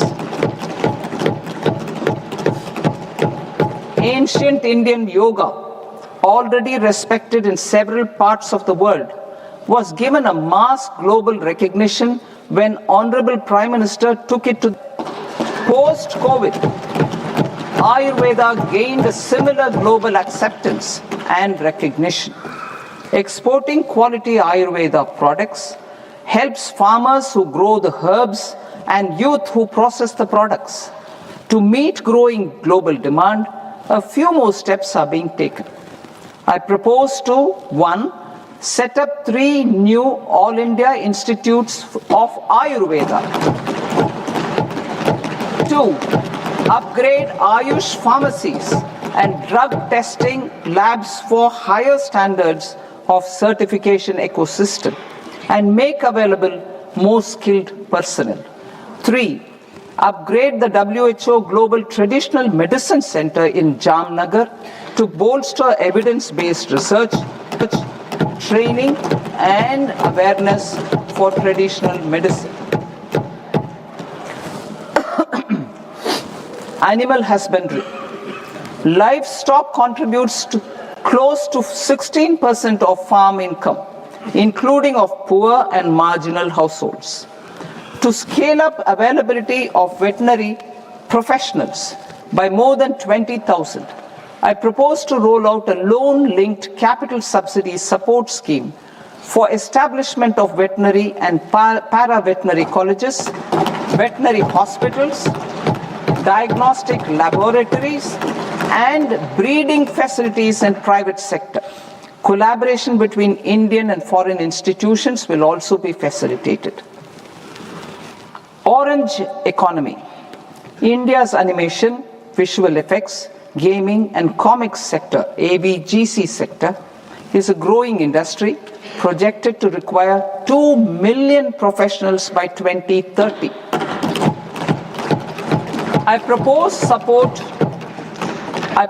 to support the Indian Institute of Creative Technologies, Mumbai, in setting up AVGC content creator labs in 15,000 secondary schools all over the country and 500 colleges. The Indian design industry is expanding rapidly, and yet there is a shortage of Indian designers.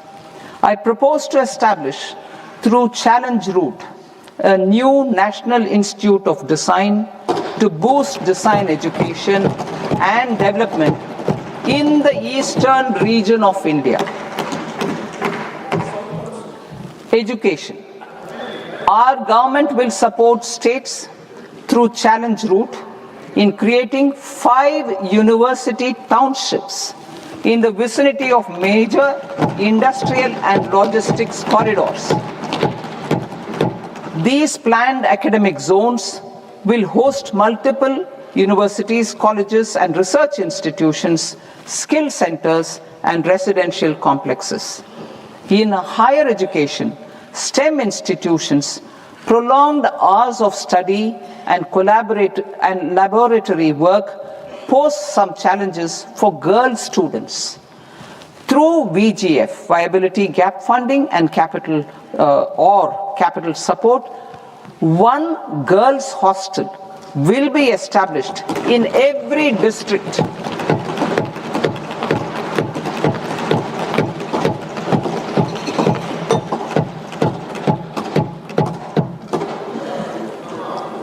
To promote astrophysics and astronomy via immersive experiences.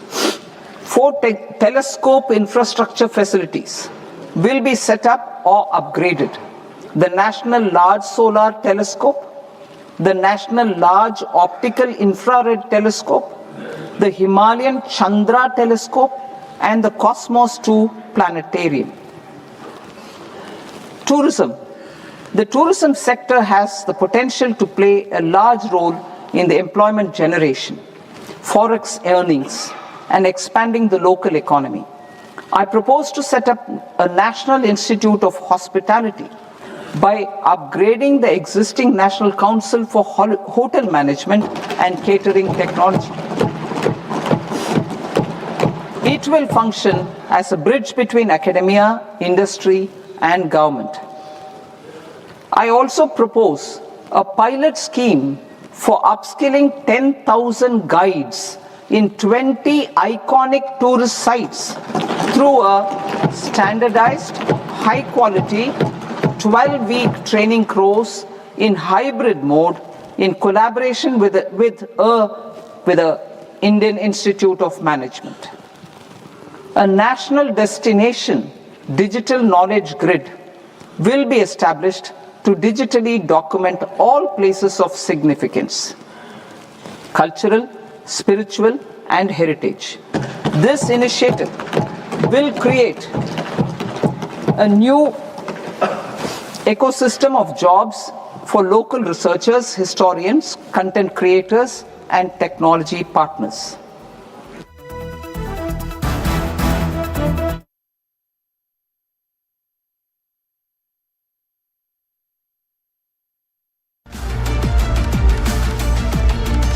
மத்திய budget 2026-2027 சிறப்பு நேரலைக்கு உங்களை வரவேற்கிறோம். நம்மோடு பொருளாதார நிபுணர் கோபாலகிருஷ்ணன் நம்மோடு இணைந்திருக்கிறார். இந்த பட்ஜெட்டில் என்னென்ன சிறப்பு அம்சங்கள் இருக்கும், ஏன் இந்த பட்ஜெட் முக்கியத்துவம் வாய்ந்தது என்பது உள்ளிட்ட பல்வேறு அம்சங்கள் தொடர்பாக கோபாலகிருஷ்ணன் நம்மோடு விவரிக்க இருக்கிறார். கோபாலகிருஷ்ணன் சார், வணக்கம் சார். வணக்கம். இந்த பட்ஜெட் ஞாயிற்றுக்கிழமை தாக்கல் செய்யப்படுகிறது. 88வது நிதிநிலை அறிக்கையாக தாக்கல் செய்யப்படுகிறது. சர்வதேச அளவில் ஏற்பட்டுள்ள இந்த பொருளாதார ஒரு மந்தம், நெருக்கடி, நாடு தற்பொழுது எதிர்கொள்ளக்கூடிய பல்வேறு விதமான பிரச்சனைகளுக்கு இந்த நிதிநிலை அறிக்கையானது வழக்கமான நிதிநிலை அறிக்கையிலிருந்து மாறுபட்டு தீர்வுகளை முன்வைக்குமா என்ற கேள்வி எழுந்திருக்கிறது. கோபாலகிருஷ்ணன் சார், நீங்க எப்படி பாக்குறீங்க சார் இந்த நிதிநிலை அறிக்கையானது எவ்வாறு இருக்கும்? அதாவது இந்த பட்ஜெட்டை பொறுத்தளவு ஒரு சவாலான காலகட்டத்தில் தான் பிரசன்ட் பண்ணப்பட இருக்கிறது. 2025 பார்க்கும்போது, அதாவது இது இந்தியா பொருளாதாரத்தை 2 விதத்துல பார்க்கலாம். ஒண்ணு அடித்தளம் இந்திய பொருளாதார வளர்ச்சி அப்படிங்கிறது 7.24% will deliberate on collective strategies for conservation. Heritage and culture tourism. I propose to develop 15 archaeological sites including Lothal, Dolavira, Rakhigadi, Adichanallur, Saranath, Hastinapur, and Leh Palace into vibrant experiential cultural destinations. Excavated landscapes will be open to the public through curated walkways. Immersive storytelling skills and technologies will be introduced to help conservation labs, interpretation centers, and guides. The sports sector provides multiple means of employment, skilling, and job opportunities. Taking forward the systematic nurturing of sports talent which is set in motion through the Khelo India program earlier, I propose to launch a Khelo India mission to transform the sports sector over the next decade.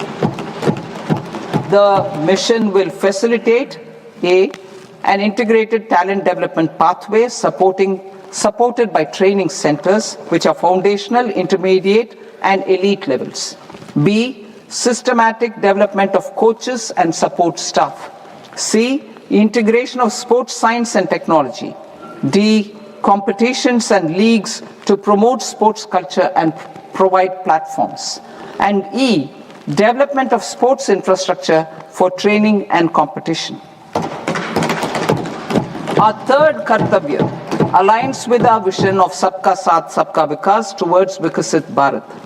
This requires targeted efforts for 1. Increasing farmer incomes through productivity enhancement and entrepreneurship, with special attention to small and marginal farmers.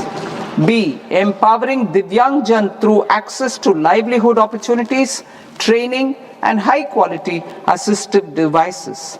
C. Empowering the vulnerable to access mental trauma care. D. Focus on the Purvodaya states and the Northeast region to accelerate development and employment opportunities. Fisheries. We will undertake initiatives for integrated development of 500 reservoirs and Amrit Sarovars. 2. Strengthen the fisheries value chain in coastal areas and enable market linkages involving startups and women-led groups together with fish farmer producer organizations. Animal husbandry. To provide quality employment opportunities in rural and peri-urban areas, we will support the animal husbandry sector in entrepreneurship development through a credit-linked subsidy program, B, scaling up and modernization of livestock enterprises, C, enhanced creation of livestock, dairy and poultry,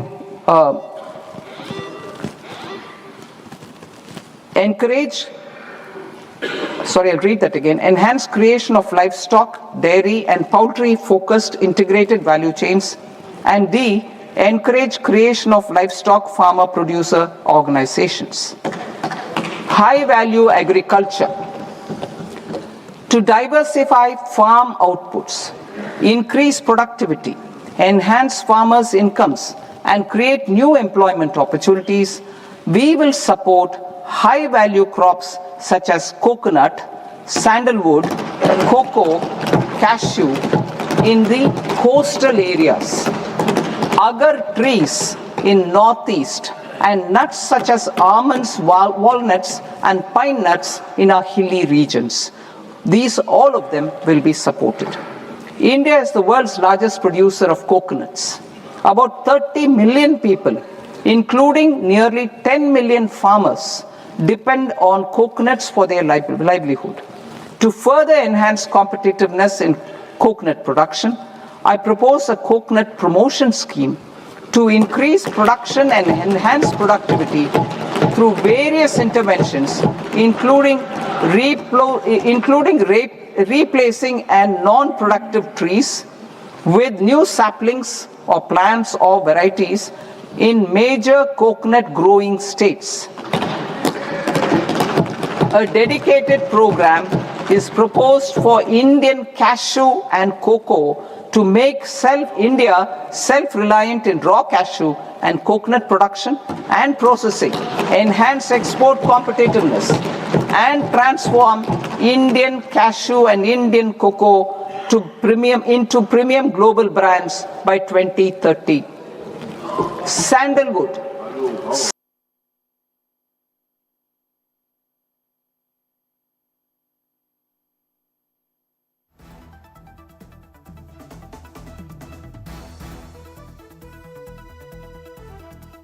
Processing to restore the glory of the Indian sandalwood ecosystem, to rejuvenate old, low-yielding orchards and expand high-density cultivation of walnuts, almonds and pine nuts. We will support a dedicated program to enhance farmer incomes and in bringing value addition by engaging youth. Bharat Vistar that is, virtually integrated system to access agricultural resources. I propose to launch a multilingual AI tool that shall integrate the AgriStack portals and the ICAR package on agricultural practices with AI systems. This will enhance farm productivity, enable better decisions for farmers, and reduce risk by providing customized advice for rural women-led enterprises. Building on the success of Lakpati Didi program, I propose to help women take the next step from credit-linked livelihood being owners of enterprises.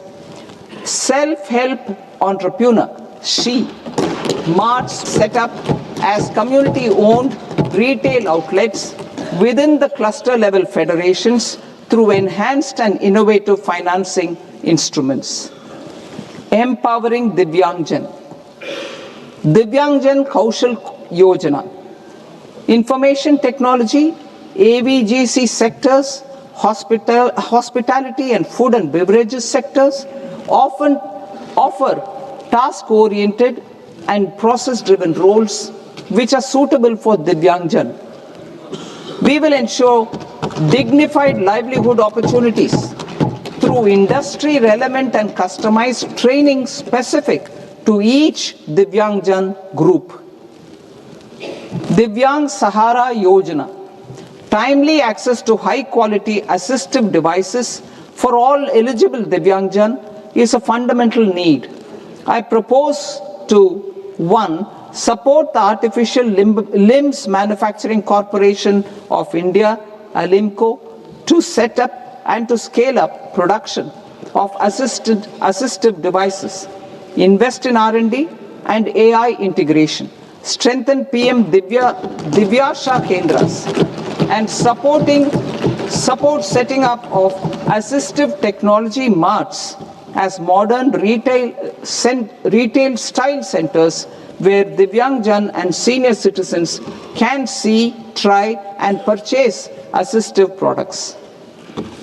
Reaffirming our commitment to mental health and trauma care. There are no national institutes for mental health care in North India. We will therefore set up a NIMHANS 2 and also upgrade national mental health institutes in Ranchi and in Tezpur as regional apex institutions. Emergencies expose families, particularly the poor and vulnerable, to unexpected expenditure. We will strengthen and increase these capacities by 50% in district hospitals by establishing emergency and trauma care centers. Focus on Purvodaya states and northeastern regions. Purvodaya. I propose the development of an integrated East Coast industrial corridor with a well-connected node at Durgapur, creation of 5 tourism destinations in 5 Purvodaya states, and the provision of 4,000 e-buses. Buddhist sites in northeastern region. The northeastern region is a civilizational confluence of Theravada and Mahayana or Vajrayana traditions. I propose to launch a scheme for development of Buddhist circuits in Arunachal Pradesh, Sikkim, Assam, Manipur, Mizoram and Tripura. The scheme will cover preservation of temples and monasteries, pilgrimage interpretation centers, connectivity and pilgrim amenities. 16th Finance Commission. On 17th November 2025, the 16th Finance Commission submitted its report to the President. As mandated under Article 281 of the Constitution, the government is to lay the report along with the explanatory memorandum on the action taken report on the recommendations of the Commission in Parliament, which, Sir, Honourable Speaker, you've allowed me to do at the commencement of this session. the government has accepted the recommendation of the Commission to retain the vertical share of devolution at 41%. As recommended by the Commission, I have provided 1.4 lakh crores of rupees to the states for the year 2026-2027 as Finance Commission grants. These include rural and urban local body and disaster management grants. Fiscal consolidation. Government has been delivering on our fiscal commitments consistently without compromising on social needs. To strive towards accepted standards of fiscal management in Budget 25-26, I had indicated that the central government would target reaching a debt to GDP ratio of 50 plus or minus 1% by 2030-31. In line with this, the debt to GDP ratio is estimated to be 55.6% of GDP in BE 26-27, compared to 56.1% of GDP in RE 25-26. A declining debt to GDP ratio will gradually free up resources for priority sector lending and expenditure by reducing the outgo on interest payments. One of the main operational instruments for debt targeting is the fiscal deficit. I am happy to inform this august House that I fulfilled my commitment made in 2021-2022 to reduce fiscal deficit below 4.5% of GDP by 25-26. In RE 25-26, the fiscal deficit has been estimated at par with BE of 2025-26 at 4.4% of GDP. In line with the new fiscal prudence path of debt consolidation, the fiscal deficit in BE 26-27 is estimated to be 4.3% of the GDP.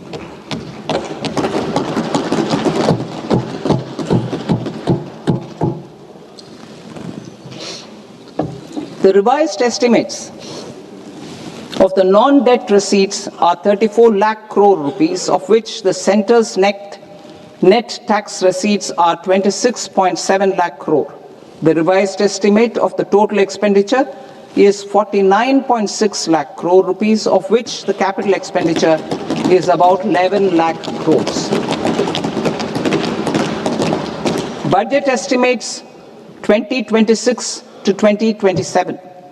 Coming to 26-27, the non-debt receipts and the total expenditure are estimated as 36.5 lakh crore and 53.5 lakh crore respectively. The centre's net tax receipts are estimated at 28.7 lakh crore rupees. To finance the fiscal deficit, the net market borrowings from dated securities are estimated at 11.7 lakh crore rupees. The balance financing is expected to come from small savings and other sources. The gross market borrowings are estimated at 17.2 lakh crore rupees. I'll now move to Part B. Part B, direct taxes.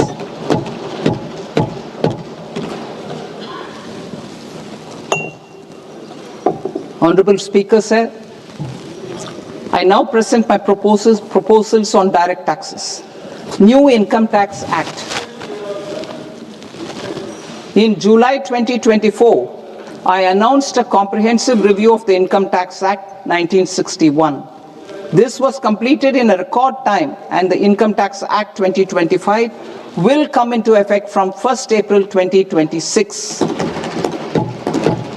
The simplified income tax rules and forms will be notified shortly, giving adequate time to taxpayers to acquaint themselves with its requirements.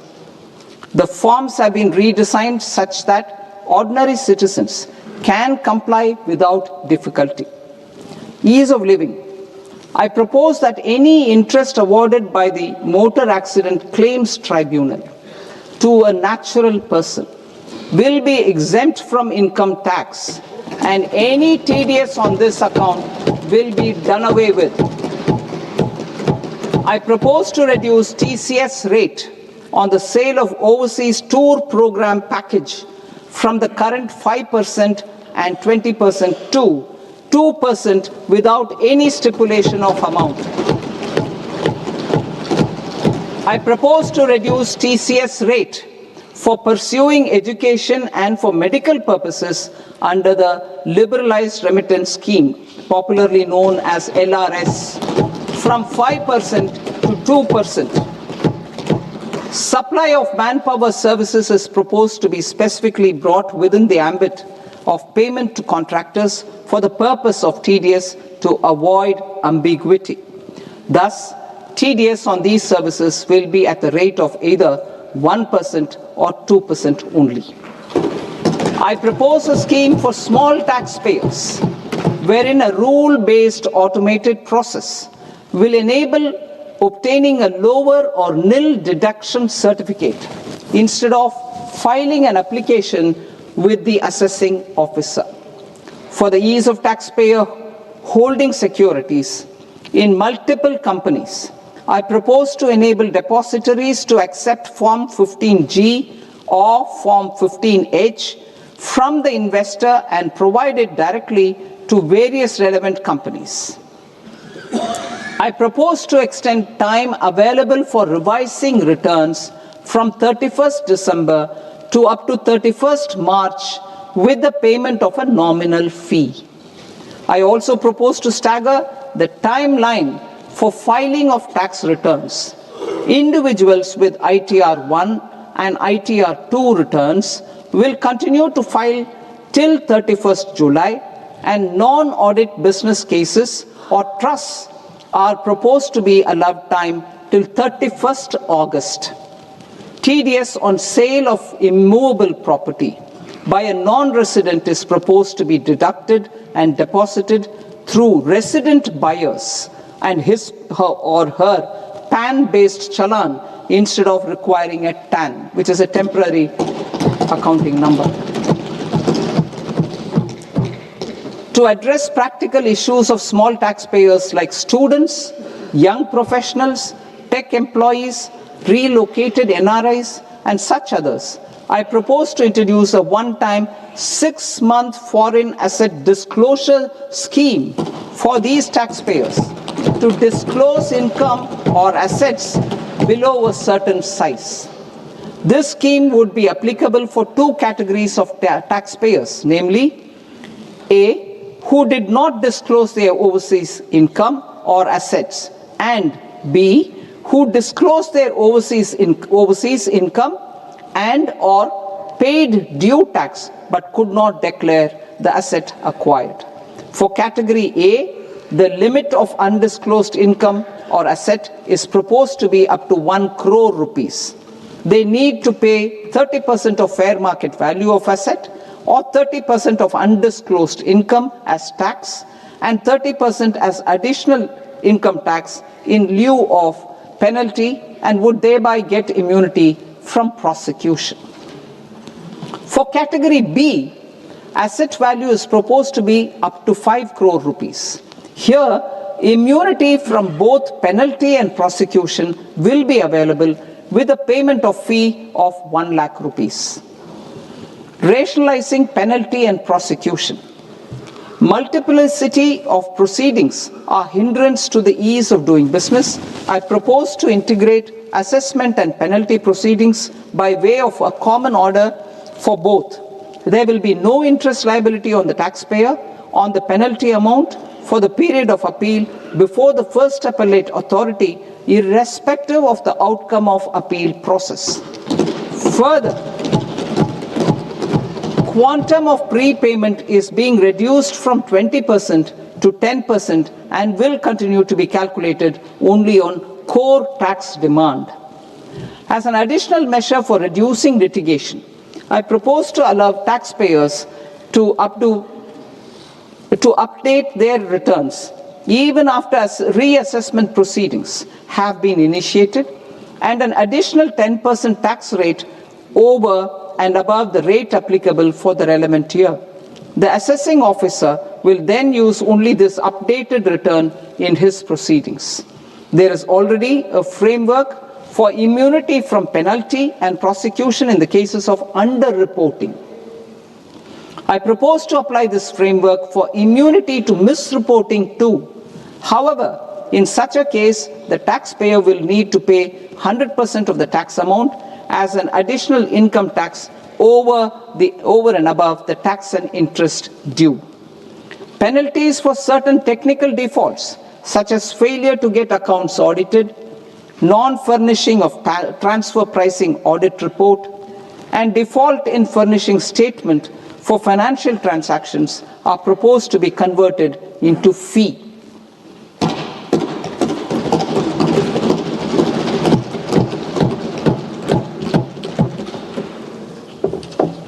I propose to rationalize prosecution framework under Income Tax Act while maintaining a careful balance for deterrence in some serious offence.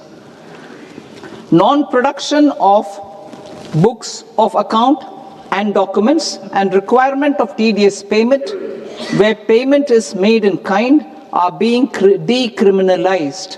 Further, minor offences will attract fine only. The remaining prosecutions will be graded commensurate with the quantum of offence. They will entail only simple imprisonment with maximum imprisonment reduced to 2 years and power to courts to convert even those into fines. There is no penalty. There is no penalty presently for non-disclosure of non-immovable foreign assets with aggregate value less than 20 lakh rupees. I propose to also provide them with immunity from prosecution with retrospective effect from 1/10/2024.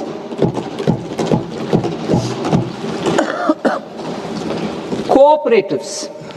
Deduction is already allowed to a primary cooperative society engaged in supplying milk, oilseeds, fruits or vegetables raised or grown by its members. I propose to extend this deduction to also include supply of cattle feed and cotton seed produced by its members. I propose to allow inter-cooperative society dividend income as deduction under the new tax regime to the extent it is further distributed to its members. I further propose to allow exemption for a period of 3 years to dividend income received by a notified national cooperative federation on their investments made in companies up to 31/1/2026.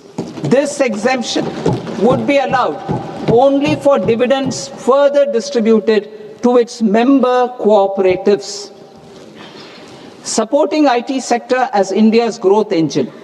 India is a global leader in software development services, IT-enabled services, knowledge process outsourcing services, and contract R&D services relating to software development.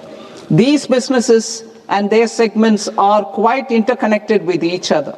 All these services are proposed to be clubbed under a single category of information technology services with a common safe harbor margin of 15.5% applicable to all.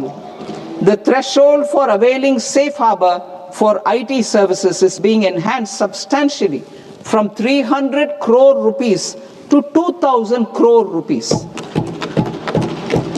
Safe harbor for IT services shall be approved by an automated rule-driven process without any need for tax officer to examine and accept the application. Once applied by an IT services company, the same safe harbor can be continued for a period of 5 years at a stretch at its choice. For IT services companies who want to conclude advanced pricing agreement, APA, I propose to fast-track unilateral APA process for IT services and endeavor to conclude it within a period of 2 years.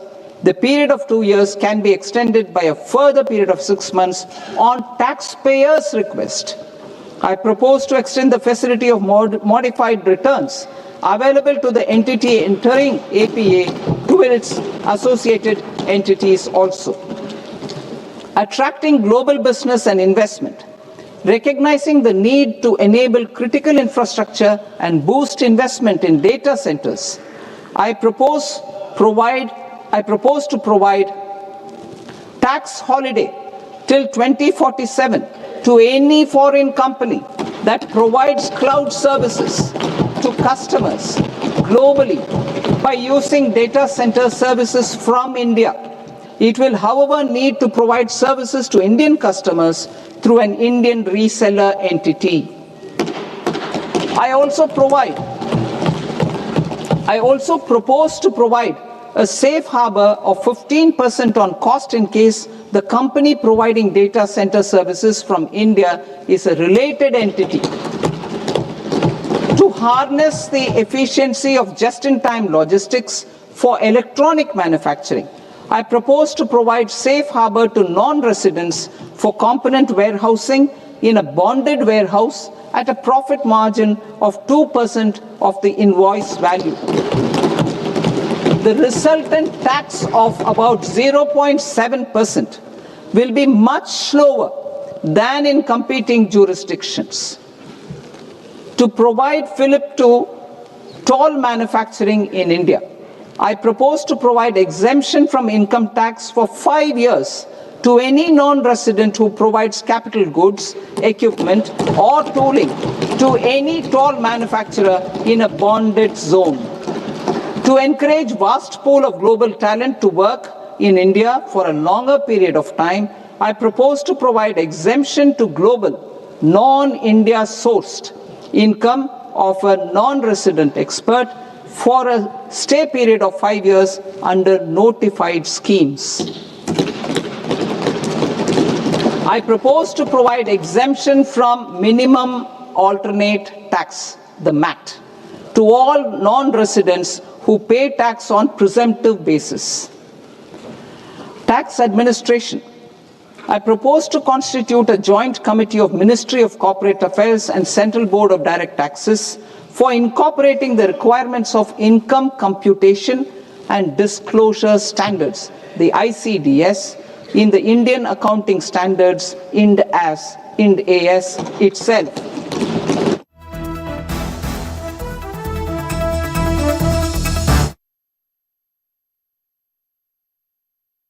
உயர்ந்த வளர்ச்சி பாதைகள்லாம் இருக்கு. இதர indicators, அதாவது பொருளாதாரத்தை அளவிடக்கூடிய விஷயங்கள், அதாவது inflation குறைந்திருக்கு, வட்டி விகிதம் குறைய துவங்கி இருக்கு, இது போன்ற விஷயங்கள்லாம் பார்க்கணும். பட்ஜெட் சிறப்பு நிலைக்கு அன்புடன் வரவேற்கிறோம். இன்னும் சில நொடிகளில் பட்ஜெட் தொடங்க இருக்கிறது. அதுக்கு முன்னால் கடைசியாக வெற்றியுடைய சொன்ன ஒரே ஒரு கேள்வி, சார் இந்த பட்ஜெட் எப்படி இருக்கும்? Collective strategies for conservation, heritage and culture tourism. I propose to develop 15 archaeological sites, including Lothal, Dolavira, Rakigadi, Adichanallur, Saranath, Hastinapur, and Leh Palace into vibrant experiential cultural destinations. Excavated landscapes will be open to the public through curated walkways. Immersive storytelling skills and technologies will be introduced. Corporate promoters. For non-corporate promoters, the effective tax will be 30%. TCS rate for sellers of specific goods, namely alcoholic liquor, scrap and minerals, will be rationalized to 2%, and that on tendu leaves will be reduced from 5% to 2%. I propose to raise the STT on futures to 0.05% from the present 0.02%. STT on options premium and exercise of options are both proposed to be raised to 0.15% from the present rate of 0.1% and 0.125% respectively. We reformed the taxation landscape for corporates in 2019 by providing them a simplified regime with lower tax rate so that they could productively focus on business rather than on claim of deductions and exemptions. To encourage companies to shift to the new regime, set off of brought forward MAT credit, minimum alternate tax credit, is proposed to be allowed to companies only in the new regime. Set off using available MAT credit is proposed to be allowed to an extent of 1/4 of the tax liability in the new regime. MAT is proposed to be made final tax, so there will be no further credit accumulation from 1st April 2026. In line with this change, the rate of final tax is being reduced to 14% from the current MAT rate of 15%. The brought forward MAT credit of taxpayers accumulated till 30th March 2026 will continue to be available to them for set off as above. Indirect taxes. I shall now take up proposals related to indirect taxes. My proposals for customs and central excise aim to further simplify the tariff structure, support domestic manufacturing, promote export competitiveness, and correct inversion in duty. To continue weeding out long continuing customs duty exemptions, I propose to remove certain exemptions on items which are being manufactured in India or where the imports are negligible. Similarly, to further simplify the process of ascertaining the rate of duty applicable on a particular item, I propose to incorporate certain effective rates in various customs notifications to the tariff schedule itself. I shall now take up sector-specific proposals. Promotion of exports of marine, leather, and textile products. I propose to increase the limit for duty-free imports of specified inputs used for processing seafoods for export from the current 1% to 3% of FOB value of the previous year's export turnover. I also propose to allow duty-free imports of specified inputs, which is currently available for exports of leather or synthetic footwear, to exports of shoe uppers as well. I propose to extend the time period for export of final product from the existing 6 months to 1 year for exporters of leather or textile garments, leather or synthetic footwear, and other leather products. Energy transition and security. I propose to extend the basic customs duty exemption given to capital goods used for manufacturing lithium-ion cells for batteries to those used for manufacturing lithium-ion cells for battery energy storage systems also. I propose to exempt basic customs duty on import of sodium antimonate for use in manufacture of solar glass. Nuclear power. I propose to extend the existing basic customs duty exemption on imports of goods required for nuclear power projects till the year 2035 and expand it for all nuclear plants irrespective of their capacity. Critical minerals. It is proposed to provide basic customs duty exemption to the import of capital goods required for the processing of critical minerals in India. Biogas blended CNG. I propose to exclude the entire value of biogas while calculating the central excise duty payable on biogas blended CNG. Civil and defense aviation. I propose to exempt basic customs duty on components and parts required for the manufacture of civilian training and other aircrafts. It is proposed to exempt basic customs duty on raw materials imported for the manufacture of parts of aircraft to be used in maintenance, repair, or overall requirements by units in the defense sector. Electronics. To deepen value addition in the consumer electronics sector, I propose to exempt basic customs duty on specified parts used in the manufacture of microwave ovens. Special economic zone. To address the concerns arising about utilization of capacity by manufacturing units in the special economic zones due to global trade disruptions, I propose as a special one-time measure to facilitate sales by eligible manufacturing units in SEZs to the domestic tariff area at concessional rates of duty. The quantity of such sales will be limited to a prescribed proportion of their exports. Necessary regulatory changes will be undertaken to operationalize the measures while ensuring level playing field for the units working in the DTA. Ease of living. To rationalize the customs duty structure for goods imported for personal use, I propose to reduce the tariff rate on all dutiable goods imported for personal use from 20% to 10%. To provide relief to patients, particularly those suffering from cancer, I propose to exempt basic customs duty on 17 drugs or medicines.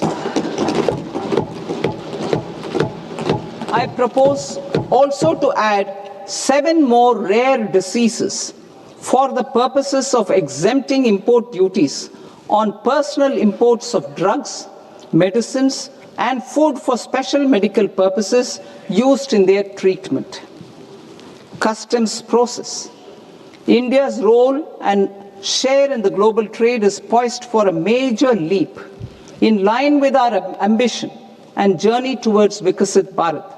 In this regard, I propose many measures for custom processes to have minimal intervention for smoother and faster movement of goods and greater certainty to the trade. Trust-based systems. I propose to enhance duty deferral period for Tier 2 and Tier 3 authorized economic operators, known as AEOs, from 15 days to 30 days. I propose to provide eligible manufacturer importers the same duty deferral facility. This should encourage them to get themselves accredited as a full-fledged Tier 3 AEO in due course.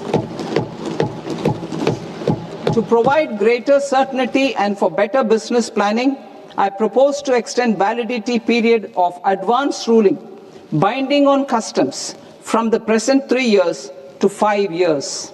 In the spirit of the whole of government approach,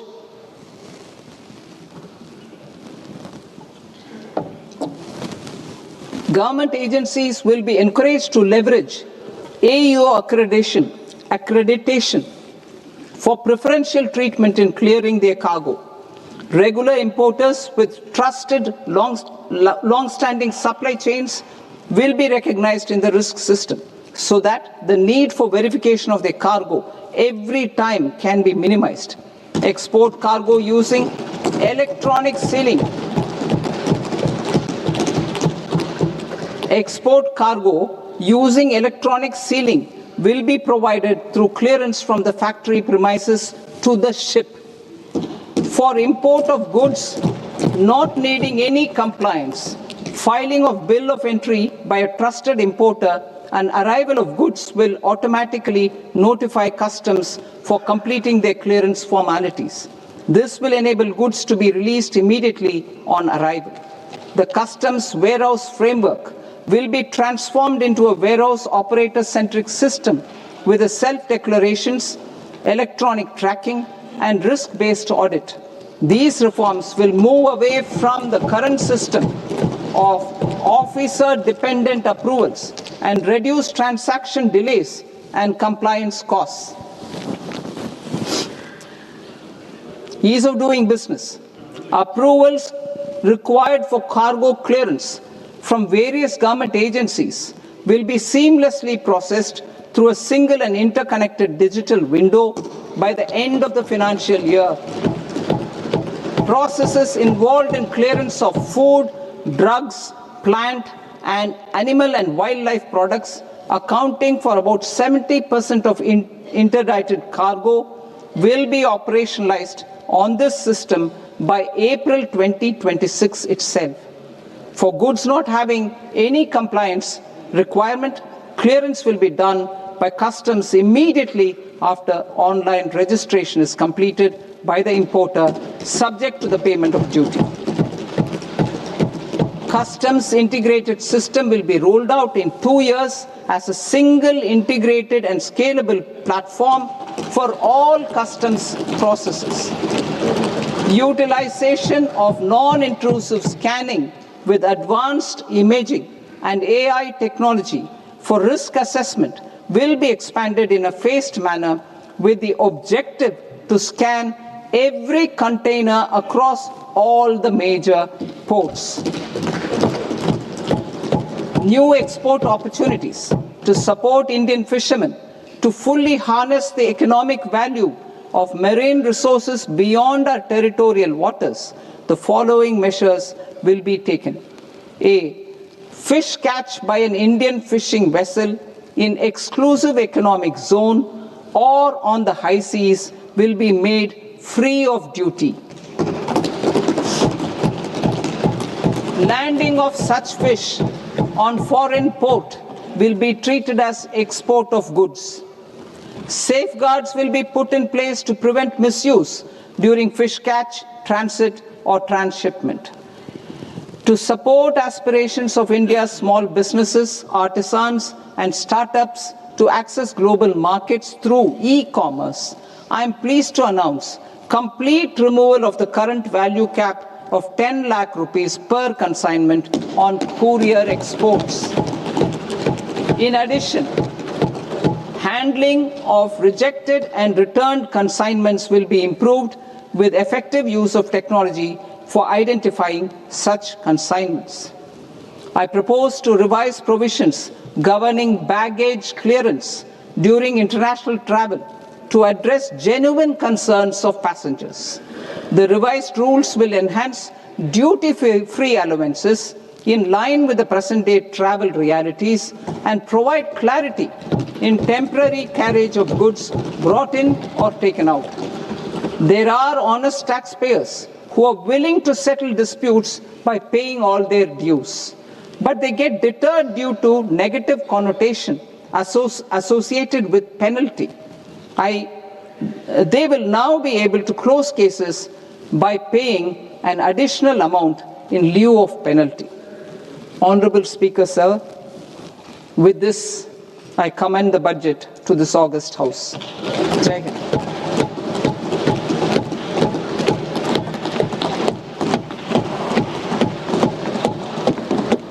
One and a half hours.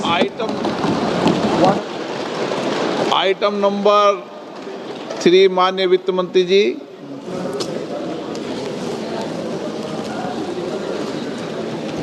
Item number 2, sir. 3. Sir, with your permission, I rise to lay on the table of the following statements under 3. 1 of the Fiscal Responsibility and Budget Management Act of 2003. Medium-term fiscal policy cum fiscal policy strategy statement and macroeconomic framework statement. Item number 4, माननीय वित्त मंत्री जी। Sir, with your permission, I move for leave to introduce the Finance Bill 2026. प्रश्न ये कि विधेयक को पुनर्स्थापित करने की अनुमति प्रदान की जाए। जो सदस्य इस पक्ष में हाँ गए, जो सदस्य विरोध में ना गए, मेरे विचार में निर्णय हाँ वालों के पक्ष में हाँ वालों के पक्ष में अनुमति प्रदान की जाती है। माननीय मंत्री जी, आप विधेयक पूरे स्थापित करें। Sir, I introduce the bill. माननीय सदस्यगण, आपको सूचित किया जाता है कि माननीय वित्त मंत्री जी के बजट भाषण की कॉपी पब्लिकेशन काउंटर पर ली जाती है। बजट भाषण और बजट से संबंधित दस्तावेज आपके मोबाइल फोन और मेंबर पोर्टल्स पर ही उपलब्ध है। सभा की कार्रवाई कल सोमवार दिनांक 2 फरवरी 2026 को प्राप्त 11 बजे तक के लिए स्थगित की जाती है।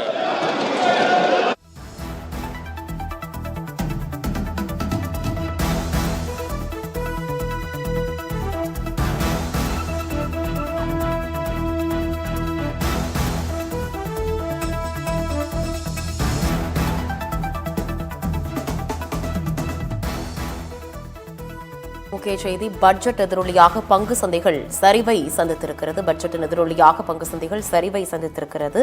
2026-27 நிதியாண்டிற்கான மத்திய பட்ஜெட்டை நிதியமைச்சர் நிர்மலா சீதாராமன் தாக்கல் செய்திருப்பதன் எதிரொலியாக மத்திய பட்ஜெட்டின் எதிரொலியாக பங்கு சந்தைகள் சரிவை சந்தித்திருக்கிறது. பல்வேறு அறிவிப்புகளை நிதியமைச்சர் நிர்மலா சீதாராமன் இந்த பட்ஜெட்டில் வாசித்தார். மும்பை பங்குச்சந்தைகள் 600 புள்ளிகளுக்கு மேல் சரிவை சந்தித்திருக்கிறது. பங்குதாரர்கள் பெரும் அதிர்ச்சியில் உறைந்திருக்கிறார்கள்.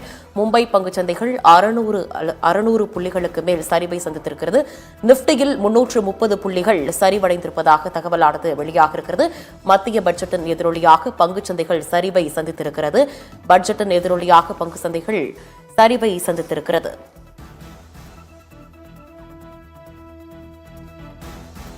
மும்பை பங்குச்சந்தைகள் 1000 புள்ளிகளுக்கு மேல் சரிவை சந்தித்திருக்கிறது. 2026-27 நிதியாண்டிற்கான மத்திய பட்ஜெட்டை நிர்மலா சீதாராமன் தாக்கல் செய்திருந்த நிலையில் மும்பை பங்குச்சந்தைகள் 1000 புள்ளிகளுக்கு மேல் சரிவை சந்தித்திருக்கிறது. நிப்டியில் 330 புள்ளிகள் சரிவடைந்திருக்கிறது.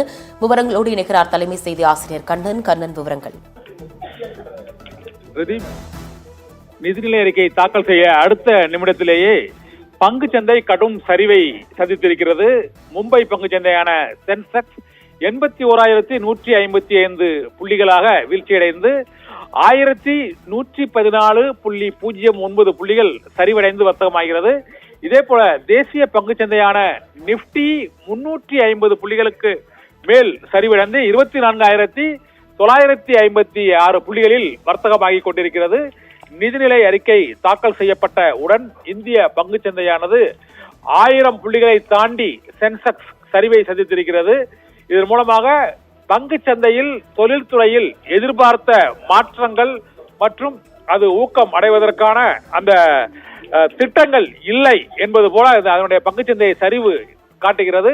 மும்பை பங்குச்சந்தையான சென்செக்ஸ் 1198 புள்ளிகள் இப்போது 1227 புள்ளிகள் வரை சரிந்திருக்கிறது. சென்செக்ஸ் 81,042.31 புள்ளிகளாக சரிவடைந்து வர்த்தகமாகிறது. தேசிய பங்குச்சந்தையான நிப்டி 24,892 புள்ளிகளில் வர்த்தகமாகிறது. 490 புள்ளிகள் சரிவை சந்தித்திருக்கிறது.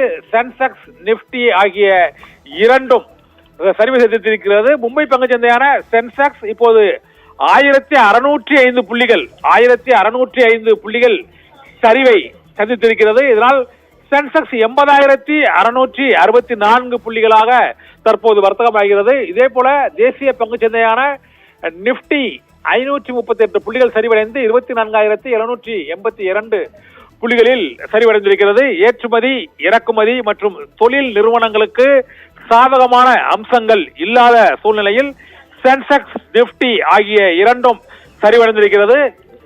1662 புள்ளிகள் சென்செக்ஸ் தற்போது வீழ்ச்சி அடைந்திருக்கிறது. 1662 புள்ளிகள் வீழ்ச்சி அடைந்திருக்கிறது. நிப்டி 546 புள்ளிகள் வரை வீழ்ச்சி அடைந்திருக்கிறது. தேசிய பங்குச்சந்தையான நிப்டி அதாவது ஒரு 2% வீழ்ச்சி அடைந்திருக்கிறது. இதே போல சென்செக்ஸும் 2.25% வீழ்ச்சி அடைந்திருக்கிறது. மும்பை பங்குச்சந்தையான சென்செக்ஸ் 1885 புள்ளிகள் இப்போது வீழ்ச்சி அடைந்திருக்கிறது. நிப்டி 612 புள்ளிகள் வீழ்ச்சி அடைந்திருக்கிறது. சென்செக்ஸ் மும்பை பங்குச்சந்தை 2000 புள்ளிகள் வீழ்ச்சி. சென்செக்ஸ் 2078 புள்ளிகள் வீழ்ச்சி அடைந்திருக்கிறது.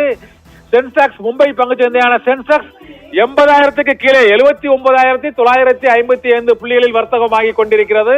இதே போல தேசிய பங்குச்சந்தையான நிப்டி 729 புள்ளிகளில் இருந்து இப்போது 674 புள்ளிகளாக வீழ்ச்சி அடைந்திருக்கிறது. 24,646 புள்ளிகள் வீழ்ச்சி அடைந்திருக்கிறது. மும்பை பங்குச்சந்தையான சென்செக்ஸ் நிப்டி 607 புள்ளிகள் வீழ்ச்சி அடைந்து 4713 புள்ளிகள் தற்போது புள்ளிகளில் வர்த்தகமாகி கொண்டிருக்கிறது. தேசிய பங்குச்சந்தை மற்றும் சென்செக்ஸ் ஆகிய இரண்டும் இப்பொழுது 2000 புள்ளிகளை தாண்டி சரிவை சந்தித்து இப்பொழுது மீண்டும் 1600 புள்ளிகளுக்கு வர்த்தகமாகி கொண்டிருக்கிறது. இதே போல தேசிய பங்குச்சந்தையான நிப்டியும் 526 புள்ளிகள் வரை சரிவடைந்து 24794 புள்ளிகளில் வர்த்தகமாகி கொண்டிருக்கிறது. நிதிநிலை அறிக்கையில் தொழில்துறை, முதலீடு மற்றும் தங்கம், வெள்ளி ஆகியவற்றில் ஏற்பட்ட விலையேற்றம் மற்றும் ஏற்றுமதி இறக்குமதியில் புதிய சலுகைகள் அறிவிக்கப்படாத சூழ்நிலையில் இப்போது பங்குச்சந்தை சென்செக்ஸ், நிப்டி ஆகிய இரண்டும் கடும் சரிவை சந்தித்திருக்கின்றன. மும்பை பங்குச்சந்தை 2000 புள்ளிகளுக்கு மேல் சரிவை சந்தித்து இப்போது மீண்டும் 1567 புள்ளிகளில் அது வர்த்தகமாகிக் கொண்டிருக்கிறது.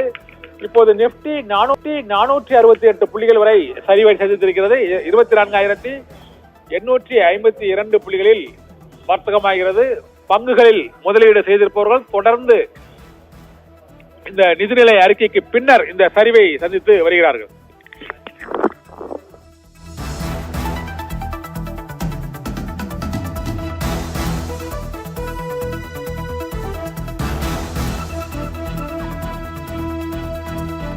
இரண்டாயிரத்தி 26-27 நிதியாண்டிற்கான மத்திய பட்ஜெட்டை நிதியமைச்சர் நிர்மலா சீதாராமன் தாக்கல் செய்ததன் எதிரொலியாக பங்கு சந்தைகள் கடுமையான சரிவை சந்தித்திருக்கிறது. மும்பை பங்குச்சந்தையான சென்செக்ஸ் 2000 புள்ளிகளுக்கு மேல் சரிவை சந்தித்திருக்கிறது.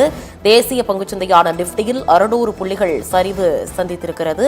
மத்திய பட்ஜெட்டின் எதிரொலியாக பங்கு சந்தைகள் கடுமையான சரிவை சந்தித்திருக்கிறது. பங்குகளை வேகமாக முதலீட்டாளர்கள் விற்க தொடங்கியிருக்கிறார்கள். மும்பை பங்குச்சந்தையான சென்செக்ஸ் 2000 புள்ளிகளுக்கு மேல் சரிவை சந்தித்திருக்கிறது. தேசிய பங்குச்சந்தையான நிப்டி 600 புள்ளிகள் வரை சரிவை சந்தித்திருக்கிறது.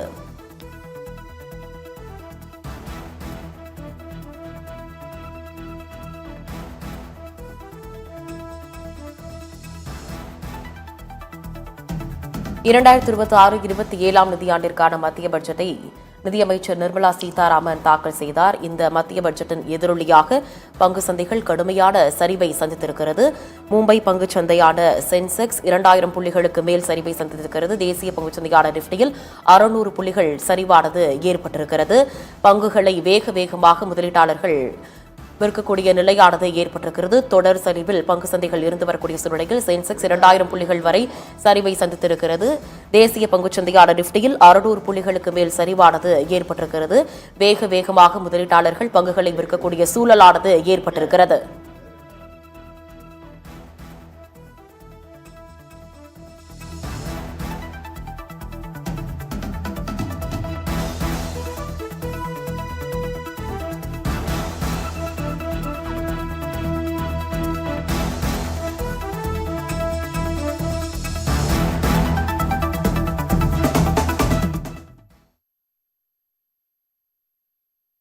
திருப்பி இதையே போட்டுருக்காங்க. எப்படி இதே போயிடு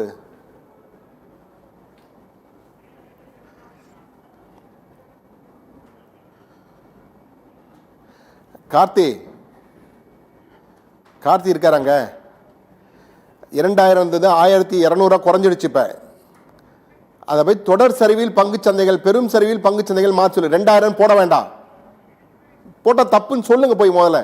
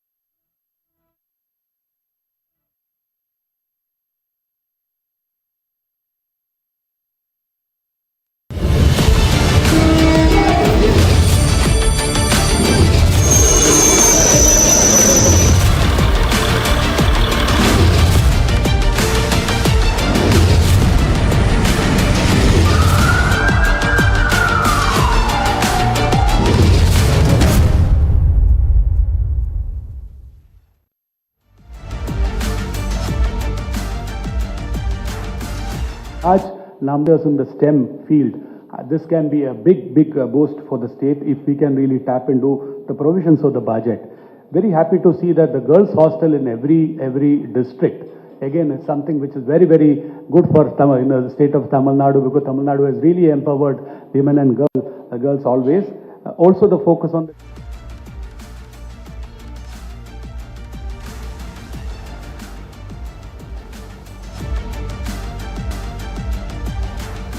நேர்களே, பட்ஜெட் தாக்கலாகி முடிந்துவிட்டது. தற்போது பட்ஜெட் தொடர்பான ரியாக்ஷன்ஸ் நாடு முழுவதும் வந்து கொண்டிருக்கிறது. மிக முக்கியமாக இந்த பட்ஜெட் எதிரொலி உடனடியாக பங்கு சந்தையிலே எதிரொலிக்க ஆரம்பித்து விட்டது. கிடுவென 100, 200, 300, 400, 2000, 2500 என பங்கு சந்தைகள், மும்பை பங்கு சந்தை மிக முக்கியமான பங்கு சந்தை மும்பை பங்கு தொடர்ந்து சரிவில் இருக்கிறது. மேலே வருகிறதா என்று பார்க்க வேண்டும் என்றால் மாறிக்கொண்டே இருக்கிறது.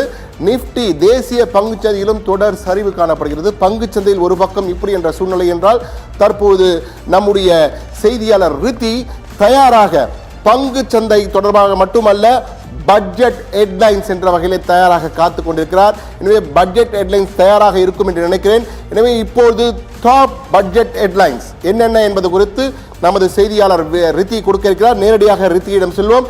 வணக்கம் ரித்தி, தற்போது பட்ஜெட் ஹெட்லைன்ஸ் நீங்கள் கொடுக்கலாம் ரித்தி. நிச்சயமாக.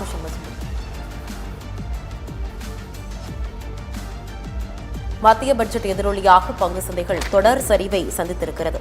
மும்பை பங்கு சந்தையான சென்செக்ஸ் மற்றும் தேசிய பங்கு சந்தையான நிஃப்டி ஆகியவைகள் தொடர் சரிவை சந்தித்து வருகிறது. பங்கு சந்தை தொடர்பான ஒரே அறிவிப்பு காரணமாக பங்கு சந்தைகள் சரிவை சந்தித்திருக்கிறது. இன்னும் சற்று நேரத்தில் இந்த பங்கு சந்தை தொடர்பாக பட்ஜெட் தொடர்பான முக்கிய செய்திகளையும் தலைப்பு செய்திகளையும் பார்க்கவிருக்கிறோம். மத்திய பட்ஜெட்டின் எதிரொலியாக பங்கு சந்தைகள் தொடர் சரிவை சந்தித்து வருகிறது.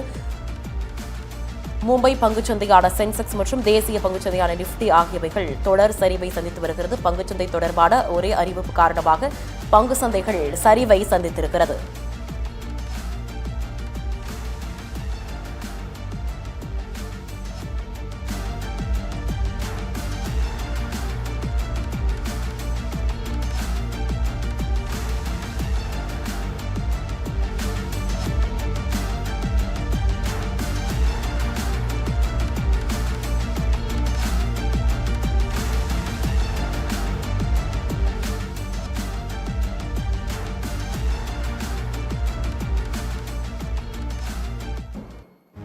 இரண்டாயிரத்து 26-27 நிதியாண்டிற்கான மத்திய பட்ஜெட்டை நிதியமைச்சர் நிர்மலா சீதாராமன் தாக்கல் செய்திருக்கக்கூடிய சூழ்நிலையில் இந்த நேரத்திற்கான பட்ஜெட் தொடர்பான தலைப்புச் செய்திகளை பார்க்கலாம்.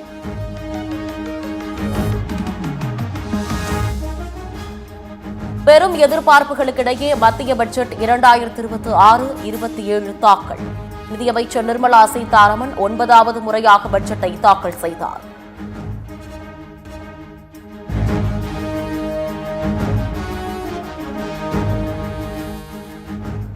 நாட்டின் பொருளாதார வளர்ச்சி 7% உயர்வு, வேலை வாய்ப்பு உருவாக்கவும் இறக்குமதியை குறைக்கவும் நடவடிக்கை என நிதியமைச்சர் நிர்மலா சீதாராமன் உறுதி.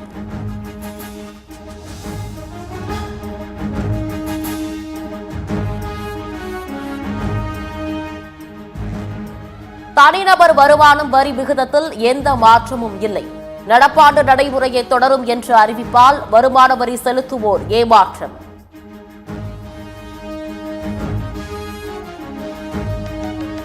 செமிகண்டக்டர் துறையில் 40,000 கோடி முதலீடு செய்யப்படும் என அறிவிப்பு. உயிரி மருத்துவத்துறைக்கு 10,000 கோடி ரூபாய் ஒதுக்கீடு.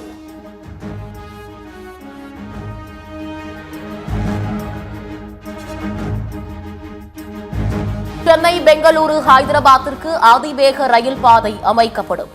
நாடு முழுவதும் 7 அதிவேக ரயில் பாதை திட்டம் அமைக்கப்படும் எனவும் அறிவிப்பு.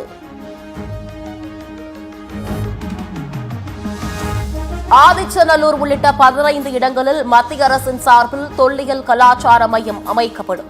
திருநெல்வேலி பொதிகை மலையில் மலையேற்ற சுற்றுலா உருவாக்கப்படும் எனவும் அறிவிப்பு.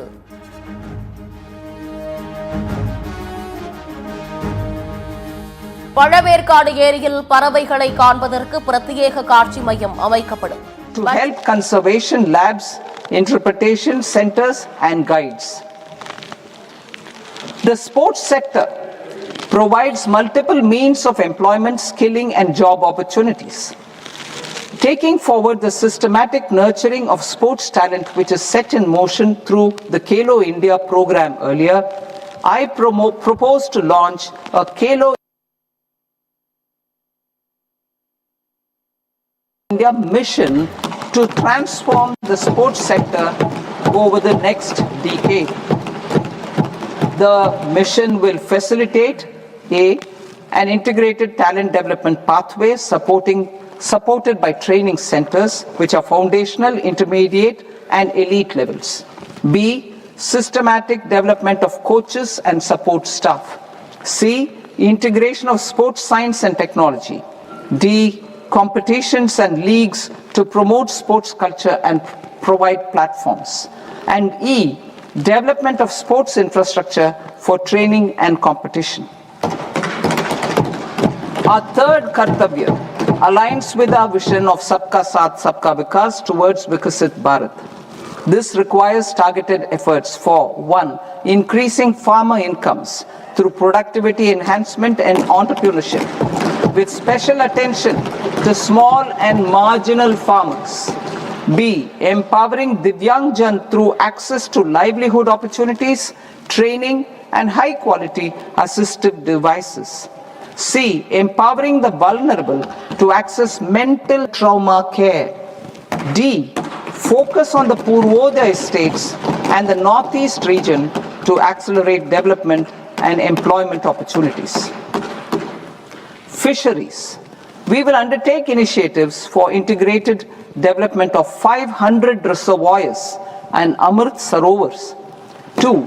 Strengthen the fisheries value chain in coastal areas and enable market linkages involving startups and women-led groups together with fish farmer producer organizations. Animal husbandry. To provide quality employment opportunities in rural and peri-urban areas, we will support the animal husbandry sector in entrepreneurship development through A. A credit-linked subsidy program. B. Scaling up and modernization of livestock enterprises.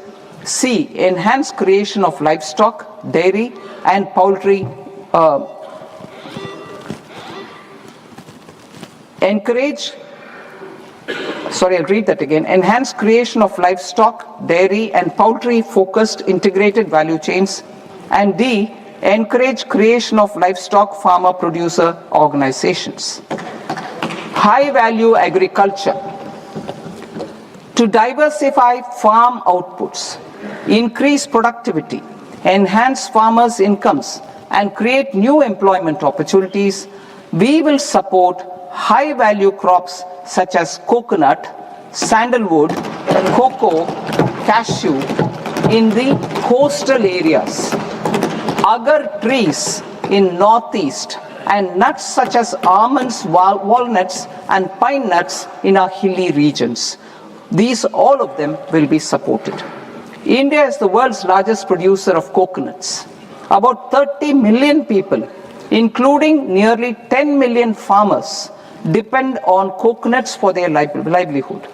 To further enhance competitiveness in coconut production, I propose a coconut promotion scheme to increase production and enhance productivity through various interventions, including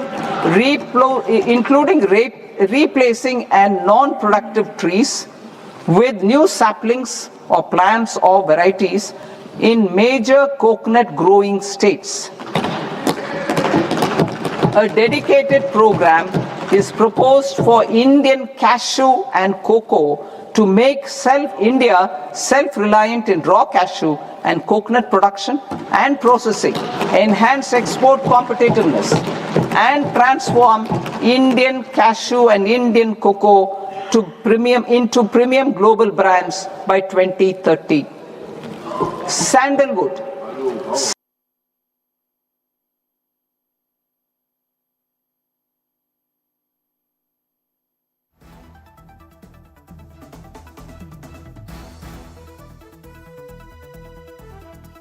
Processing to restore the glory of the Indian sandalwood ecosystem, to rejuvenate old, low-yielding orchards and expand high-density cultivation of walnuts, almonds, and pine nuts, we will support a dedicated program to enhance farmer incomes and in bringing value addition by engaging youth. Bharat Vistar, that is virtually integrated system to access agricultural resources. I propose to launch Vistar, a multilingual AI tool that shall integrate the AgriStack portals and the ICAR package on agricultural practices with AI systems. This will enhance farm productivity, enable better decisions for farmers, and reduce risk by providing customized advice for rural women-led enterprises. Building on the success of Lakpati Didi program, I propose to help women take the next step from credit-linked livelihood, being owners of enterprises. Self-help entrepreneur, she, marts set up as community-owned retail outlets within the cluster-level federations through enhanced and innovative financing instruments. Empowering Divyangjan. Divyangjan Kaushal Yojana. Information technology, AVGC sectors, hospitality and food and beverages sectors often offer task-oriented and process-driven roles which are suitable for Divyangjan. We will ensure dignified livelihood opportunities through industry-relevant and customized training specific to each Divyangjan group. Divyang Sahara Yojana. Timely access to high-quality assistive devices for all eligible Divyangjan is a fundamental need. I propose to 1. Support the Artificial Limbs Manufacturing Corporation of India, Alimco, to set up and to scale up production of assistive devices.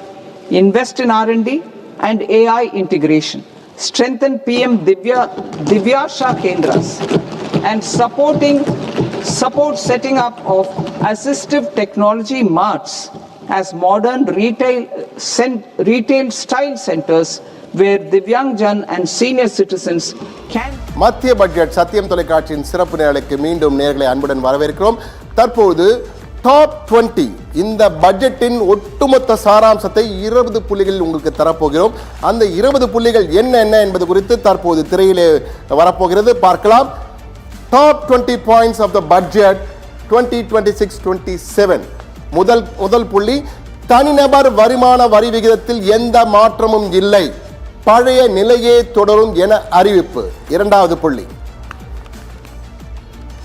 April 1 முதல் அமலுக்கு வரும் புதிய வருமான வரி சட்டத்தின் கீழ் வருமான வரி சார்ந்த தரவுகளை மறைத்தால் 100% அபராதம். வருமானத்தை மறைத்தால் 100% அபராதம். மூன்றாவது புள்ளி, தமிழ்நாடு, கேரளா, ஆந்திரா, ஒடிசா உள்ளிட்ட மாநிலங்களிலும் அரிய வகை கனிமங்கள் எடுக்க புதிய திட்டம், new rare earth materials corridor என்று சொல்லியிருக்கிறார்கள். 4, சென்னை, மும்பை, பெங்களூரு, ஹைதராபாத் உள்ளிட்ட 7 நகரங்களை இணைக்க அதிவேக ரயில் பாதை. சென்னை, பெங்களூரு, அதே போன்று சென்னை, ஹைதராபாத்துக்கு அதிவேக ரயில் பாதை காரிடார். 5, திருநெல்வேலி பொதிகை மலை, அரக்கு பள்ளத்தாக்கு, இமாச்சல், உத்தரகாண்ட், ஜம்முவில் மலையேற்றத்தை ஊக்குவிக்க திட்டம் என புதிய அறிவிப்பு.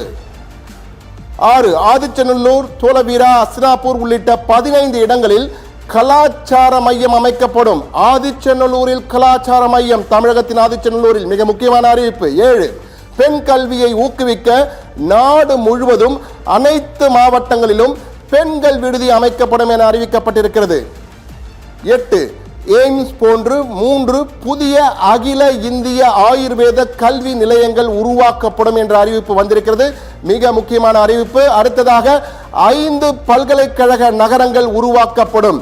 சுற்றுலாத்துறையை மேம்படுத்த தேசிய கல்வி நிறுவனம் அமைக்கப்படும் என்ற அறிவிப்பையும் மத்திய நிதி அமைச்சர் நிர்மலா சீதாராமன் அறிவித்திருக்கிறார். 10, அரிய வகை நோய்களுக்கான மருந்துகள், புற்றுநோய் சிகிச்சைக்கான 17 மருந்துகள் மீதான சுங்க வரி முழுமையாக நீக்கம், மருந்துகளின் விலை குறைகிறது. மிக முக்கியமான புள்ளி இது. என்றால் அரிய வகை நோய்கள், அதற்கான மருந்துகளின் விலை குறைக்கப்படுகிறது. 11வது புள்ளி, பழவேற்காடு. தமிழகத்தில் உள்ள பழவேற்காடு ஏரியில் பறவைகளை காண்பதற்கான பிரத்யேக காட்சி மையம் அமைக்கப்படும் என்ற தகவல் உண்மையை சுற்றுலாவை ஊக்குவிக்கக்கூடிய ஒரு தகவலாக இருக்கிறது. 12, வரி தொடர்பான சிறு குற்றங்களுக்கு குற்றவியல் நடவடிக்கை எடுக்கப்படாது. மிக முக்கியமானது. என்றால் இதற்கு முன்னால் அது குற்றவியல் நடவடிக்கை எடுக்கப்பட்டு வந்தது, இனி அந்த குற்றவியல் நடவடிக்கை இல்லை என கூறியிருக்கிறார்கள். 13, வரி சார்ந்த பெரிய குற்றங்களுக்கு அதிகபட்ச தண்டனை 2 ஆண்டுகளாக குறைப்பு. இதுவும் ஒரு மிக முக்கியமானதாக பார்க்கப்படுகிறது. 14, வாகன விபத்து காப்பீடுகளுக்கு முழுமையாக வரி விலக்கு அளிக்கப்படுகிறது. மிக முக்கியமான வாகன விபத்து காப்பீடுகள் பெறும்போது அதற்கு வரி விதிக்கப்படும், இனி வரி கிடையாது, வரி விலக்கு என அறிவித்திருக்கிறார்கள். 15வது புள்ளி, கடல் சார்ந்த ஏற்றுமதி பொருட்களை உற்பத்தி செய்ய இறக்குமதி செய்யப்படும் மூலப்பொருட்களுக்கு வரி சலுகை உயர்த்தப்பட்டிருக்கிறது என்ற தகவல். அது எவ்வளவு என்று தெரியவில்லை, ஆனால் உயர்த்தப்பட்டிருக்கிறது. 16, இந்தியாவில் தென்னை, முந்திரி, கோகோ உற்பத்தியை ஊக்குவிக்க பிரத்யேக திட்டம் என அறிவிக்க, இந்தியாவின் முந்திரியை உலக நாடுகளில் பிராண்ட் செய்வதற்காக மிக முக்கியமான திட்டத்தை அறிவித்திருக்கிறார்கள். 17வது புள்ளி, பால் உற்பத்தி, கோழி, மீன் வளர்ப்பை அதிகரிக்க ஊக்குவிக்கும் வகையிலே பல சலுகைகள் வழங்கப்படும் என மத்திய நிதியமைச்சர் நிர்மலா சீதாராமன் அறிவித்திருக்கிறார். 18வது புள்ளி, சந்தன மர சூழல் அமைப்பை மீட்டெடுக்கும் வகையில் சாகுபடியை ஊக்குவிக்க மத்திய அரசு இணைந்து செயல்படும் என்ற அறிவிப்பு வந்திருக்கிறது. மிக முக்கியமான அறிவிப்பு. சந்தன மர சூழல் அமைப்பை மீட்டெடுக்கும் வகையிலே சாகுபடியை ஊக்குவிக்க மத்திய அரசு மாநில அரசுகளுடன் இணைந்து செயல்படும் என்ற அறிவிப்பு வந்திருக்கிறது. 19வது, 16வது நிதிக்குழு பரிந்துரையின்படி மாநிலங்களுக்கு தலா ரூபாய் 1.4 லட்சம் கோடி ஒதுக்கீடு. மிக முக்கியமான அறிவிப்பாக பார்க்கப்படுகிறது. மாநிலங்களுக்கு தலா, ஒவ்வொரு மாநிலங்களுக்கும் 1.4 லட்சம் கோடி ஒதுக்கீடு வழங்கப்படும்.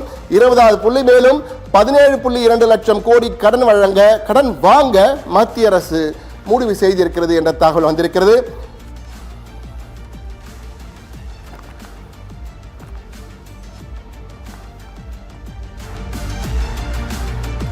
தற்போது 20 மத்திய முக்கியமான அறிவிப்புகளை பார்த்த நாம் இனி தமிழ்நாட்டிற்கு என்ன இந்த பட்ஜெட்டில் கொடுக்கப்பட்டிருக்கிறது, தமிழ்நாட்டிற்கான பட்ஜெட் ஹைலைட்ஸ் என்ன என்பது குறித்த ஒரு வரைகலை தயாராக இருக்கிறது. அந்த வரைகளை பார்க்கலாம்.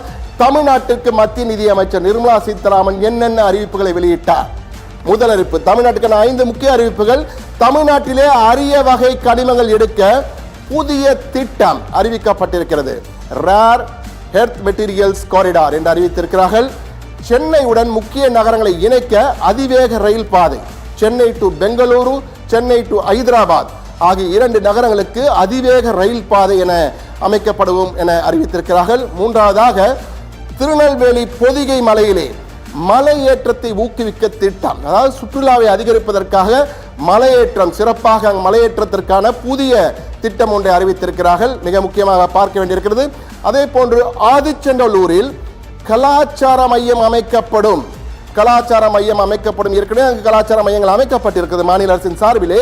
தற்போது மத்திய அரசின் சார்பில் ஆதிச்சநல்லூரில் கலாச்சார மையம் அமைக்கப்படும் என அறிவித்திருக்கிறார்கள். 5வதாக, பழவேற்காடு ஏரியில் பறவைகளை கண்காணிக்க பிரத்யேக காட்சி மையம்.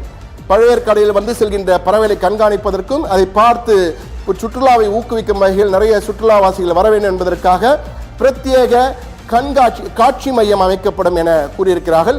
5 முக்கிய அறிவிப்புகள் தமிழ்நாட்டிற்கு என்றால் இவைதான் சொல்ல முடியும். வேறு பெரிய அறிவிப்புகள் தமிழ்நாட்டுக்கு இல்லை என்றால் முதலமைச்சர் ஸ்டாலின் ஒரு அறிக்கை வெளியிட்டிருந்தால் தேர்தலை முன்னிட்டாவது நீங்கள் அறிவிப்பீர்களா என்று. பெரிய அறிவிப்புகள், மெட்ரோ அறிவிப்புகள், எய்ம்ஸ் பற்றியும் பெரிய அறிவிப்பு இல்லை. பெரிய அறிவிப்புகள் ஏதும் இல்லாமல் தமிழ்நாட்டிற்கு இந்த 5 அறிவிப்புகள் தான் மிக முக்கியமாக கொடுக்கப்பட்டிருக்கிறது. மேலும் பல அறிவிப்புகள் வந்திருக்கிறதா, வேறு என்ன வந்திருக்கு என்பதை முழுமையான பட்ஜெட்டை பார்க்கும்போது தான் தெரிய வரும். தற்போது அவர் அறிவித்ததிலிருந்து இவைதான் வந்திருக்கு, நேரடியாக வந்திருக்கிறது. மற்றவை என்ன என்பது குறித்து தொடர்ந்து பார்க்கலாம். இடைவேளை, தற்போது ஒரு சிறிய இடைவேளைக்கு பிறகு பல தகவல்கள் பட்ஜெட் தொடர்பான உங்களுக்கு என்ன சாதகம் என்ன பாதகம் என்பது குறித்த முழுமையான தகவல்கள் வர இருக்கின்றன. சிறிய இடைவேளைக்கு பிறகு மீண்டும் சந்திப்போம். காத்திருங்கள்.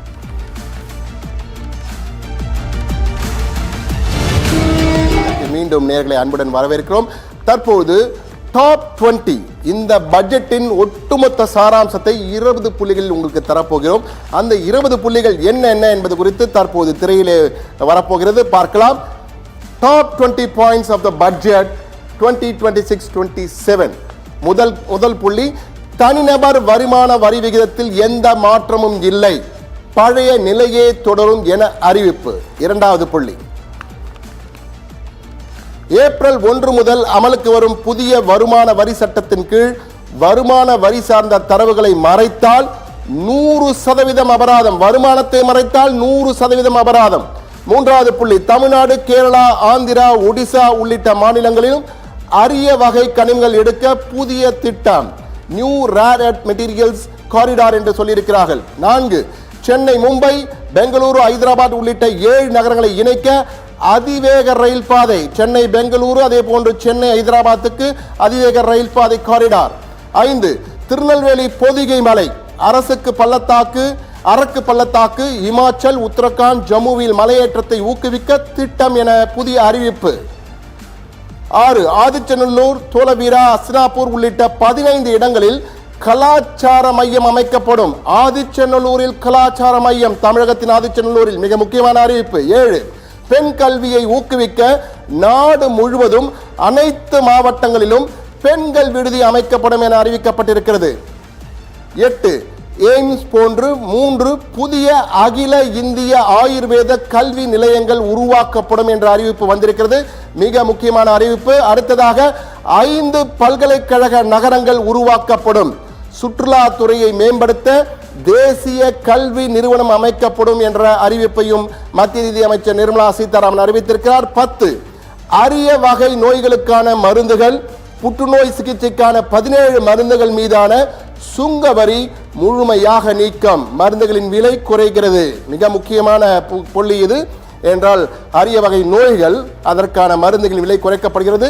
11வது புள்ளி, பழவேற்காடு, தமிழகத்தில் உள்ள பழவேற்காடு ஏரியில் பறவைகளை காண்பதற்கான பிரத்யேக காட்சி மையம் அமைக்கப்படும் என்ற தகவல் உண்மையை சுற்றுலாவை ஊக்குவிக்கக்கூடிய ஒரு தகவலாக இருக்கிறது. 12, வரி தொடர்பான சிறு குற்றங்களுக்கு குற்றவியல் நடவடிக்கை எடுக்கப்படாது.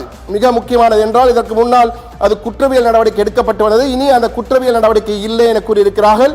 13, வரி சார்ந்த பெரிய குற்றங்களுக்கு அதிகபட்ச தண்டனை 2 ஆண்டுகளாக குறைப்பு, இதுவும் ஒரு மிக முக்கியமானதாக பார்க்கப்படுகிறது. 14, வாகன விபத்து காப்பீடுகளுக்கு முழுமையாக வரி விலக்கு அளிக்கப்படுகிறது. மிக முக்கியமான வாகன விபத்து காப்பீடுகள் பெறும்போது அதற்கு வரி விதிக்கப்படும், இனி வரி கிடையாது, வரி விலக்கு என அறிவித்திருக்கிறார்கள். 15வது புள்ளி, கடல் சார்ந்த ஏற்றுமதி பொருட்களை உற்பத்தி செய்ய இறக்குமதி செய்யப்படும் மூலப்பொருட்களுக்கு வரி சலுகை உயர்த்தப்பட்டிருக்கிறது என்ற தகவல், அது எவ்வளவு என்று தெரியவில்லை, ஆனால் உயர்த்தப்பட்டிருக்கிறது. 16, இந்தியாவில் தென்னை, முந்திரி, கோகோ உற்பத்தியை ஊக்குவிக்க பிரத்யேக திட்டம் என அறிவிக்க, இந்தியாவின் முந்திரியை உலக நாடுகளில் பிராண்ட் செய்வதற்காக மிக முக்கியமான திட்டத்தை அறிவித்திருக்கிறார்கள். 17வது புள்ளி, பால் உற்பத்தி, கோழி, மீன் வளர்ப்பை அதிகரிக்க ஊக்குவிக்கும் வகையிலே பல சலுகைகள் வழங்கப்படும் என மத்திய நிதி அமைச்சர் நிர்மலா சீதாராமன் அறிவித்திருக்கிறார். 18வது புள்ளி, சந்தன மர சூழல் அமைப்பை மீட்டெடுக்கும் வகையில் சாகுபடியை ஊக்குவிக்க மத்திய அரசு இணைந்து செயல்படும் என்ற அறிவிப்பு வந்திருக்கிறது, மிக முக்கியமான அறிவிப்பு. சந்தன மர சூழல் அமைப்பை மீட்டெடுக்கும் வகையிலே சாகுபடியை ஊக்குவிக்க மத்திய அரசு மாநில அரசுகளுடன் இணைந்து செயல்படும் என்ற அறிவிப்பு வந்திருக்கிறது. 19வது, 16வது நிதிக்குழு பரிந்துரையின்படி மாநிலங்களுக்கு தலா ரூபாய் 1.4 லட்சம் கோடி ஒதுக்கீடு, மிக முக்கியமான அறிவிப்பாக பார்க்கப்படுகிறது. மாநிலங்களுக்கு தலா, ஒவ்வொரு மாநிலங்களுக்கும் 1.4 லட்சம் கோடி ஒதுக்கீடு வழங்கப்படும். 20வது புள்ளி, மேலும் 17.2 லட்சம் கோடி கடன் வாங்க மத்திய அரசு முடிவு செய்திருக்கிறது என்ற தகவல் வந்திருக்கிறது.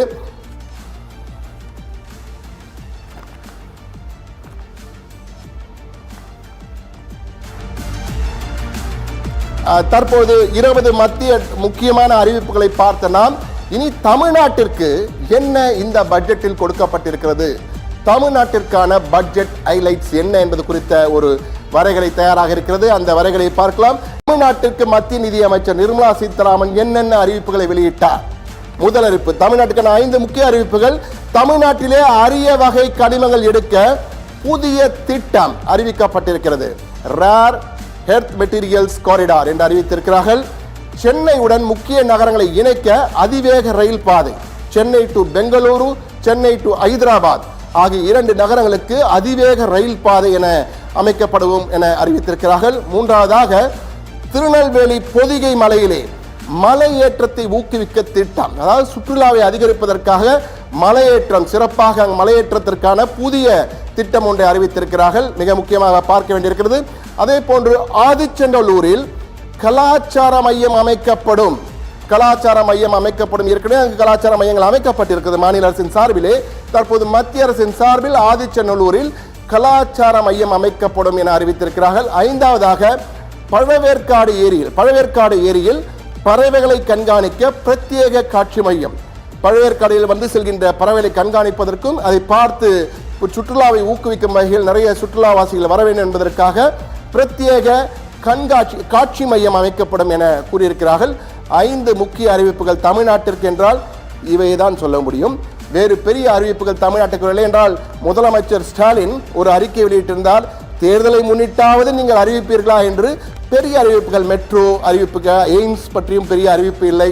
பெரிய அறிவிப்புகள் ஏதும் இல்லாமல் தமிழ்நாட்டிற்கு இந்த 5 அறிவிப்புகள் தான் மிக முக்கியமாக கொடுக்கப்பட்டிருக்கிறது. மேலும் பல அறிவிப்புகள் வந்திருக்கிறதா, வேறு என்ன வந்திருக்கு என்பதை முழுமையான பட்ஜெட்டை பார்க்கும்போது தான் தெரிய வரும். தற்போது அவர் அறிவித்ததிலிருந்து இவைதான் வந்திருக்கு, நேரடியாக வந்திருக்கிறது. மற்றவை என்ன என்பது குறித்து தொடர்ந்து பார்க்கலாம். இடைவேளை, தற்போது ஒரு சிறிய இடைவேளைக்கு பிறகு பல தகவல்கள் பட்ஜெட் தொடர்பான உங்களுக்கு என்ன சாதகம் என்ன பாதகம் என்பது குறித்த முழுமையான தகவல்கள் வர இருக்கின்றன. சிறிய இடைவேளைக்கு பிறகு மீண்டும் சந்திப்போம். காத்திருங்கள்.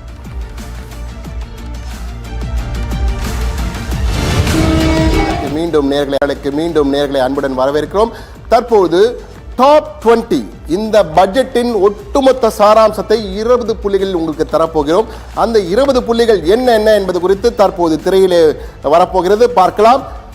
Top 20 points of the budget 2026-27. முதல் புள்ளி, தனிநபர் வருமான வரி விகிதத்தில் எந்த மாற்றமும் இல்லை, பழைய நிலையே தொடரும் என அறிவிப்பு. இரண்டாவது புள்ளி, ஏப்ரல் 1 முதல் அமலுக்கு வரும் புதிய வருமான வரி சட்டத்தின் கீழ் வருமான வரி சார்ந்த தரவுகளை மறைத்தால் 100% அபராதம். வருமானத்தை மறைத்தால் 100% அபராதம். மூன்றாவது புள்ளி, தமிழ்நாடு, கேரளா, ஆந்திரா, ஒடிசா உள்ளிட்ட மாநிலங்களிலும் அரிய வகை கனிமங்கள் எடுக்க புதிய திட்டம், new rare earth materials corridor என்று சொல்லியிருக்கிறார்கள். 4, சென்னை, மும்பை, பெங்களூரு, ஹைதராபாத் உள்ளிட்ட 7 நகரங்களை இணைக்க அதிவேக ரயில் பாதை. சென்னை, பெங்களூரு, அதே போன்று சென்னை, ஹைதராபாத்துக்கு அதிவேக ரயில் பாதை காரிடார். 5, திருநெல்வேலி பொதிகை மலை, அரக்கு பள்ளத்தாக்கு, இமாச்சல், உத்தரகாண்ட், ஜம்முவில் மலையேற்றத்தை ஊக்குவிக்க திட்டம் என புதிய அறிவிப்பு. 6, ஆதிச்சநல்லூர், தோலவீரா, அஸ்னாப்பூர் உள்ளிட்ட 15 இடங்களில் கலாச்சார மையம் அமைக்கப்படும். ஆதிச்சநல்லூரில் கலாச்சார மையம், தமிழகத்தின் ஆதிச்சநல்லூரில் மிக முக்கியமான அறிவிப்பு. 7, பெண் கல்வியை ஊக்குவிக்க நாடு முழுவதும் அனைத்து மாவட்டங்களிலும் பெண்கள் விடுதி அமைக்கப்படும் என அறிவிக்கப்பட்டிருக்கிறது. 8, எய்ம்ஸ் போன்று 3 புதிய அகில இந்திய ஆயுர்வேத கல்வி நிலையங்கள் உருவாக்கப்படும் என்ற அறிவிப்பு வந்திருக்கிறது. மிக முக்கியமான அறிவிப்பு. அடுத்ததாக 5 பல்கலைக்கழக நகரங்கள் உருவாக்கப்படும். சுற்றுலாத்துறையை மேம்படுத்த தேசிய கல்வி நிறுவனம் அமைக்கப்படும் என்ற அறிவிப்பையும் மத்திய நிதி அமைச்சர் நிர்மலா சீதாராமன் அறிவித்திருக்கிறார். 10, அரிய வகை நோய்களுக்கான மருந்துகள், புற்றுநோய் சிகிச்சைக்கான 17 மருந்துகள் மீதான சுங்க வரி முழுமையாக நீக்கம், மருந்துகளின் விலை குறைகிறது. மிக முக்கியமான புள்ளி இது. என்றால் அரிய வகை நோய்கள், அதற்கான மருந்துகளின் விலை குறைக்கப்படுகிறது. 11வது புள்ளி, பழவேற்காடு, தமிழகத்தில் உள்ள பழவேற்காடு ஏரியில் பறவைகளை காண்பதற்கான பிரத்யேக காட்சி மையம் அமைக்கப்படும் என்ற தகவல் உண்மையை சுற்றுலாவை ஊக்குவிக்கக்கூடிய ஒரு தகவலாக இருக்கிறது. 12, வரி தொடர்பான சிறு குற்றங்களுக்கு குற்றவியல் நடவடிக்கை எடுக்கப்படாது. மிக முக்கியமானது. என்றால் இதற்கு முன்னால் அது குற்றவியல் நடவடிக்கை எடுக்கப்பட்டு வந்தது, இனி அந்த குற்றவியல் நடவடிக்கை இல்லை என கூறியிருக்கிறார்கள். 13, வரி சார்ந்த பெரிய குற்றங்களுக்கு அதிகபட்ச தண்டனை 2 ஆண்டுகளாக குறைப்பு, இதுவும் ஒரு மிக முக்கியமானதாக பார்க்கப்படுகிறது. 14, வாகன விபத்து காப்பீடுகளுக்கு முழுமையாக வரி விலக்கு அளிக்கப்படுகிறது. மிக முக்கியமான வாகன விபத்து காப்பீடுகள் பெறும்போது அதற்கு வரி விதிக்கப்படும். இனி வரி கிடையாது, வரி விலக்கு என அறிவித்திருக்கிறார்கள். 15வது புள்ளி, கடல் சார்ந்த ஏற்றுமதி பொருட்களை உற்பத்தி செய்ய இறக்குமதி செய்யப்படும் மூலப்பொருட்களுக்கு வரி சலுகை உயர்த்தப்பட்டிருக்கிறது என்ற தகவல். அது எவ்வளவு என்று தெரியவில்லை, ஆனால் உயர்த்தப்பட்டிருக்கிறது. 16, இந்தியாவில் தென்னை, முந்திரி, கோகோ உற்பத்தியை ஊக்குவிக்க பிரத்யேக திட்டம் என அறிவிக்க இந்தியாவின் முந்திரியை உலக நாடுகளில் பிராண்ட் செய்வதற்காக மிக முக்கியமான திட்டத்தை அறிவித்திருக்கிறார்கள். 17வது புள்ளி, பால் உற்பத்தி, கோழி, மீன் வளர்ப்பை அதிகரிக்க ஊக்குவிக்கும் வகையிலே பல சலுகைகள் வழங்கப்படும் என மத்திய நிதியமைச்சர் நிர்மலா சீதாராமன் அறிவித்திருக்கிறார். 18வது புள்ளி, சந்தன மர சூழல் அமைப்பை மீட்டெடுக்கும் வகையில் சாகுபடியை ஊக்குவிக்க மத்திய அரசு இணைந்து செயல்படும் என்ற அறிவிப்பு வந்திருக்கிறது. மிக முக்கியமான அறிவிப்பு. சந்தன மர சூழல் அமைப்பை மீட்டெடுக்கும் வகையிலே சாகுபடியை ஊக்குவிக்க மத்திய அரசு மாநில அரசுகளுடன் இணைந்து செயல்படும் என்ற அறிவிப்பு வந்திருக்கிறது. 19வது, 16வது நிதிக்குழு பரிந்துரையின்படி மாநிலங்களுக்கு தலா ரூபாய் 1.4 லட்சம் கோடி ஒதுக்கீடு மிக முக்கியமான அறிவிப்பாக பார்க்கப்படுகிறது. மாநிலங்களுக்கு தலா ஒவ்வொரு மாநிலங்களுக்கும் 1.4 லட்சம் கோடி ஒதுக்கீடு வழங்கப்படும். 20வது புள்ளி, மேலும் 17.2 லட்சம் கோடி கடன் வாங்க மத்திய அரசு முடிவு செய்திருக்கிறது என்ற தகவல் வந்திருக்கிறது.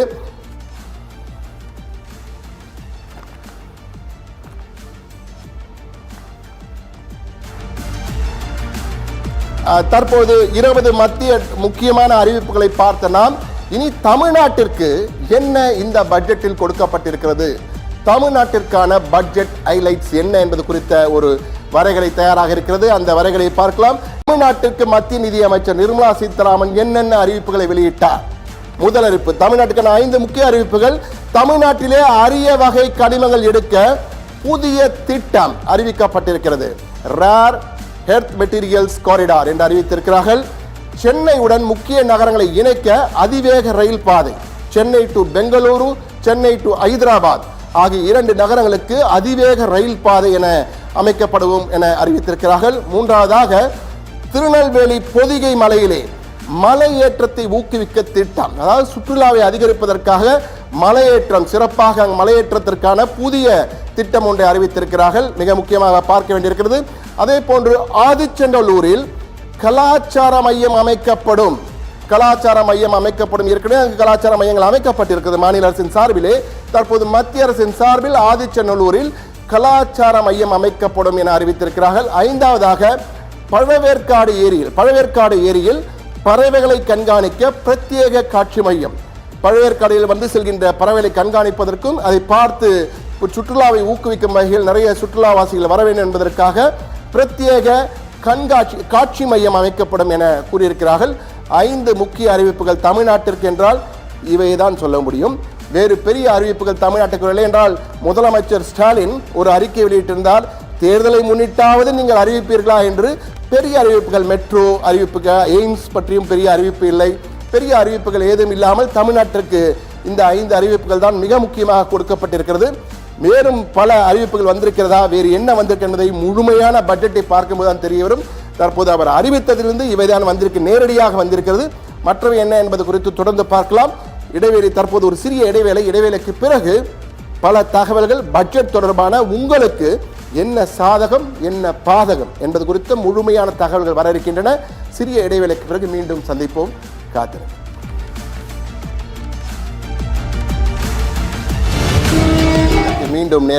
மீண்டும் நேர்களை அன்புடன் வரவேற்கிறோம்.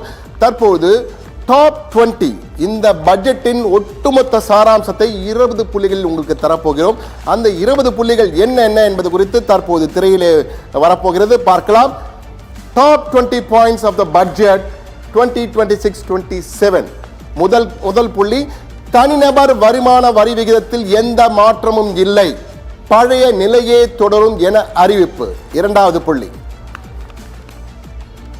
ஏப்ரல் 1 முதல் அமலுக்கு வரும் புதிய வருமான வரி சட்டத்தின் கீழ் வருமான வரி சார்ந்த தரவுகளை மறைத்தால் 100% அபராதம், வருமானத்தை மறைத்தால் 100% அபராதம். 3வது புள்ளி, தமிழ்நாடு, கேரளா, ஆந்திரா, ஒடிசா உள்ளிட்ட மாநிலங்களிலும் அரிய வகை கனிமங்கள் எடுக்க புதிய திட்டம். New rare earth materials corridor என்று சொல்லியிருக்கிறார்கள். 4 சென்னை, மும்பை, பெங்களூரு, ஹைதராபாத் உள்ளிட்ட 7 நகரங்களை இணை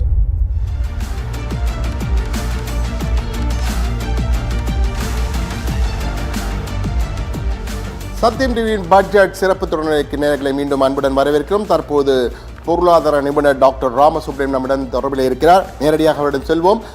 ராமசுப்ரமணியம் சார், இடைவேளைக்கு முன் பல்வேறு கேள்விகளுக்கு பதில் சொன்னீங்க. தற்போது சில முக்கியமான புள்ளிகளை ஹைலைட் செய்து உங்களிடம் கேட்கப் போகிறேன். அதற்கான பதிலை சொல்லுங்க. அதாவது தமிழ்நாட்டில் தோழி விடுதிகள் இருக்கிறது, அதுபோன்று நாடு முழுவதும் பெண்கள் முன்னேற்றத்திற்காக விடுதிகள் அமைக்கப்படும், நாடு முழுவதும் அனைத்து மாவட்டங்களிலும் மகளிர் விடுதிகள் அமைக்கப்படும் சொல்லியிருக்காங்க. அதே மாதிரி மற்றொரு முக்கியமான அறிவிப்பு, பயோடெக்னாலஜி, அதாவது உயிரி மருந்து துறையை வலுப்படுத்த 10,000 கோடி ரூபாய் மதிப்பிலே பயோஃபார்மா திட்டம், பயோடெக்னாலஜிக்கு ஒரு மிக முக்கியமான அறிவிப்பு வந்திருக்கு. இது 2 முக்கிய துறைகள். அதே போன்று செமி கண்டக்டர் மிஷன் 2.0 என்ற வகையிலே 40,000 கோடி ரூபாய் நிதி ஒதுக்கீடு. செமி கண்டக்டர் 2.0 40,000 கோடி, பயோடெக்னாலஜி பயோஃபார்மோக்காக 10,000 கோடி, அனைத்து மாவட்டங்களிலும் தோழி விடுதிகள் பெண்களுக்காக. இந்த 3 திட்டங்களை நீங்க எப்படி பார்க்கறீங்க சார்? இது எந்த அளவுக்கு ஒரு தனிநபருக்கு பயனுள்ளதாக இருக்கும் நினைக்கிறீங்க? அதாவது தமிழ்நாடு இந்தியாவுக்கே ஒரு முன்னோடி அப்படிங்கிறது தான் இந்த தோழிங்கிற ஒரு திட்டமானது. Let us be very honest. அதனால இங்கதான் அந்த ஐடியாவே உதித்தது. பெண்களுக்கு பாதுகாப்பு, அவங்க பாதுகாப்பாக தங்குகின்ற ஒரு இடம், இதெல்லாம் வேணும். அது அஃபோர்டபுள் பிளேஸா இருக்கணும். ரொம்ப ரேட்ஸ்லாம் அதிகமாக முடியாது அப்படிங்கிறது. அது தமிழ்நாட்டில் யாருமே செய்யாத அளவுக்கு ஒரு அற்புதமான ஒரு ஸ்கீம் தோழிங்கிறது. அதை அப்படியே இந்த ஸ்கீம் அனௌன்ஸ் பண்ண உடனே பிரைம் மினிஸ்டர் அப்படியே டேபிள ரொம்ப தட்டி வரவேற்றார். அதாவது ஒரு டிஸ்ட்ரிக்ட்லையும் இது வரப்போகின்றது. அப்ப give credit to Tamil Nadu. Tamil Nadu பண்ணியிருக்கு, அது ரொம்ப சக்சஸ்ஃபுல்லா இருக்கு. அதை நாம இந்தியா முழுக்க நாம இம்ப்ளிமெண்ட் பண்ணுகின்றோம். குறிப்பாக ஒரு டிஸ்ட்ரிக்ட்லையும் பண்ணுகின்றோம் அப்படின்னு ஒரு வார்த்தை சொல்லியிருந்தா தமிழ்நாடு அரசுக்கும் ஒரு அங்கீகாரம், அவங்களுடைய கடுமையான உழைப்புக்கு, ஒரு முன்னோடியான திட்டத்திற்கு ஒரு அங்கீகாரம் அப்படிங்கிற மாதிரி இருக்கலாம். அடுத்தது இப்ப நான் முன்னாடி சொன்னது போலதான் இந்த பயோடெக்னாலஜியா இருக்கட்டும் அல்லது மற்ற ஏதாவது திட்டமா இருக்கட்டும், எவ்வளவு செலவு பண்றாங்கிறது கடைசியில பார்த்தா தான் சார் தெரியும். அதுக்கு ஒரு review will have to made. அவங்க அனௌன்ஸ்மெண்ட் பண்ணிட்டு போயிடுறாங்க, கடைசியில் அதெல்லாம் வருகின்ற. அப்ப அந்த நேரத்துல ரொம்ப பிரமாதமா இருக்க மாதிரி இருக்கு. அதுக்கப்புறம் பாத்தீங்கன்னா எலக்ட்ரானிக்ஸ் 40,000 கோடின்றாங்க, பயோ அந்த மாதிரி இருக்கு ஒரு 10,000 கோடி. இதெல்லாம் கேட்கறதுக்கு நல்லா இருக்கு, கேட்பதுக்கு இனிமையா இருக்கிறது. பட் ரியாலிட்டியில அதெல்லாம் வந்துதா? ஏன் சொல்றேன்னா, இந்த 4.4% பிசிக்கல் டெபிசிட்றாங்க.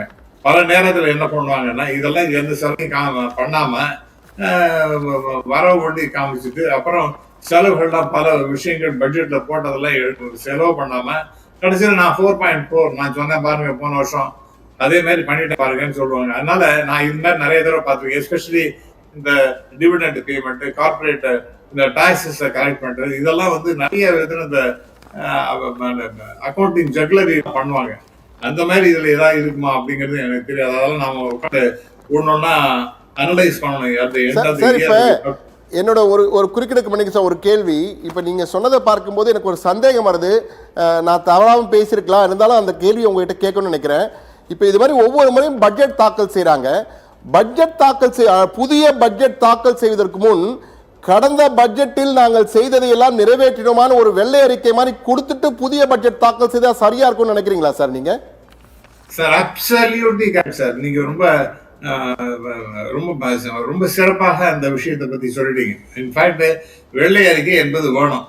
நீங்க என்ன ப்ரப்போஸ் பண்ணீங்க, வாட் ஹஸ் பீன் ஸ்பென்ட் அப்படிங்கிற மாதிரி எல்லாம் டெஃபினட்டா தெரியணும். அப்பதான் உங்களுக்கு நீங்க சரியான பாதையில் செல்லுகின்றீர்களா, நீங்க சொன்னது ஒண்ணு செய்வது ஒண்ணுமாக இருக்கின்றதா அப்படிங்கிறதெல்லாம் தெரியறதுக்கு இந்த வெள்ளை அறிக்கைங்கிறது ரொம்ப ரொம்ப அவசியமாக இருக்கு. இதில் பல காலமாக சொல்லிக்கொண்டே இருக்கணும். அது ஈவன் டியூரிங் காங்கிரஸ் பீரியடே நான் சொல்லியிருக்கேன்.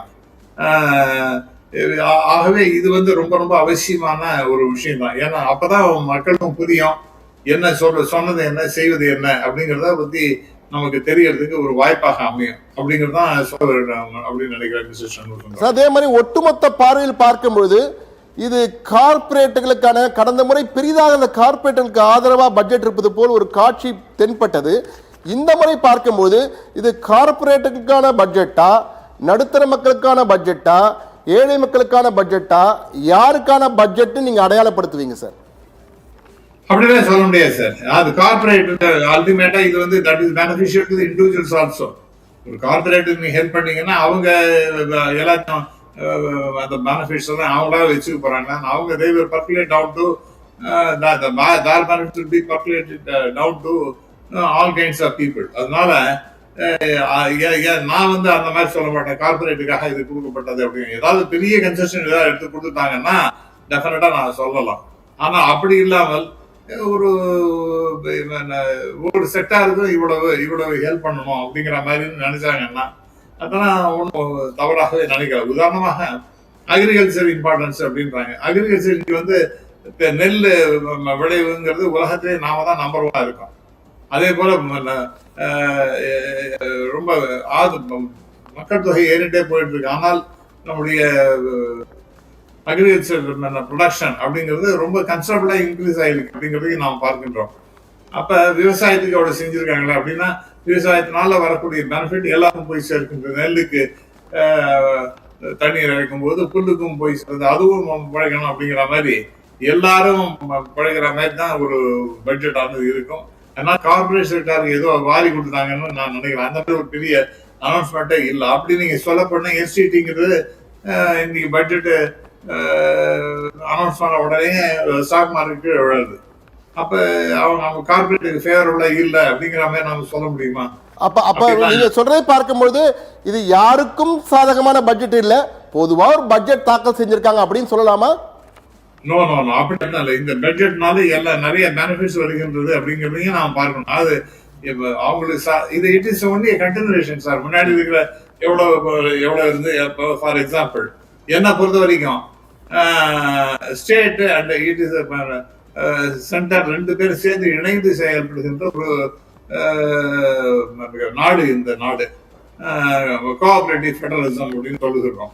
அதுல தமிழ்நாடு உட்பட பல எதிர்கட்சிகள்லாம் இருக்கக்கூடிய மாநிலங்கள்லாம் என்ன கேட்டாங்கன்னா இந்த devolution of funds, revenue, resources அதெல்லாம் வந்து 41% முன்னாடி இருக்கு. அதாவது இப்ப நம்ம ஃபினான்ஸ் 15th ஃபினான்ஸ் கமிஷன் அப்படிதான் இருக்கு. 16th ஃபினான்ஸ் கமிஷன் 41 தான் போட்டு அது வந்து நிறைவேற்றி இருக்கின்றார்கள். இப்ப அந்த அதை வந்து 50% நீங்க எங்களுக்கு கொடுக்கணும் அப்படின்னு கேட்டாங்க. ஆனா அது கொடுக்கவே இல்லையே. அப்ப ஸ்டேட் கவர்மெண்ட்டுக்கும் தகுந்த அளவுக்கு பணம் போய் சேரல. ஏன்னா ஸ்டேட் கவர்மெண்ட் இல்லாம சென்ட்ரல் கவர்மெண்ட் இதுலயும் எங்கேயும் பணம் வரப்போறது இல்லை. இந்த மாநிலங்களால தான் அவங்களுக்கு வருமானம் என்பதே வருகின்றது.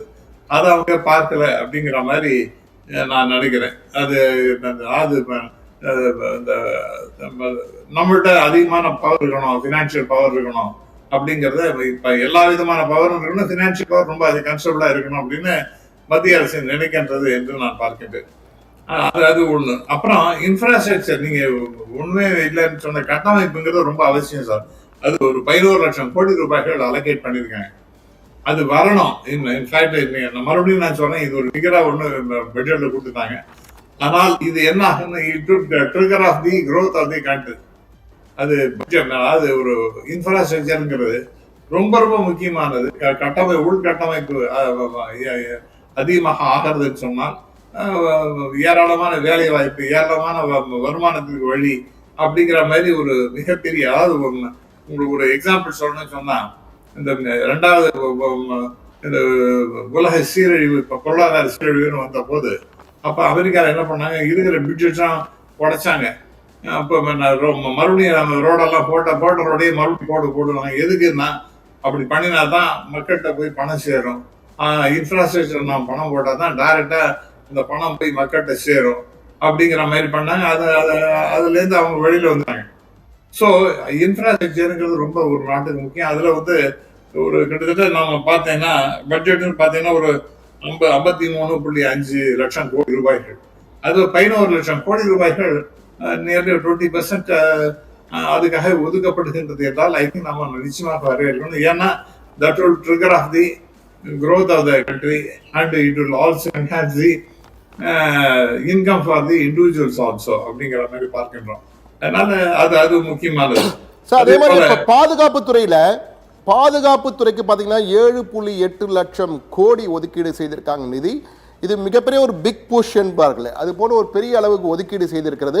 இது காலத்தின் கட்டாயம். அதற்காக பாதுகாப்புத்துறைக்கு டிஃபென்ஸுக்கு இவ்வளவு செலவு பட்டிருக்காங்கன்னு நினைக்கிறீங்களா சார் ஒதுக்கீடு? நிச்சயமா. இப்ப இன்னைக்கு இருக்கக்கூடிய உலக நடப்புகளை பார்க்கும் பொழுது எந்த நேரத்தில் என்ன பிரச்சனை வரும்னு நமக்கு தெரிய மாட்டேன். நாம எப்ப எதிர்பார்த்தோமோ அது சர்ஜிக்கல் ஸ்ட்ரைக்கோ அல்லது அந்த ஆபரேஷன் சிந்தூரோ இதெல்லாம் நாம எதிர்பார்த்தோமா, அதாவது இப்பதான் இன்னும் சீராவோட ஒரு பெட்டர் ரிலேஷன்ஷிப் இருக்கின்றது. ஆனால் திடீர்னு என்ன வேணாலும் ஆகலாம். அப்ப நம்ம ப்ரிப்பேர்ட்னஸ் ரொம்ப அவசியம். நம்ம எதிரிகள்லாம் நம்மள்ட்ட வர்றதுக்கு கூட அஞ்சுவார்கள். நம்மள்ட்ட பாதுகாப்பு ரொம்ப சிறப்பாக இருக்குமே. ஆனால் அதனால பாதுகாப்புக்கு நாம் செலவு பண்றோமே, அது ஒரு பயனுள்ளதா அப்படின்னு கேட்டீங்கன்னா டெஃபினட்டா நாட்டினுடைய பாதுகாப்பு என்பது ரொம்ப அவசியமானது. ஆகவே அதற்கு அலோகேட் பண்ற ஃபண்ட்ஸுங்கிறது ரொம்ப அவசியம் என்றுதான் நான் பார்க்கின்றேன். சார், என்னுடைய கடைசி கேள்வி உங்களிடம் சார். இந்த பட்ஜெட் ஒட்டுமொத்த பார்வையில் திருவள்ளுவர் போல நீங்க பதில் சொல்லணும் சார். திருக்குறள் எப்படி இருக்குமோ அது போன்ற திருவள்ளுவரா நீங்க சொல்லணும். இந்த பட்ஜெட் எப்படி இருக்கு, யாருக்கு சாதகம் யாருக்கு பாதகம், ஒட்டுமொத்த பார்வையில் எப்படி இருந்தது சுருக்கமா சொல்லுங்க சார். சார், அது ஆரம்பத்திலேயே நான் உங்களுக்கு சொன்னது போல இந்த budget by and large it's a good budget.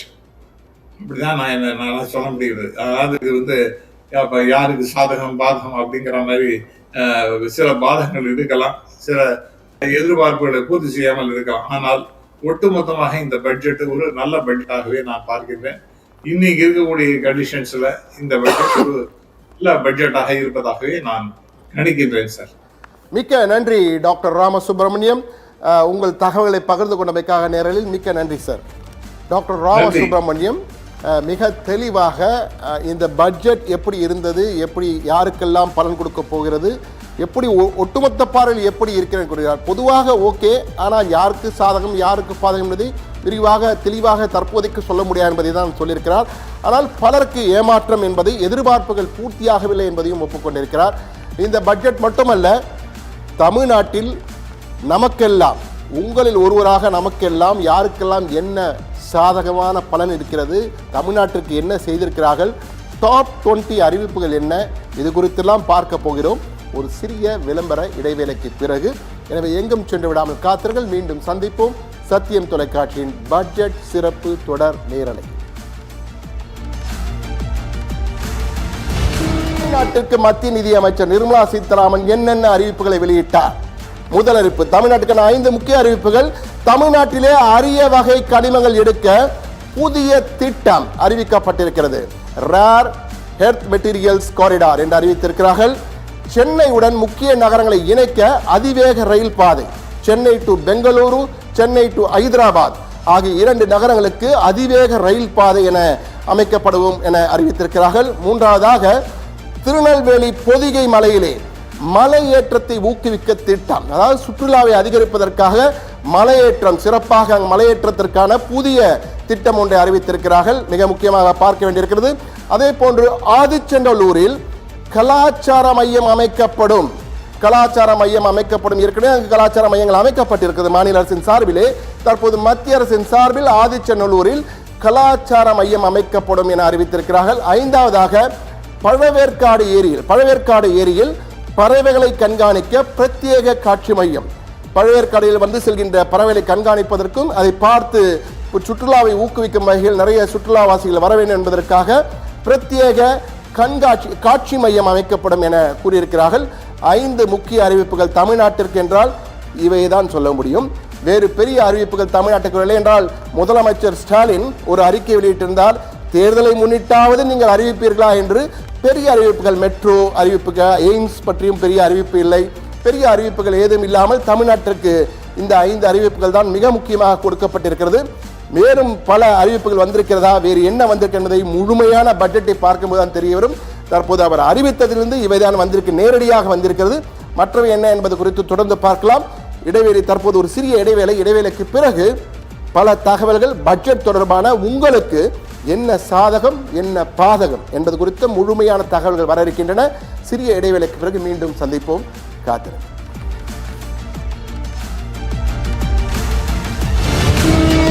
மீண்டும் நேர்களை வணக்கம். வணக்கம் சார். இந்த முதல்ல என்னுடைய கேள்வி, இந்த பட்ஜெட் தற்போது கிட்டத்தட்ட 1 மணி நேரம் 26 நிமிடங்கள் படித்திருக்கிறார்.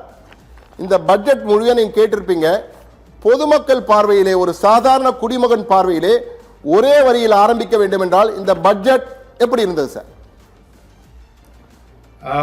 பை அண்ட் லார்ஜ் இந்த பட்ஜெட் ஒரு நல்ல பட்ஜெட்டாக தான் நான் பார்க்கின்றேன். ஏனென்றால் நாம் எதிர்பார்த்த நம்முடைய எதிர்பார்ப்புகள்லாம் அதிகமா இருக்கலாம், அல்லது அவங்க சொன்னது குறைவாக இருக்கலாம். பை அண்ட் லார்ஜ் ஒரு பட்ஜெட் அப்படின்னு வரும்பொழுது நாட்டினுடைய பொருளாதாரம் எப்படி இருக்கிறது அப்படிங்கிறத நாம் பார்க்கின்றோம். அதே போல இந்த பிஸ்கல் டெபிசிட், ஒட்டுமொத்த பற்றாக்குறை அப்படின்னு இருக்கேன், அதை எப்படி இருக்கின்றது என்று பார்க்கின்றோம். இதெல்லாம் நீங்க அந்த டீட்டெயில்ஸ் எல்லாம் நமக்கு கொடுத்துருக்காங்க. அந்த எக்கனாமிக் சர்வேலையும் அதெல்லாம் பத்தி கொடுக்கப்பட்டிருக்கின்றது. அப்படி பார்க்கும் பொழுது ஒரு 7.4% இன்னைக்கு உலக அளவிலே மிகப்பெரிய பிரச்சனைகள் ஓடிக்கொண்டிருக்கின்ற நிலையில, அதுவும் டாரிஃப் ஒரு நாட்டுக்கும் அமெரிக்கா ஏற்றிக்கொண்டே இருக்கின்ற நிலையில, இவையெல்லாம் தாண்டி நாம் ஒரு கணிசமான வளர்ச்சியை நாம் பார்க்கின்றோம் என்றால் 7.4%, 7.4% வளர்ச்சினா இது நிச்சயமாக மிக சிறப்பான வளர்ச்சியாக நான் பார்க்கின்றேன். இரண்டாவதாக, போன முறை குறுக்கிடுவதற்கு மன்னிக்கணும். நீங்க ஒரு வகையில நல்ல பட்ஜெட் அப்படின்னு சொன்னீங்க. உண்மையிலேயே ஒரு பொருளாதார நிபுணர் பார்வையில் நீங்க சொல்றீங்க. ஆனா அந்த பட்ஜெட் சிறப்பாக இருக்கும் பொழுது பங்கு சந்தைகள் கிடுகிடுவென உயர்ந்திருக்கணும். ஆனா பங்கு சந்தையில கிடுகிடு சரிவு தான் பார்க்க முடிந்தது. இதை எதை காட்டுகிறது சார்? ஏதோ குறை இருக்கின்ற மாதிரி ஒரு சொல்லுதா? அதாவது பட்ஜெட்டுக்கு ஸ்டாக்கு ரொம்ப மிக நெருங்கிய தொடர்பு உண்டு. நீங்க சொன்னது போல இன்னும் நிறைய பேர் என்ன சொல்லுவாங்கன்னா, ஸ்டாக் மார்க்கெட் கீழே விழுந்துருது அப்படின்னு சொன்னால் பட்ஜெட் அன்னைக்கு, அப்படின்னா இந்த பட்ஜெட் மோசம் அப்படிங்கிற மாதிரி சொல்லுவாங்க. If there is a fall in the stock market, the budget is deemed to be bad அப்படிங்கிற மாதிரி ஒரு அபிப்பிராயம் இருக்கின்றது. அதை நீங்க அந்த ஆங்கிள் நீங்க பேசுறீங்க. பட் இந்த எஸ்டிடி அப்படிங்கிற மாதிரி அந்த டாக்ஸ், அவங்களுக்கு அந்த டிரான்சாக்ஷன் டாக்ஸ், அப்படி செக்யூரிட்டிஸ் டிரான்சாக்ஷன் டாக்ஸ் அப்படிங்கிறது சற்று அதிகமாக ஆக்கி இருக்கின்றார்கள். அது விரும்பத்தக்கதாக ஸ்டாக் மார்க்கெட் கருதவில்லை. ஆகவே அதன் காரணமாகத்தான் இன்னைக்கு ரொம்ப பெரிய அளவிற்கு விழுந்திருக்கின்றது. இப்ப அந்த ஆங்கிள் பார்த்துட்டு ஸ்டாக் மார்க்கெட் கீழே விழுந்துருக்கு, அதனாலே பட்ஜெட் ரொம்ப மோசம் அப்படின்னு நான் சொல்ல தயாரில்லை. அவங்களுக்கு குறிப்பாக இந்த எஸ்டிடி அப்படிங்கிற மாதிரி அந்த செக்யூரிட்டிஸ் டிரான்சாக்ஷன் டாக்ஸ் சற்று அதிகமாக ஆக்கி இருப்பது அவர்களுக்கு விருப்பமில்லை. இது இன்னைக்கு மட்டுமல்ல சார், நீங்க பழைய கதையெல்லாம் பாத்தீங்களா கூட, அந்த எஸ்டிடில ஏதாவது கை வச்சாங்கன்னா அன்னைக்கு ஸ்டாக் மார்க்கெட் கீழே விழும். இந்த பட்ஜெட்லாம், பழைய பட்ஜெட்லாம் நீங்க பாத்தீங்கன்னா ஈவன் மிஸ்டர் பி சிதம்பரம் பீரியட்லாம் கூட அப்படிலாம் நடந்திருக்கின்றது. சார் மீண்டும் எழுமா சார்? கீழே விழுந்த வேகத்திலே எழுமா எப்படி இருக்கும் சார்? இல்ல, அதாவது அல்டிமேட்டா நீங்க பாத்தீங்கன்னா ஒரு நாட்டினுடைய பொருளாதாரம், ஒட்டுமொத்த வளர்ச்சி, பற்றாக்குறை எவ்வளவு, இதெல்லாம் தான் பார்ப்பாங்க. அதனால இன்னைக்கு இறங்கிடுதுன்னு சொல்லிட்டு நாம ரொம்ப கவலைப்பட வேண்டாம். பட் அதனாலயும் அந்த பட்ஜெட் மோசம் அப்படிங்கறதையும் நான் என்னால சொல்ல முடியல. பட் நாம எதிர்பார்ப்பு எல்லாமே நடக்குமா அப்படின்னா நிச்சயமா இருக்கல. உதாரணமாக பின்னாடி நான் பேசலாம் சார். இல்ல, என்னோட இன்னொரு முக்கியமான கேள்வி சார். ஏன்னா நான் நீங்க ஒரு பொருளாதார நிபுணரா சொல்லுறாங்க. ஆனா நான் ஒரு சாதாரண குடிமகனா கேட்கிறேன், வருமான வரி செலுத்துவனா கேட்கிறேன். வருமான வரியில பெரிய எதிர்பார்ப்பு ஆண்டுதோறும் இருக்கும். எங்களுக்கு எதிர்பார்ப்பு நிறைய இருக்கும். ஆனா கொஞ்சமாவது பூர்த்தி செய்யணுன்ற எதிர்பார்ப்பு எங்களுக்கு இருக்கும். ஆனா இந்த மாதிரி எதுவுமே பூர்த்தி செய்யல. வருமான வரி எதுவும் மாற்றமே இல்லை, அதே தான் நீடிக்கும்னு சொல்லிட்டாங்க. இதுல எப்படி சார் பாக்குறீங்க நீங்க? நீங்க இப்ப எழுப்பிய அந்த கேள்வி இருக்கு, அதை தான் நான் முன்னாடி சொல்லாமா நினைச்சேன். அதுக்கப்புறம் தான் பின்னாடி சரி பார்த்துக்கலாம்னு சொல்லிட்டு நினைச்சேன். நீங்க ஸ்ட்ரைட் ஆன் த ஹெட் நீங்க அந்த கொஸ்டினை ரைஸ் பண்ணிட்டீங்க. டெஃபினட்டா தனி மனிதர்களுக்கு இதனால பெரிய பெனிஃபிட் கிடையாது. டாக்ஸ் ஏதோ குறைப்பாங்களோ அல்லது இன்வெஸ்ட்மெண்ட், ஃபார் எக்ஸாம்பிள் இந்த ஏடிசி போன்றவர்கள்லாம் இருக்கின்றன, அதுகளுக்கெல்லாம் ஒரு ஸ்லாப் வச்சிருந்தாங்கன்னா அது இன்வெஸ்ட்மெண்ட், அவங்களுக்கு சேவிங்ஸ், சேமிப்பு எல்லாம் என்கரேஜ் பண்ணும். அதெல்லாம் பண்ணலைங்கிறது நிச்சயம் தான். அதனால தனி மனிதர்களுக்கு ஒரு மிகப்பெரிய அளவுக்கு இது சந்தோஷத்தை ஏற்படுத்தி இருக்குமா அப்படின்னு கேட்டீங்கன்னா டெஃபினட்டா இல்ல. ஓவராலா நீங்க பார்க்கலாம் ஒழிய தனி மனிதர்களுக்கு என்னப்பா எனக்கு என்னப்பா அப்படின்னு சொல்லிட்டு பார்க்கும் பொழுது நிச்சயமாக அது ஒரு ஏமாற்றம் தான், டிசப்பாயின்மெண்ட் இருக்கு. நீங்க சொன்னது நீங்க கேட்ட கேள்வி அதுதான். கடைசியில ஸ்ட்ரைட்டா சொல்றானே அதுக்கு ஒரு டிசப்பாயின்மெண்ட் தான் அப்படிங்கிறது. தனி மனிதர்களுக்கு அவருடைய எதிர்பார்ப்பை பூர்த்தி செய்யாத வகையிலே இது ஒரு டிசப்பாயிண்டிங் பட்ஜெட் அப்படின்னு அவங்க பாயிண்ட் ஆஃப் வியூல சொல்லலாம். ஓவரால் பொருளாதார வளர்ச்சி அதெல்லாம் பார்க்கும்போது அது சரியாக இருப்பதாக நான் பார்க்கிறேன். டெஃபினட்டா ஏதாவது பண்ணிருக்கலாம். ஏன்னா தனி மனிதர்களுடைய வருமானம், அதுக்கு டாக்ஸ், அதே மாதிரி சேமிப்புக்கு ஒரு இன்சென்டிவ்ஸ், இதெல்லாம் நிச்சயமாக அப்பப்போ வேணும். அதெல்லாம் கொடுக்கறதா எனக்கு தேவை. சார் அதே மாதிரி அதாவது சேமிப்பு பழக்கம், மக்களுடைய அந்த சேமிப்பு பழக்கத்தை ஊக்குவிப்பதற்காகத்தான் இந்த வருமான வரியில வரி விலக்கெல்லாம் கொடுத்து ஒரு ஊக்குவிப்பை பழைய வருமான வரி சட்டங்கள்லாம் இருந்து வந்தது. ஆனால் இப்போ அந்த சேமிப்பை ஊக்குவிப்பதற்கான எந்த திட்டங்களும் இல்லை சார். இப்போ எல்ஐசியில் முதலீடு செய்யணும், ஒரு காப்பீடில் முதலீடு செய்யணும்னு எனக்கு தோணணும்னா வருமான வரி விலக்கு கிடைக்கும், இதில் பண்ணலாம், நம்ம பயன்படுத்தலான்ற எண்ணம் வரும். ஆனால் தற்போது அதற்கான வாய்ப்பை இந்த பட்ஜெட் இல்லாத புதுசாக ஏதாவது கொடுப்பாங்கன்னு பார்த்தோம். கடந்த பட்ஜெட்லையும் இல்லை, இந்த பட்ஜெட்லையும் இல்லைன்றது ஒரு பெரிய ஏமாற்றமாக பார்க்கலையா நீங்கள்? ஆமா, நீங்க சொன்னது ரொம்ப ரொம்ப கரெக்டு தான். அதாவது போன பட்ஜெட்டு நான் அவங்க தொலைக்காட்சியில பேசினேன். அப்ப யாரோ நண்பர் ஒருவர் வெளியில இருந்து பேசும் பொழுது இதெல்லாம் இல்லையேன்னு சொன்னார்.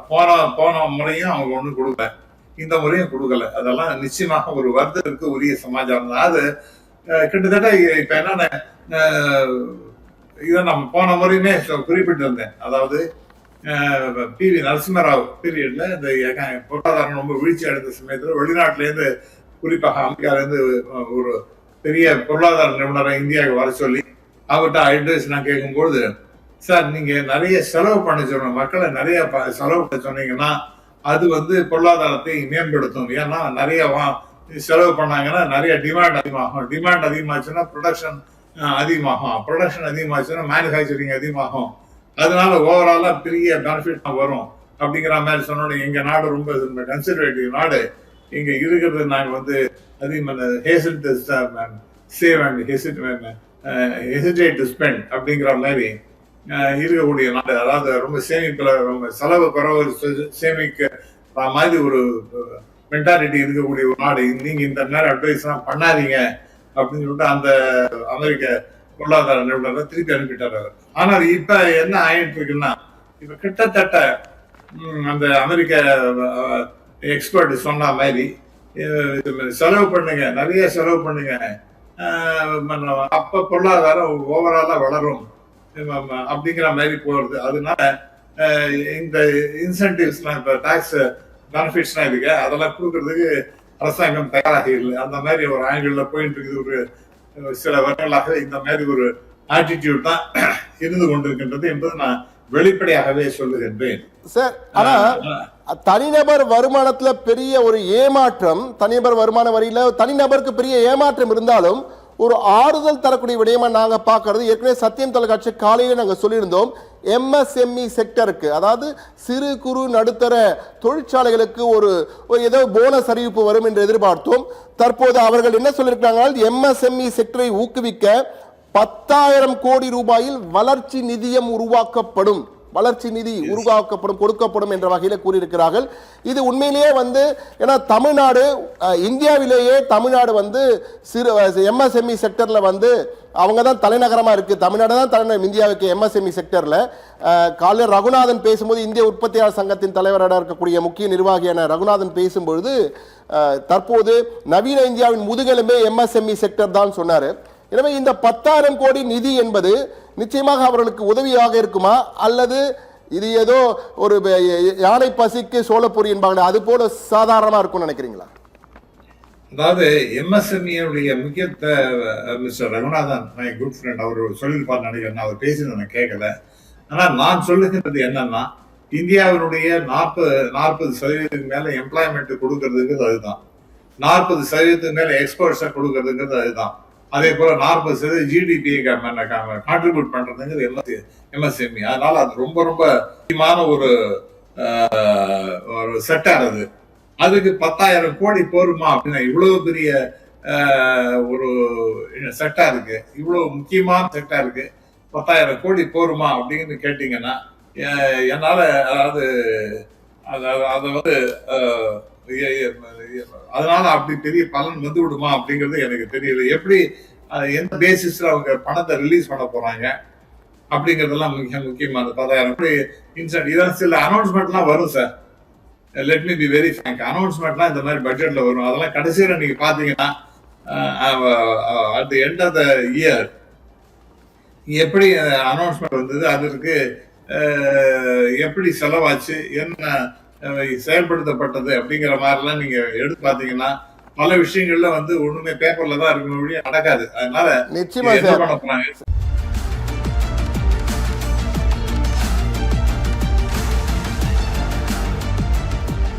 சத்தியம் டிவியின் பட்ஜெட் சிறப்பு தொடர்நிலைக்கு நேர்களை மீண்டும் அன்புடன் வரவேற்கிறோம். தற்போது பொருளாதார நிபுணர் டாக்டர் ராமசுப்ரமணியம் நம்மிடம் தொடர்பில் இருக்கிறார். நேரடியாக அவரிடம் செல்வோம்.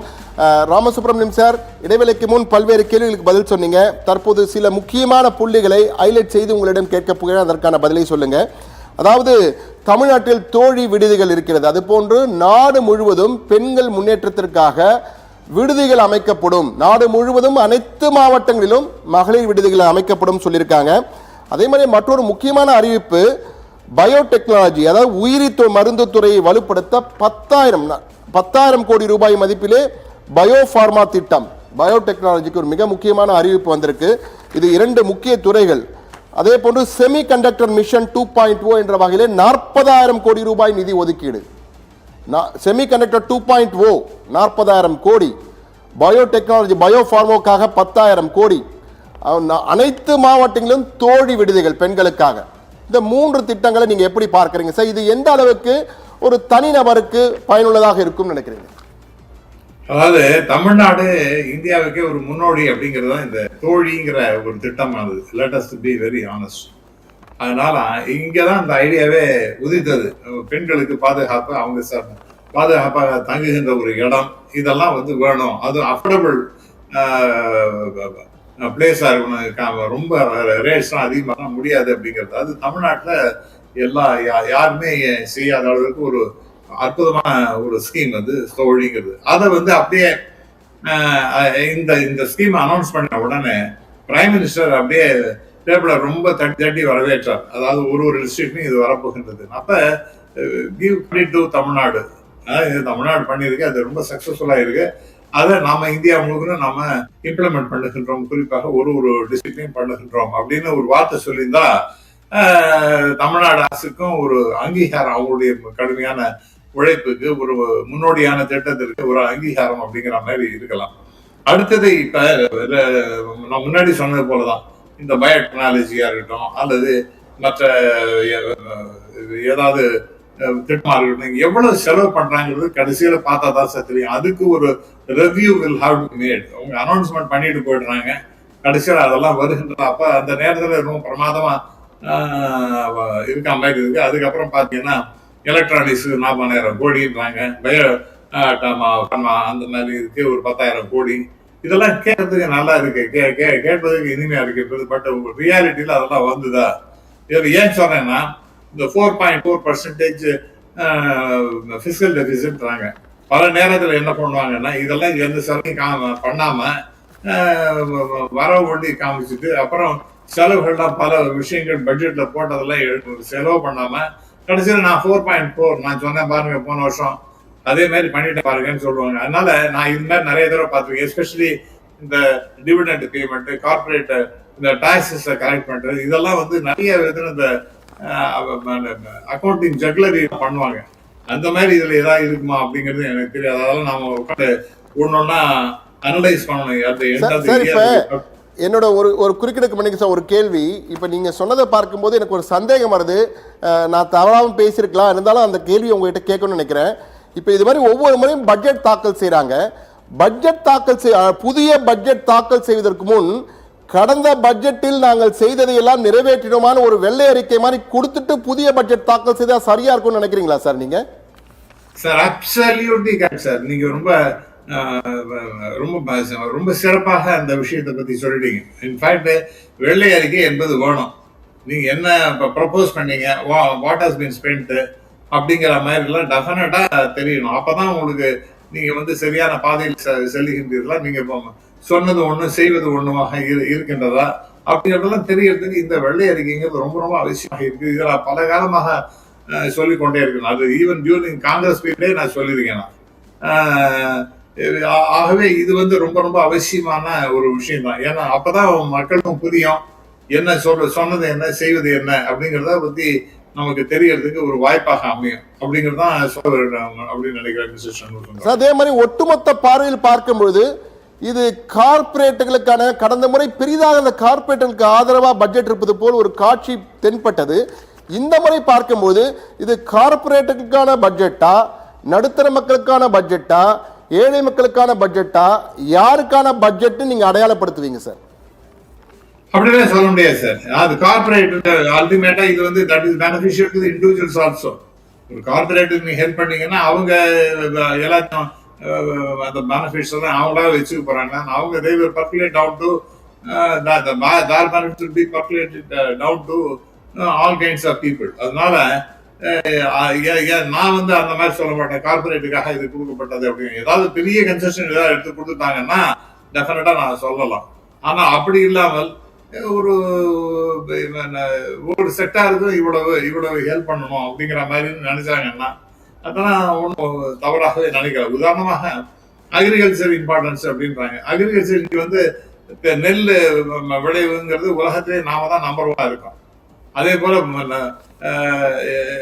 ரொம்ப மக்கள் தொகை ஏறிட்டே போயிட்டு இருக்கு. ஆனால் நம்முடைய அக்ரிகல்ச்சர் ப்ரொடக்ஷன் அப்படிங்கிறது ரொம்ப கன்சிடரபிளா இன்க்ரீஸ் ஆயிருக்கு அப்படிங்கிறதையும் நாம் பார்க்கின்றோம். அப்ப விவசாயத்துக்கு அவ்வளவு செஞ்சிருக்காங்களே அப்படின்னா விவசாயத்தினால வரக்கூடிய பெனிஃபிட் எல்லாருக்கும் போய் சேர்க்கின்றது. நெல்லுக்கு தண்ணீர் இறைக்கும் போது புல்லுக்கும் போய் சேர்ந்து அதுவும் பழைக்கணும் அப்படிங்கிற மாதிரி எல்லாரும் பழைக்கிற மாதிரி தான் ஒரு பட்ஜெட் ஆனது இருக்கும். ஏன்னா கார்பரேட் செக்டாருக்கு ஏதோ வாரி கொடுத்தாங்கன்னு நான் நினைக்கிறேன். அந்த மாதிரி ஒரு பெரிய அனௌன்ஸ்மெண்ட்டே இல்லை. அப்படி நீங்க சொல்ல போனா எஸ்டிடிங்கிறது இன்னைக்கு பட்ஜெட் அனௌன்ஸ் பண்ண உடனே ஸ்டாக் மார்க்கெட் விழுது. அப்ப அவங்க கார்பரேட்டுக்கு ஃபேவரபிளா இல்ல அப்படிங்கிற மாதிரி நாம சொல்ல முடியுமா? அப்ப நீங்க சொல்றதை பார்க்கும்போது இது யாருக்கும் சாதகமான பட்ஜெட் இல்ல, பொதுவா ஒரு பட்ஜெட் தாக்கல் செஞ்சிருக்காங்க அப்படின்னு சொல்லலாமா? நோ அப்படி இல்லை. இந்த பட்ஜெட்னால எல்லாம் நிறைய பெனிஃபிட்ஸ் வருகின்றது அப்படிங்கிறதையும் நாம் பார்க்கணும். அது அவங்களுக்கு இது it is only continuation sir. முன்னாடி இருக்கிற எவ்வளவு இருந்து ஃபார் எக்ஸாம்பிள் என்ன பொறுத்த வரைக்கும் state and it is centre 2 பேரும் சேர்ந்து இணைந்து செயல்படுகின்ற ஒரு நாடு இந்த நாடு. கோஆபரேட்டிவ் ஃபெடரலிசம் அப்படின்னு சொல்லுகிறோம். அதுல தமிழ்நாடு உட்பட பல எதிர்கட்சிகள்லாம் இருக்கக்கூடிய மாநிலங்கள்லாம் என்ன கேட்டாங்கன்னா இந்த devolution of funds, revenue, resources அதெல்லாம் வந்து 41% முன்னாடி இருக்கு. அதாவது இப்ப நம்ம ஃபினான்ஸ் 15th ஃபினான்ஸ் கமிஷன் அப்படிதான் இருக்கு. 16th ஃபினான்ஸ் கமிஷன் 41 தான் போட்டு அது வந்து நிறைவேற்றி இருக்கிறார்கள். இப்ப அந்த அதை வந்து 50% நீங்க எங்களுக்கு கொடுக்கணும் அப்படின்னு கேட்டாங்க. ஆனா அது கொடுக்கவே இல்லையே. அப்ப ஸ்டேட் கவர்மெண்ட்டுக்கும் தகுந்த அளவுக்கு பணம் போய் சேரல. ஏன்னா ஸ்டேட் கவர்மெண்ட் இல்லாம சென்ட்ரல் கவர்மெண்ட் இதுலயும் எங்கேயும் பணம் வரப்போறது இல்லை. இந்த மாநிலங்களால தான் அவங்களுக்கு வருமானம் என்பதே வருகின்றது. அதை அவங்க பார்க்கல அப்படிங்கிற மாதிரி நான் நினைக்கிறேன். அது நம்மள்கிட்ட அதிகமான பவர் இருக்கணும், பினான்சியல் பவர் இருக்கணும் அப்படிங்கறத இப்ப எல்லா விதமான பவரும் இருக்கணும், பினான்சியல் பவர் ரொம்ப அது கன்ஸ்டபிளா இருக்கணும் அப்படின்னு மத்திய அரசு நினைக்கின்றது என்று நான் பார்க்கின்றேன். அது ஒண்ணு. அப்புறம் இன்ஃப்ராஸ்ட்ரக்சர் நீங்க ஒண்ணுமே இல்லைன்னு சொன்ன கட்டமைப்புங்கிறது ரொம்ப அவசியம் சார். அது ஒரு 11 லட்சம் கோடி ரூபாய்கள் அலோகேட் பண்ணிருக்காங்க. அது வரணும். இன்ஃபேக்ட் மறுபடியும் நான் சொல்றேன், இது ஒரு ஃபிகரா ஒண்ணு பட்ஜெட்ல கொடுத்துட்டாங்க. ஆனால் இது என்ன ஆகுன்னு trigger of the growth of the country. அது அது ஒரு இன்ஃப்ராஸ்ட்ரக்சர்ங்கிறது ரொம்ப ரொம்ப முக்கியமானது. உள்கட்டமைப்பு அதிகமாக ஆகிறதுன்னு சொன்னால் ஏராளமான வேலை வாய்ப்பு, ஏராளமான வருமானத்துக்கு வழி அப்படிங்கிற மாதிரி ஒரு மிகப்பெரிய, அதாவது உங்களுக்கு ஒரு எக்ஸாம்பிள் சொல்லணும்னு சொன்னா இந்த 2வது இந்த உலக சீரழிவு, பொருளாதார சீரழிவுன்னு வந்த போது அப்ப அமெரிக்காவில் என்ன பண்ணாங்க, இருக்கிற பிட்ஜெட்லாம் உடைச்சாங்க. அப்போ மறுபடியும் நம்ம ரோடெல்லாம் போட்ட ரோடையே மறுபடியும் போடுவாங்க. எதுக்குன்னா அப்படி பண்ணினா தான் மக்கள்கிட்ட போய் பணம் சேரும். இன்ஃப்ராஸ்ட்ரக்சர் நாம் பணம் போட்டால் தான் டைரக்டா இந்த பணம் போய் மக்கள்கிட்ட சேரும் அப்படிங்கிற மாதிரி பண்ணாங்க. அதுல இருந்து அவங்க வெளியில வந்தாங்க. ஸோ இன்ஃப்ராஸ்ட்ரக்சருங்கிறது ரொம்ப ஒரு நாட்டுக்கு முக்கியம். அதுல வந்து ஒரு கிட்டத்தட்ட நம்ம பார்த்தீங்கன்னா பட்ஜெட்னு பார்த்தீங்கன்னா ஒரு 53.5 லட்சம் கோடி ரூபாய்கள், அது 11 லட்சம் கோடி ரூபாய்கள், நியர்லி 20% அதுக்காக ஒதுக்கப்படுகின்றது என்றால் ஐ திங்க் நம்ம நிச்சயமாக வரவேற்கணும். ஏன்னா that will trigger of the growth of the country and it will also enhance the income for the individuals also அப்படிங்கிற மாதிரி பார்க்கின்றோம். அதனால அது முக்கியமானது. அதே மாதிரி பாதுகாப்புத்துறைக்கு பார்த்தீங்கன்னா 7.8 லட்சம் கோடி ஒதுக்கீடு செய்திருக்காங்க நிதி. இது மிகப்பெரிய ஒரு பிக் புஷ் என்பார்கள். அது போல ஒரு பெரிய அளவுக்கு ஒதுக்கீடு செய்திருக்கிறது. இது காலத்தின் கட்டாயம். அதற்காக பாதுகாப்புத்துறைக்கு டிஃபென்ஸுக்கு இவ்வளவு செலவு பண்ணிருக்காங்கன்னு நினைக்கிறீங்களா சார் ஒதுக்கீடு? நிச்சயமா. இப்ப இன்னைக்கு இருக்கக்கூடிய உலக நடப்புகளை பார்க்கும் பொழுது எந்த நேரத்தில் என்ன பிரச்சனை வரும்னு நமக்கு தெரிய மாட்டோம். நாம எப்ப எதிர்பார்த்தோமோ அது சர்ஜிக்கல் ஸ்ட்ரைக்கோ அல்லது அந்த ஆபரேஷன் சிந்தூரோ இதெல்லாம் நாம எதிர்பார்த்தோமா, அல்லது இப்பதான் இன்னும் சீராவோட ஒரு பெட்டர் ரிலேஷன்ஷிப் இருக்கின்றது. ஆனால் திடீர்னு என்ன வேணாலும் ஆகலாம். அப்ப வந்து நம்ம ப்ரிப்பேர்ட்னஸ் ரொம்ப அவசியம். நம்ம வந்து எதிரிகள்லாம் நம்மள்ட்ட வர்றதுக்கு கூட அஞ்சுவார்கள். நம்மள்ட்ட பாதுகாப்பு ரொம்ப சிறப்பாக இருக்குமே. அதனால பாதுகாப்புக்கு நாம் செலவு பண்றோமே, அது வந்து ஒரு பயனுள்ளதா அப்படின்னு கேட்டீங்கன்னா டெஃபினட்டா நாட்டினுடைய பாதுகாப்பு என்பது ரொம்ப அவசியமானது. ஆகவே அதற்கு அலோகேட் பண்ற ஃபண்ட்ஸுங்கிறதும் ரொம்ப அவசியம் என்றுதான் நான் பார்க்கின்றேன். சார், என்னுடைய கடைசி கேள்வி உங்களிடம் சார். இந்த பட்ஜெட் ஒட்டுமொத்த பார்வையில் திருவள்ளுவர் போல நீங்க பதில் சொல்லணும் சார். திருக்குறள் எப்படி இருக்குமோ அது போன்ற திருவள்ளுவரா நீங்க சொல்லணும். இந்த பட்ஜெட் எப்படி இருக்கு, யாருக்கு சாதகம் யாருக்கு பாதகம், ஒட்டுமொத்த பார்வையில் எப்படி இருந்தது சுருக்கமா சொல்லுங்க சார். சார், அது ஆரம்பத்திலே நான் உங்களுக்கு சொன்னது போல இந்த budget by and large it's a good budget. இப்படிதான் நான் சொல்ல முடியுது. அதாவது இது வந்து யாருக்கு சாதகம் பாதகம் அப்படிங்கிற மாதிரி சில பாதகங்கள் இருக்கலாம், சில எதிர்பார்ப்புகளை பூர்த்தி செய்யாமல் இருக்கலாம். ஆனால் ஒட்டுமொத்தமாக இந்த பட்ஜெட் ஒரு நல்ல பட்ஜெட்டாகவே நான் பார்க்கின்றேன். இன்னைக்கு இருக்கக்கூடிய கண்டிஷன்ஸ்ல இந்த பட்ஜெட் ஒரு நல்ல பட்ஜெட்டாக இருப்பதாகவே நான் நினைக்கின்றேன் சார். மிக்க நன்றி டாக்டர் ராமசுப்ரமணியம். உங்கள் தகவல்களை பகிர்ந்து கொண்டமைக்காக நேரலில் மிக்க நன்றி சார். டாக்டர் ராமசுப்ரமணியம் மிக தெளிவாக இந்த பட்ஜெட் எப்படி இருந்தது, எப்படி யாருக்கெல்லாம் பலன் கொடுக்க போகிறது, எப்படி ஒட்டுமொத்த பார்வையில் எப்படி இருக்கிறேன் கூறுகிறார். பொதுவாக ஓகே, ஆனால் யாருக்கு சாதகம் யாருக்கு பாதகம் என்பதை விரிவாக தெளிவாக தற்போதைக்கு சொல்ல முடியாது என்பதை தான் சொல்லியிருக்கிறார். ஆனால் பலருக்கு ஏமாற்றம் என்பதை, எதிர்பார்ப்புகள் பூர்த்தியாகவில்லை என்பதையும் ஒப்புக்கொண்டிருக்கிறார். இந்த பட்ஜெட் மட்டுமல்ல, மீண்டும் நேர்களை அன்புடன் வரவேற்கிறோம். தற்போது டாப் 20 இந்த பட்ஜெட்டின் ஒட்டுமொத்த சாராம்சத்தை 20 புள்ளிகளில் உங்களுக்கு தரப்போகிறோம். அந்த 20 புள்ளிகள் என்ன என்பது குறித்து தற்போது திரையிலே வரப்போகிறது, பார்க்கலாம். Top 20 points of the budget 2026-27. முதல் புள்ளி, தனிநபர் வருமான வரி விகிதத்தில் எந்த மாற்றமும் இல்லை, பழைய நிலையே தொடரும் என அறிவிப்பு. இரண்டாவது புள்ளி, ஏப்ரல் 1 முதல் அமலுக்கு வரும் புதிய வருமான வரி சட்டத்தின் கீழ் வருமான வரி சார்ந்த தரவுகளை மறைத்தால் 100% அபராதம். வருமானத்தை மறைத்தால் 100% அபராதம்.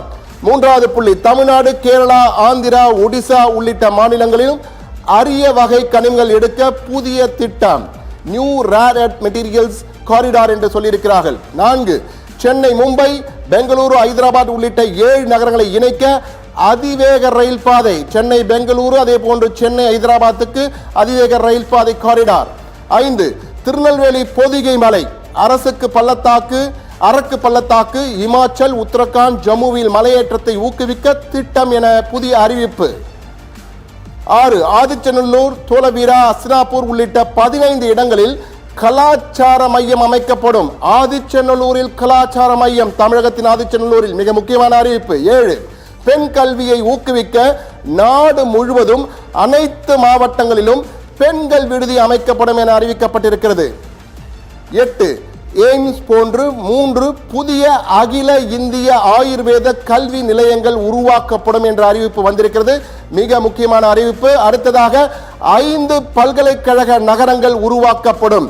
சுற்றுலாத்துறையை மேம்படுத்த தேசிய கல்வி நிறுவனம் அமைக்கப்படும் என்ற அறிவிப்பையும் மத்திய நிதி அமைச்சர் நிர்மலா சீதாராமன் அறிவித்திருக்கிறார். 10 அரிய வகை நோய்களுக்கான மருந்துகள், புற்றுநோய் சிகிச்சைக்கான 17 மருந்துகள் மீதான சுங்க வரி முழுமையாக நீக்கம், மருந்துகளின் விலை குறைகிறது. மிக முக்கியமான புள்ளி இது. என்றால் அரிய வகை நோய்கள், அதற்கான மருந்துகளின் விலை குறைக்கப்படுகிறது. 11வது புள்ளி, பழவேற்காடு. தமிழகத்தில் உள்ள பழவேற்காடு ஏரியில் பறவைகளை காண்பதற்கான பிரத்யேக காட்சி மையம் அமைக்கப்படும் என்ற தகவல் உண்மையை சுற்றுலாவை ஊக்குவிக்கக்கூடிய ஒரு தகவலாக இருக்கிறது. 12 வரி தொடர்பான சிறு குற்றங்களுக்கு குற்றவியல் நடவடிக்கை எடுக்கப்படாது. மிக முக்கியமானது. என்றால் இதற்கு முன்னால் அது குற்றவியல் நடவடிக்கை எடுக்கப்பட்டு வந்தது, இனி அந்த குற்றவியல் நடவடிக்கை இல்லை என கூறியிருக்கிறார்கள். 13 வரி சார்ந்த பெரிய குற்றங்களுக்கு அதிகபட்ச தண்டனை 2 ஆண்டுகளாக குறைப்பு, இதுவும் ஒரு மிக முக்கியமானதாக பார்க்கப்படுகிறது. 14 வாகன விபத்து காப்பீடுகளுக்கு முழுமையாக வரி விலக்கு அளிக்கப்படுகிறது. மிக முக்கியமான வாகன விபத்து காப்பீடுகள் பெறும்போது அதற்கு வரி விதிக்கப்படும், இனி வரி கிடையாது, வரி விலக்கு என அறிவித்திருக்கிறார்கள். 15வது புள்ளி, கடல் சார்ந்த ஏற்றுமதி பொருட்களை உற்பத்தி செய்ய இறக்குமதி செய்யப்படும் மூலப்பொருட்களுக்கு வரி சலுகை உயர்த்தப்பட்டிருக்கிறது என்ற தகவல். அது எவ்வளவு என்று தெரியவில்லை, ஆனால் உயர்த்தப்பட்டிருக்கிறது. 16 இந்தியாவில் தென்னை, முந்திரி, கோகோ உற்பத்தியை ஊக்குவிக்க பிரத்யேக திட்டம் என அறிவிக்க, இந்தியாவின் முந்திரியை உலக நாடுகளில் பிராண்ட் செய்வதற்காக மிக முக்கியமான திட்டத்தை அறிவித்திருக்கிறார்கள். 17வது புள்ளி, பால் உற்பத்தி, கோழி, மீன் வளர்ப்பை அதிகரிக்க ஊக்குவிக்கும் வகையிலே பல சலுகைகள் வழங்கப்படும் என மத்திய நிதி அமைச்சர் நிர்மலா சீதாராமன் அறிவித்திருக்கிறார். 18வது புள்ளி, சந்தன மர சூழல் அமைப்பை மீட்டெடுக்கும் வகையில் சாகுபடியை ஊக்குவிக்க மத்திய அரசு இணைந்து செயல்படும் என்ற அறிவிப்பு வந்திருக்கிறது. மிக முக்கியமான அறிவிப்பு. சந்தன மர சூழல் அமைப்பை மீட்டெடுக்கும் வகையிலே சாகுபடியை ஊக்குவிக்க மத்திய அரசு மாநில அரசுகளுடன் இணைந்து செயல்படும் என்ற அறிவிப்பு வந்திருக்கிறது. 19வது 16வது நிதிக்குழு பரிந்துரையின்படி மாநிலங்களுக்கு தலா ரூபாய் 1.4 லட்சம் கோடி ஒதுக்கீடு, மிக முக்கியமான அறிவிப்பாக பார்க்கப்படுகிறது. மாநிலங்களுக்கு தலா, ஒவ்வொரு மாநிலங்களுக்கும் 1.4 லட்சம் கோடி ஒதுக்கீடு வழங்கப்படும். 20வது புள்ளி, மேலும் 17.2 லட்சம் கோடி கடன் வாங்க மத்திய அரசு முடிவு செய்திருக்கிறது என்ற தகவல் வந்திருக்கிறது.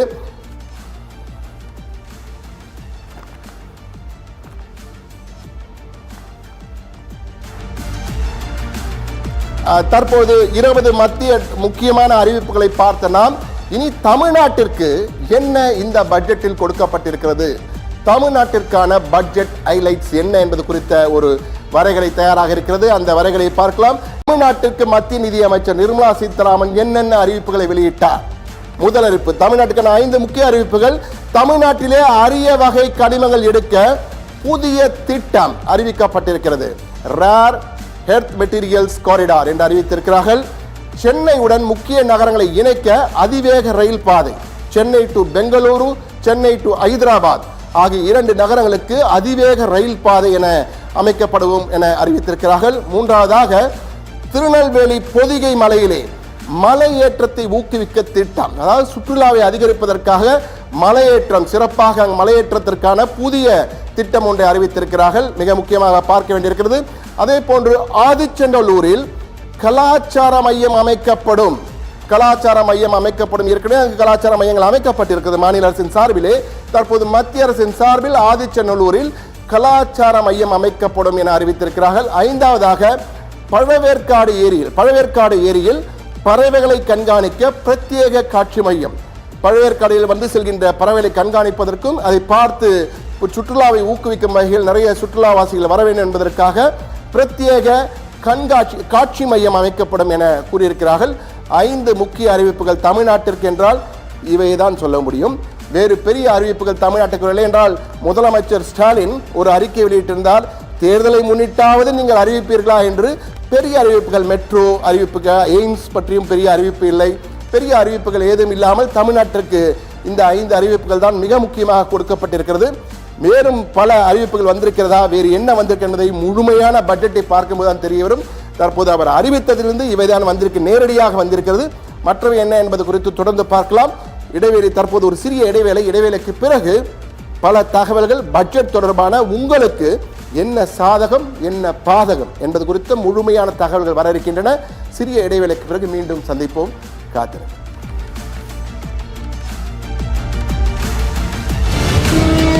மீண்டும் நேர்களை வணக்கம். வணக்கம் சார். இந்த முதல்ல என்னுடைய கேள்வி, இந்த பட்ஜெட் தற்போது கிட்டத்தட்ட 1 மணி நேரம் 26 நிமிடங்கள் படித்திருக்கிறார். இந்த பட்ஜெட் முழுவதும் நீங்க கேட்டிருப்பீங்க. பொதுமக்கள் பார்வையிலே, ஒரு சாதாரண குடிமகன் பார்வையிலே ஒரே வரியில் ஆரம்பிக்க வேண்டும் என்றால் இந்த பட்ஜெட் எப்படி இருந்தது சார்? பை அண்ட் லார்ஜ் இந்த பட்ஜெட் ஒரு நல்ல பட்ஜெட்டாக தான் நான் பார்க்கின்றேன். ஏனென்றால் நாம் எதிர்பார்த்த நம்முடைய எதிர்பார்ப்புகள் அதிகமாக இருக்கலாம், அல்லது அவங்க சொன்னது குறைவாக இருக்கலாம். பை அண்ட் லார்ஜ் ஒரு பட்ஜெட் அப்படின்னு வரும்பொழுது நாட்டினுடைய பொருளாதாரம் எப்படி இருக்கிறது அப்படிங்கிறத நாம் பார்க்கின்றோம். அதே போல இந்த பிஸ்கல் டெபிசிட், ஒட்டுமொத்த பற்றாக்குறை அப்படின்னு இருக்கேன், அதை எப்படி இருக்கின்றது என்று பார்க்கின்றோம். இதெல்லாம் நீங்க அந்த டீட்டெயில்ஸ் கொடுத்துருக்காங்க. இந்த எக்கனாமிக் சர்வேலையும் அதெல்லாம் பத்தி கொடுக்கப்பட்டிருக்கின்றது. அப்படி பார்க்கும் பொழுது ஒரு 7.4% இன்னைக்கு உலக அளவிலே மிகப்பெரிய பிரச்சனைகள் ஓடிக்கொண்டிருக்கின்ற நிலையில, அதுவும் டாரிஃப் ஒரு நாட்டுக்கும் அமெரிக்கா ஏற்றிக்கொண்டே இருக்கின்ற நிலையில, இவையெல்லாம் தாண்டி நாம் ஒரு கணிசமான வளர்ச்சியை நாம் பார்க்கின்றோம் என்றால் 7.4%, 7.4% வளர்ச்சினா இது நிச்சயமாக மிக சிறப்பான வளர்ச்சியாக நான் பார்க்கின்றேன். இரண்டாவதாக, போன முறை சார் குறுக்கிடுவதற்கு மன்னிக்கணும் சார், குறுக்கிடுவதற்கு மன்னிக்கணும். நீங்க ஒரு வகையில நல்ல பட்ஜெட் அப்படின்னு சொன்னீங்க. உண்மையிலேயே ஒரு பொருளாதார நிபுணர் பார்வையில் நீங்க சொல்றீங்க. ஆனா அந்த பட்ஜெட் சிறப்பாக இருக்கும் பொழுது பங்கு சந்தைகள் கிடுகிடு உயர்ந்திருக்கணும். ஆனா பங்கு சந்தையில கிடுகிடு சரிவுதான் பார்க்க முடிந்தது. இதை எதை காட்டுகிறது சார்? ஏதோ குறை இருக்கின்ற மாதிரி ஒரு சொல்லுதான். அதாவது பட்ஜெட்டுக்கு ஸ்டாக்கு ரொம்ப மிக நெருங்கிய தொடர்பு உண்டு. நீங்க சொன்னது போல இன்னும் நிறைய பேர் என்ன சொல்லுவாங்கன்னா, ஸ்டாக் மார்க்கெட் கீழே விழுந்துருது அப்படின்னு சொன்னால் பட்ஜெட் அன்னைக்கு, அப்படின்னா இந்த பட்ஜெட் மோசம் அப்படிங்கிற மாதிரி சொல்லுவாங்க. If there is a fall in the stock market, the budget is deemed to be bad அப்படிங்கிற மாதிரி ஒரு அபிப்பிராயம் இருக்கின்றது. அதை நீங்க அந்த ஆங்கிள் நீங்க பேசுறீங்க. பட் இந்த எஸ்டிடி அப்படிங்கிற மாதிரி அந்த டாக்ஸ், அவங்களுக்கு அந்த டிரான்சாக்ஷன் டாக்ஸ், அப்படி செக்யூரிட்டிஸ் டிரான்சாக்ஷன் டாக்ஸ் அப்படிங்கிறது சற்று அதிகமாக ஆக்கி இருக்கின்றார்கள். அது விரும்பத்தக்கதாக ஸ்டாக் மார்க்கெட் கருதவில்லை. ஆகவே அதன் காரணமாகத்தான் இன்னைக்கு ரொம்ப பெரிய அளவிற்கு விழுந்திருக்கின்றது. இப்ப அந்த ஆங்கிள் பார்த்துட்டு ஸ்டாக் மார்க்கெட் கீழே விழுந்துருக்கு, அதனாலே பட்ஜெட் ரொம்ப மோசம் அப்படின்னு நான் சொல்ல தயாரில்லை. அவங்களுக்கு குறிப்பாக இந்த எஸ்டிடி அப்படிங்கிற மாதிரி அந்த செக்யூரிட்டிஸ் டிரான்சாக்ஷன் டாக்ஸ் சற்று அதிகமாக ஆக்கி இருப்பது அவர்களுக்கு விருப்பமில்லை. இது இன்னைக்கு மட்டுமல்ல சார், நீங்க பழைய கதையெல்லாம் பாத்தீங்களா கூட, இந்த எஸ்டிடில ஏதாவது கை வச்சாங்கன்னா அன்னைக்கு ஸ்டாக் மார்க்கெட் கீழே விழும். இந்த பட்ஜெட், பழைய பட்ஜெட்லாம் நீங்க பாத்தீங்கன்னா ஈவன் மிஸ்டர் பி சிதம்பரம் பீரியட்லாம் கூட அப்படிலாம் நடந்திருக்கின்றது. சார் மீண்டும் எழுமா சார்? கீழே விழுந்த வேகத்திலே எழுமா எப்படி இருக்கும் சார்? இல்ல, அதாவது அல்டிமேட்டா நீங்க பாத்தீங்கன்னா ஒரு நாட்டினுடைய பொருளாதாரம், ஒட்டுமொத்த வளர்ச்சி, பற்றாக்குறை எவ்வளவு, இதெல்லாம் தான் பார்ப்பாங்க. அதனால இன்னைக்கு இறங்கிடுதுன்னு சொல்லிட்டு நாம ரொம்ப கவலைப்பட வேண்டாம். பட் அதனாலயும் அந்த பட்ஜெட் மோசம் அப்படிங்கறதையும் நான் என்னால சொல்ல முடியல. பட் நாம எதிர்பார்ப்பு எல்லாமே நடக்குமா அப்படின்னா நிச்சயமா இருக்கல. உதாரணமாக எல்லாம் பின்னாடி நான் பேசுவேன் சார். இல்ல, என்னோட இன்னொரு முக்கியமான கேள்வி சார். ஏன்னா நான் நீங்க ஒரு பொருளாதார நிபுணரா சொல்லுறாங்க. ஆனா நான் சாதாரண குடிமகனா கேட்கிறேன், வருமான வரி செலுத்துவனா கேட்கிறேன். வருமான வரியில பெரிய எதிர்பார்ப்பு ஆண்டுதோறும் இருக்கும். எங்களுக்கு எதிர்பார்ப்பு நிறைய இருக்கும். ஆனா கொஞ்சமாவது பூர்த்தி செய்யணுன்ற எதிர்பார்ப்பு எங்களுக்கு இருக்கும். ஆனா இந்த மாதிரி எதுவுமே பூர்த்தி செய்யல. வருமான வரி எதுவும் மாற்றமே இல்லை, அதே தான் நீடிக்கும்னு சொல்லிட்டாங்க. இதுல எப்படி சார் பாக்குறீங்க நீங்க? நீங்க இப்ப எழுப்பி அந்த கேள்வி இருக்கு, அதை தான் நான் முன்னாடி சொல்லாமா நினைச்சேன். அதுக்கப்புறம் தான் பின்னாடி சரி பார்த்துக்கலாம்னு சொல்லிட்டு நினைச்சேன். நீங்க ஸ்ட்ரைட் ஆன் தி ஹெட் நீங்க அந்த கொஸ்டினை ரைஸ் பண்ணிட்டீங்க. டெஃபினட்டா தனி மனிதர்களுக்கு இதனால பெரிய பெனிஃபிட் கிடையாது. டாக்ஸ் ஏதோ குறைப்பாங்களோ அல்லது இன்வெஸ்ட்மெண்ட், ஃபார் எக்ஸாம்பிள் இந்த ஏடிசி போன்றவர்கள்லாம் இருக்கின்றன, அதுகளுக்கெல்லாம் ஒரு ஸ்லாப் வச்சிருந்தாங்கன்னா அது இன்வெஸ்ட்மெண்ட் அவங்களுக்கு சேவிங்ஸ் சேமிப்பு எல்லாம் என்கரேஜ் பண்ணும். அதெல்லாம் பண்ணலைங்கிறது நிச்சயம் தான். அதனால தனி மனிதர்களுக்கு ஒரு மிகப்பெரிய அளவுக்கு இது சந்தோஷத்தை ஏற்படுத்தி இருக்குமா அப்படின்னு கேட்டீங்கன்னா டெஃபினட்டா இல்ல. ஓவராலா நீங்க பார்க்கலாம் ஒழிய தனி மனிதர்களுக்கு என்னப்பா எனக்கு என்னப்பா அப்படின்னு சொல்லிட்டு பார்க்கும் பொழுது நிச்சயமாக அது ஒரு ஏமாற்றம் தான். டிசப்பாயின்மெண்ட் இருக்கு. நீங்க சொல்றது நீங்க கேட்ட கேள்வி அதுதான். கடைசியில ஸ்ட்ரைட்டா சொல்றானே அதுக்கு ஒரு டிசப்பாயின்மெண்ட் தான் அப்படிங்கிற தனி மனிதர்களுக்கு அவருடைய எதிர்பார்ப்பை பூர்த்தி செய்யாத வகையிலே இது ஒரு டிசப்பாயிண்டிங் பட்ஜெட் அப்படின்னு அவங்க பாயிண்ட் ஆஃப் வியூல சொல்லலாம். ஓவரால் பொருளாதார வளர்ச்சி அதெல்லாம் பார்க்கும்போது அது சரியாக இருப்பதாக நான் பார்க்கிறேன்.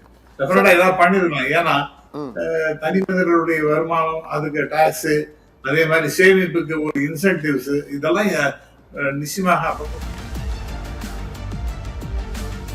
புதிய தொழில் முனைவோரை ஊக்குவிக்க ஒதுக்கீடு செய்யப்பட்டுள்ள நிதியானது தற்பொழுது 7.80 லட்சம் கோடியாக உள்ளது. முந்தைய பட்ஜெட்டில் 6.81 லட்சம் கோடியாக இருந்தது. தற்போது இது 7.80 லட்சம் கோடியாக உள்ளது. புதிய தொழில் முனைவோரை ஊக்குவிக்க ஒதுக்கீடு செய்யப்பட்டுள்ள நிதியானது 7.80 லட்சம் கோடியாக உள்ளது. புதிய தொழில் முனைவோரை ஊக்குவிக்க ஒதுக்கீடு செய்யப்பட்டுள்ள நிதியானது இந்த பட்ஜெட்டில் 10,000 கோடியாக உள்ளது. இது முந்தைய பட்ஜெட்டில் 5,833 கோடியாக இருந்தது. தற்பொழுது இந்த பட்ஜெட்டில் 10,000 கோடியாக ஒதுக்கீடு செய்யப்பட்டுள்ளது. புதிய தொழில் முனைவோரை ஊக்குவிக்க 10,000 கோடி நிதியானது இந்த பட்ஜெட்டில் ஒதுக்கீடு செய்யப்பட்டிருக்கிறது.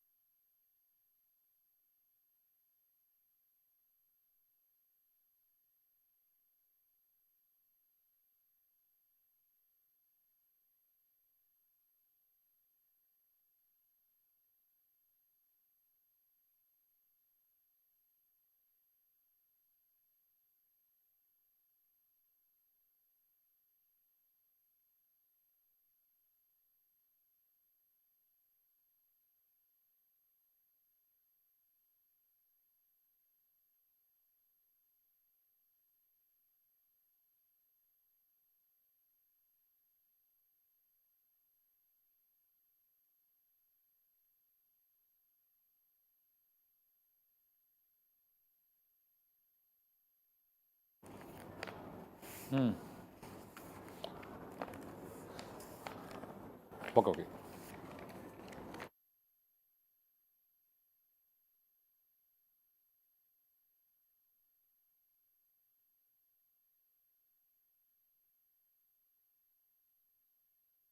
கனெக்டானா இல்லை, இப்போ யாரும் கனெக்ட் ஆகிறாங்களா? இது மட்டும் பேசிட்டே இருக்கவா?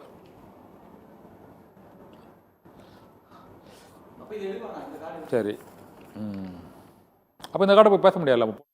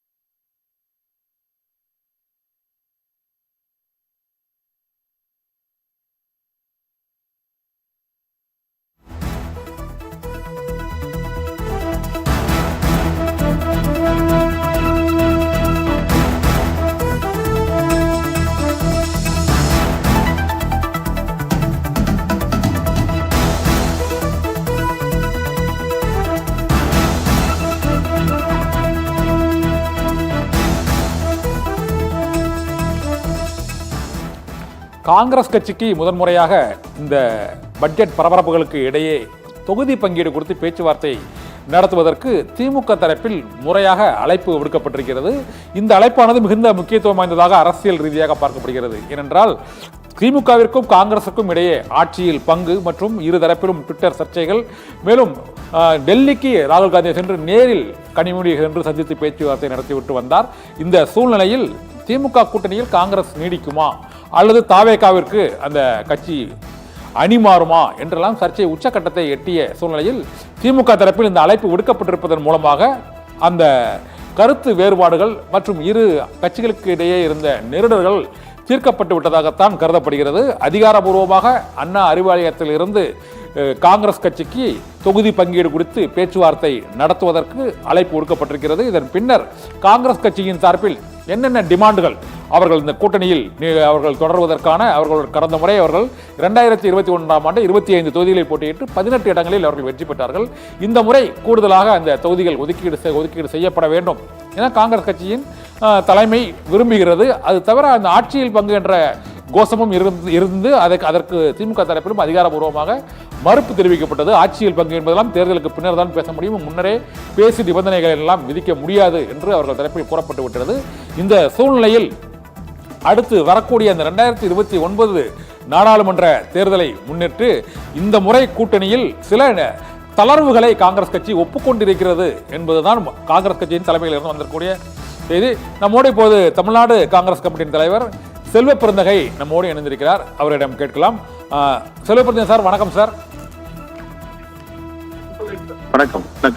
வணக்கம். இந்த பட்ஜெட் பரபரப்புகளுக்கு இடையே இந்த கூட்டணி பரபரப்பும் தற்போது திமுக தரப்பிலிருந்து காங்கிரஸ் கட்சிக்கு இந்த அழைப்பு தொகுதி பங்கீடு தொடர்பான அழைப்பு ஒடுக்கப்பட்டிருக்கிறது. இந்த அழைப்பு எப்போது சார் அந்த பேச்சுவார்த்தை முதல் கட்ட பேச்சுவார்த்தை நடைபெறும்? இல்ல, பேச்சுவார்த்தை தொடர்ந்து பேசிக் கொண்டிருக்கிறோம். இன்னும் வெகு விரைவில் அவர்கள் அழைக்க இருக்கிறார்கள். அழைத்த பிறகு ஒரு முடிவுக்கு வருவோம். நல்ல முறையில் சுமூகமாக திராவிட முன்னேற்ற கழகத்தோடு பேச்சுவார்த்தை நடந்து கொண்டிருக்கிறது. ஓரிரு இந்த திமுக தரப்பில் ஒரு அழைப்பு விடுக்கப்பட்டு நீங்கள் காங்கிரஸ் கட்சியின் சார்பாக அந்த குழுவினர் தொகுதி பங்கீடு குழுவினர் அதை சென்று சந்தித்து பேசுவதற்கான நாள் தேதி எதுவும் குறிக்கப்பட்டிருக்கா சார்? அதுக்கு வெகு விரைவில் சந்திப்பு நடைபெறும். ஓகே, இப்போ இந்த நிதிநிலை அறிக்கை தாக்கல் செய்யப்பட்டிருக்கிறது. இந்த நிதிநிலை அறிக்கை தொடர்பாக காங்கிரஸ் கட்சியின் சார்பாக உங்களுடைய கருத்து என்ன சார்? இந்த நிதிநிலை அறிக்கை எப்பொழுதும் போத காணல் நீர் நிதிநிலை அறிக்கை சாமானியர்களுக்கும் ஏழை எளிய மக்களுக்கும் விவசாய பெருங்குடி மக்களுக்கும் பெண்களுக்குமான நிதிநிலை அறிக்கை இல்லை. இந்த நிதிநிலை அறிக்கை என்பது அம்பானி அதானி கோட்டீஸ்வரர்களுக்கான நிதிநிலை அறிக்கையாக தான் நாங்கள் பார்க்கிறோம். சில மாநிலங்களிலே தேர்தல் காலத்தில் சில சலுகைகள், சில சர்ப் ஷோ போடுவார்கள். ஆனால் அது கூட தமிழ்நாட்டில் தேர்தல் நடக்க இருக்கிறது, அது கூட தமிழ்நாட்டிற்கு எதுவும் இல்லை. அப்படி என்றால் தமிழ்நாட்டு மக்களையும் தமிழ்நாட்டையும் எந்த அளவிற்கு ஒன்றிய அரசு வஞ்சிக்கிறது, வெறுக்கிறது என்பது இந்த நிலை அறிக்கை மூலமாக தெரிகிறது. ஓகே, சொல்லப்படுங்க சார். இந்த தமிழகத்திற்கான திட்டங்கள் எதுவும் இல்லை என்று கூறுவதற்கு இயலாது. ஏனென்றால் இந்த பழவேற்காட்டில் அவர்கள் இந்த பறவைகள் கண்காணிப்பு மையம் அமைக்க ஒப்புக்கொண்டிருக்கிறார்கள். ஆதிச்சநல்லூரில் இந்த கலாச்சார மையம் இது தொடர்பான அறிவிப்புகள் அறிவிக்கப்பட்டிருக்கிறது. இது தவிர சென்னையிலிருந்து பெங்களூர், ஹைதராபாத்துக்கு இந்த அதிவேக ரயில் திட்டம் போன்றவை கடந்த முறை தமிழ்நாடு என்ற பெயரே உச்சரிக்காத நிலையில் இந்த முறை இது அறிவித்திருப்பது ஒரு கவனத்தை ஈர்க்கக்கூடிய அம்சமாக இல்லையா சார்? இல்லை, இது ஏற்கனவே நடைமுறை உள்ளது. தமிழ்நாடு அரசு ஏற்கனவே பழவேற்காட்டிலும் ஆதிச்சநல்லூரிலும் தன்னுடைய திட்டங்களை அறிவித்திருக்கிறது. ஆகையால் இது புதியதல்ல. ஆதிச்சநல்லூரில் தொடர்ந்து அந்த அகழ்வாராய்ச்சி பணிகள் நடந்து கொண்டிருக்கின்றன.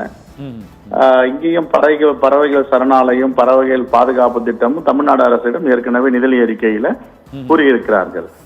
ஆனால் இந்த ட்ரெயின் விடுறது, அதிவேக விரைவு ரயில்கள் விடுவது அது ஏற்ற அளவில் தான் இருக்கிறது. புல்லட் ரயில் விடுவோம்னு சொன்னாங்க, இது வரைக்கும் புல்லட் ரயில் வரல. அது முதல் நிதிநிலை அறிக்கையிலேயே அறிவிச்சாங்க. ஆனா இது ஒரு காணல் நீரான நிதிநிலை அறிக்கையா நாங்க பாக்குறோம். ஓகே, ஆனா இந்த தொலைநோக்கு பார்வை மற்றும் வளர்ச்சியை நோக்கி தான் இந்த நிதிநிலை அறிக்கைன்னு பிரதமர் நரேந்திர மோடி இந்த நிதிநிலை அறிக்கை தொடர்பாக இப்போது கருத்து தெரிவித்திருக்கிறார்கள். தொலைநோக்கு இது ஏற்கனவே 10 ஆண்டுகள் இருந்தாங்க, இப்ப 2 ஆண்டுகளா இருக்காங்க. இதுக்கு என்ன தொலைநோக்கு பார்வை இருக்கு? என்ன தொலைநோக்கு விலைவாசி குறைச்சிருக்காங்களா, தங்க விலையை குறைச்சிருக்காங்களா? ஏழை எளிய மக்கள்லாம் எட்டி பார்க்க முடியாத அளவிற்கு தங்க விலை ஏறிக்கொண்டிருக்கிறது. கேட்டா இன்டர்நேஷனல் பிரைஸ் பிக்சிங் சொல்லுவாங்க. இந்திய மக்கள் எந்த அளவிற்கு வசதி வாய்ப்போடு இருக்கிறார்கள், மகிழ்ச்சியாக இருக்கிறார்கள் என்பதுதான் ஒரு நிதிநிலை அறிக்கையுடைய அங்கமாக இருக்கும். அப்படி எதுவும் இதுவரையும் இல்லை, இப்பொழுதும் இல்லை. ஓகே. ஆனால் அந்த சிறு குறு தொழில்களை எல்லாம் மேம்படுத்துவதற்கு ஒரு 10,000 கோடி ரூபாய் வரை இந்த தடவை ஒதுக்கீடு செய்திருக்கிறார்கள். அது வந்து தமிழ்நாட்டில் அந்த எம்எஸ்எம்இ அந்த திட்டங்களை, அந்த தொழில் நிறுவனங்களை வந்து ஊக்குவிப்பதற்கான முயற்சி அப்படிங்கிற அவங்க தரப்புல சொல்லப்படுகிறது பட்ஜெட்டில். சிறு குறு நடுத்தர தொழில்களெல்லாம் நசிந்து போனது, அந்த தொழில்கள் எல்லாம் ரொம்ப மோசமா போனது இவங்க பாஜக ஆட்சி காலத்துல. காரணம் என்ன? பண மதிப்பிழப்பு கொண்டு வந்தாங்க. அப்பவே சிறு குறு நடுத்தர தொழில்கள் நசிந்து விட்டன. பிறகு ஜிஎஸ்டி கொண்டு வந்தாங்க. அதனால இப்ப இனிமே அது உயிர் பிழைக்குமா தப்பிக்குமா என்பதே கேள்விக்குறி. தமிழ்நாட்டுல மட்டும்தான் மாண்புமிகு முதலமைச்சருடைய தலையீட்டால எம்எஸ்எம்இன்றது உயிரோட்டமா இருக்கு. இந்தியால எந்த மாநிலத்துல எம்எஸ்எம்இ உயிரோட்டத்திற்கு சொல்லுங்க பாப்போம். அதனால இதெல்லாம் வந்து ஒத்து வராதது, மக்களுக்கு போய் சேராதது. சிறு குறு நடுத்தர தொழில் வளராதவர்களுக்கு தான் இவர்கள் திட்டம் 10,000 கோடினா 10,000 கோடி எதுல ஒதுக்கி இருக்காங்க? இத 10,000 கோடி ஒதுக்குனாங்கன்னா 10,000 கோடி அங்க போய் சேரணும்ல. ஆகையால இதுல பிரச்சனை இருக்கு. இந்த நிதிநிலை அறிக்கை வந்து மக்களுக்கான நிதிநிலை அறிக்கை இல்லை. அதான் என்னுடைய கருத்து. ஓகே, ஓகே, நன்றி சார். எங்களோட இணைப்பில் வந்து இந்த நிதிநிலை அறிக்கை தொடர்பாகவும் மற்றும் திமுக காங்கிரஸ் அந்த கூட்டணி பேச்சுவார்த்தை, தொகுதி பங்கீடு ஆகியவை குறித்து எங்களோடு பல்வேறு கருத்துக்களை தமிழக காங்கிரஸ் கட்சியின் தலைவர் செல்வ பெருந்தகை பகிர்ந்து கொண்டிருக்கிறார். இந்த நிதிநிலை அறிக்கை என்பது ஒரு காணல் நீராகத்தான் இருக்கிறது. திட்ட ஒதுக்கீடு என்பது வந்து அது மக்களுக்கு நேரடியாக உடனடியாக அதனுடைய பலன் சென்றடைவதற்கான வாய்ப்புகள் இல்லை என்றும், தமிழகத்திற்கான ஒரு முக்கியமான அறிவிப்புகள் எதுவும் பெரிய அளவில் இல்லை, தேசிய அளவிலான திட்டங்களோடு தமிழகத்தை சேர்த்து கொண்டிருக்கிறார்கள் என்ற கருத்தையும் தமிழ்நாடு காங்கிரஸ் கமிட்டியின் தலைவர் செல்வ பெருந்தகை அவர் கூறியிருக்கிறார். இந்த கருத்தை தொடர்ந்து இந்த மத்திய பட்ஜெட் 2026-27 சிறப்பு நேரலையில் நாம் தொடர்ந்து பேசலாம். ஒரு சிறிய இடைவெளிக்கு பிறகு தொடர்ந்து.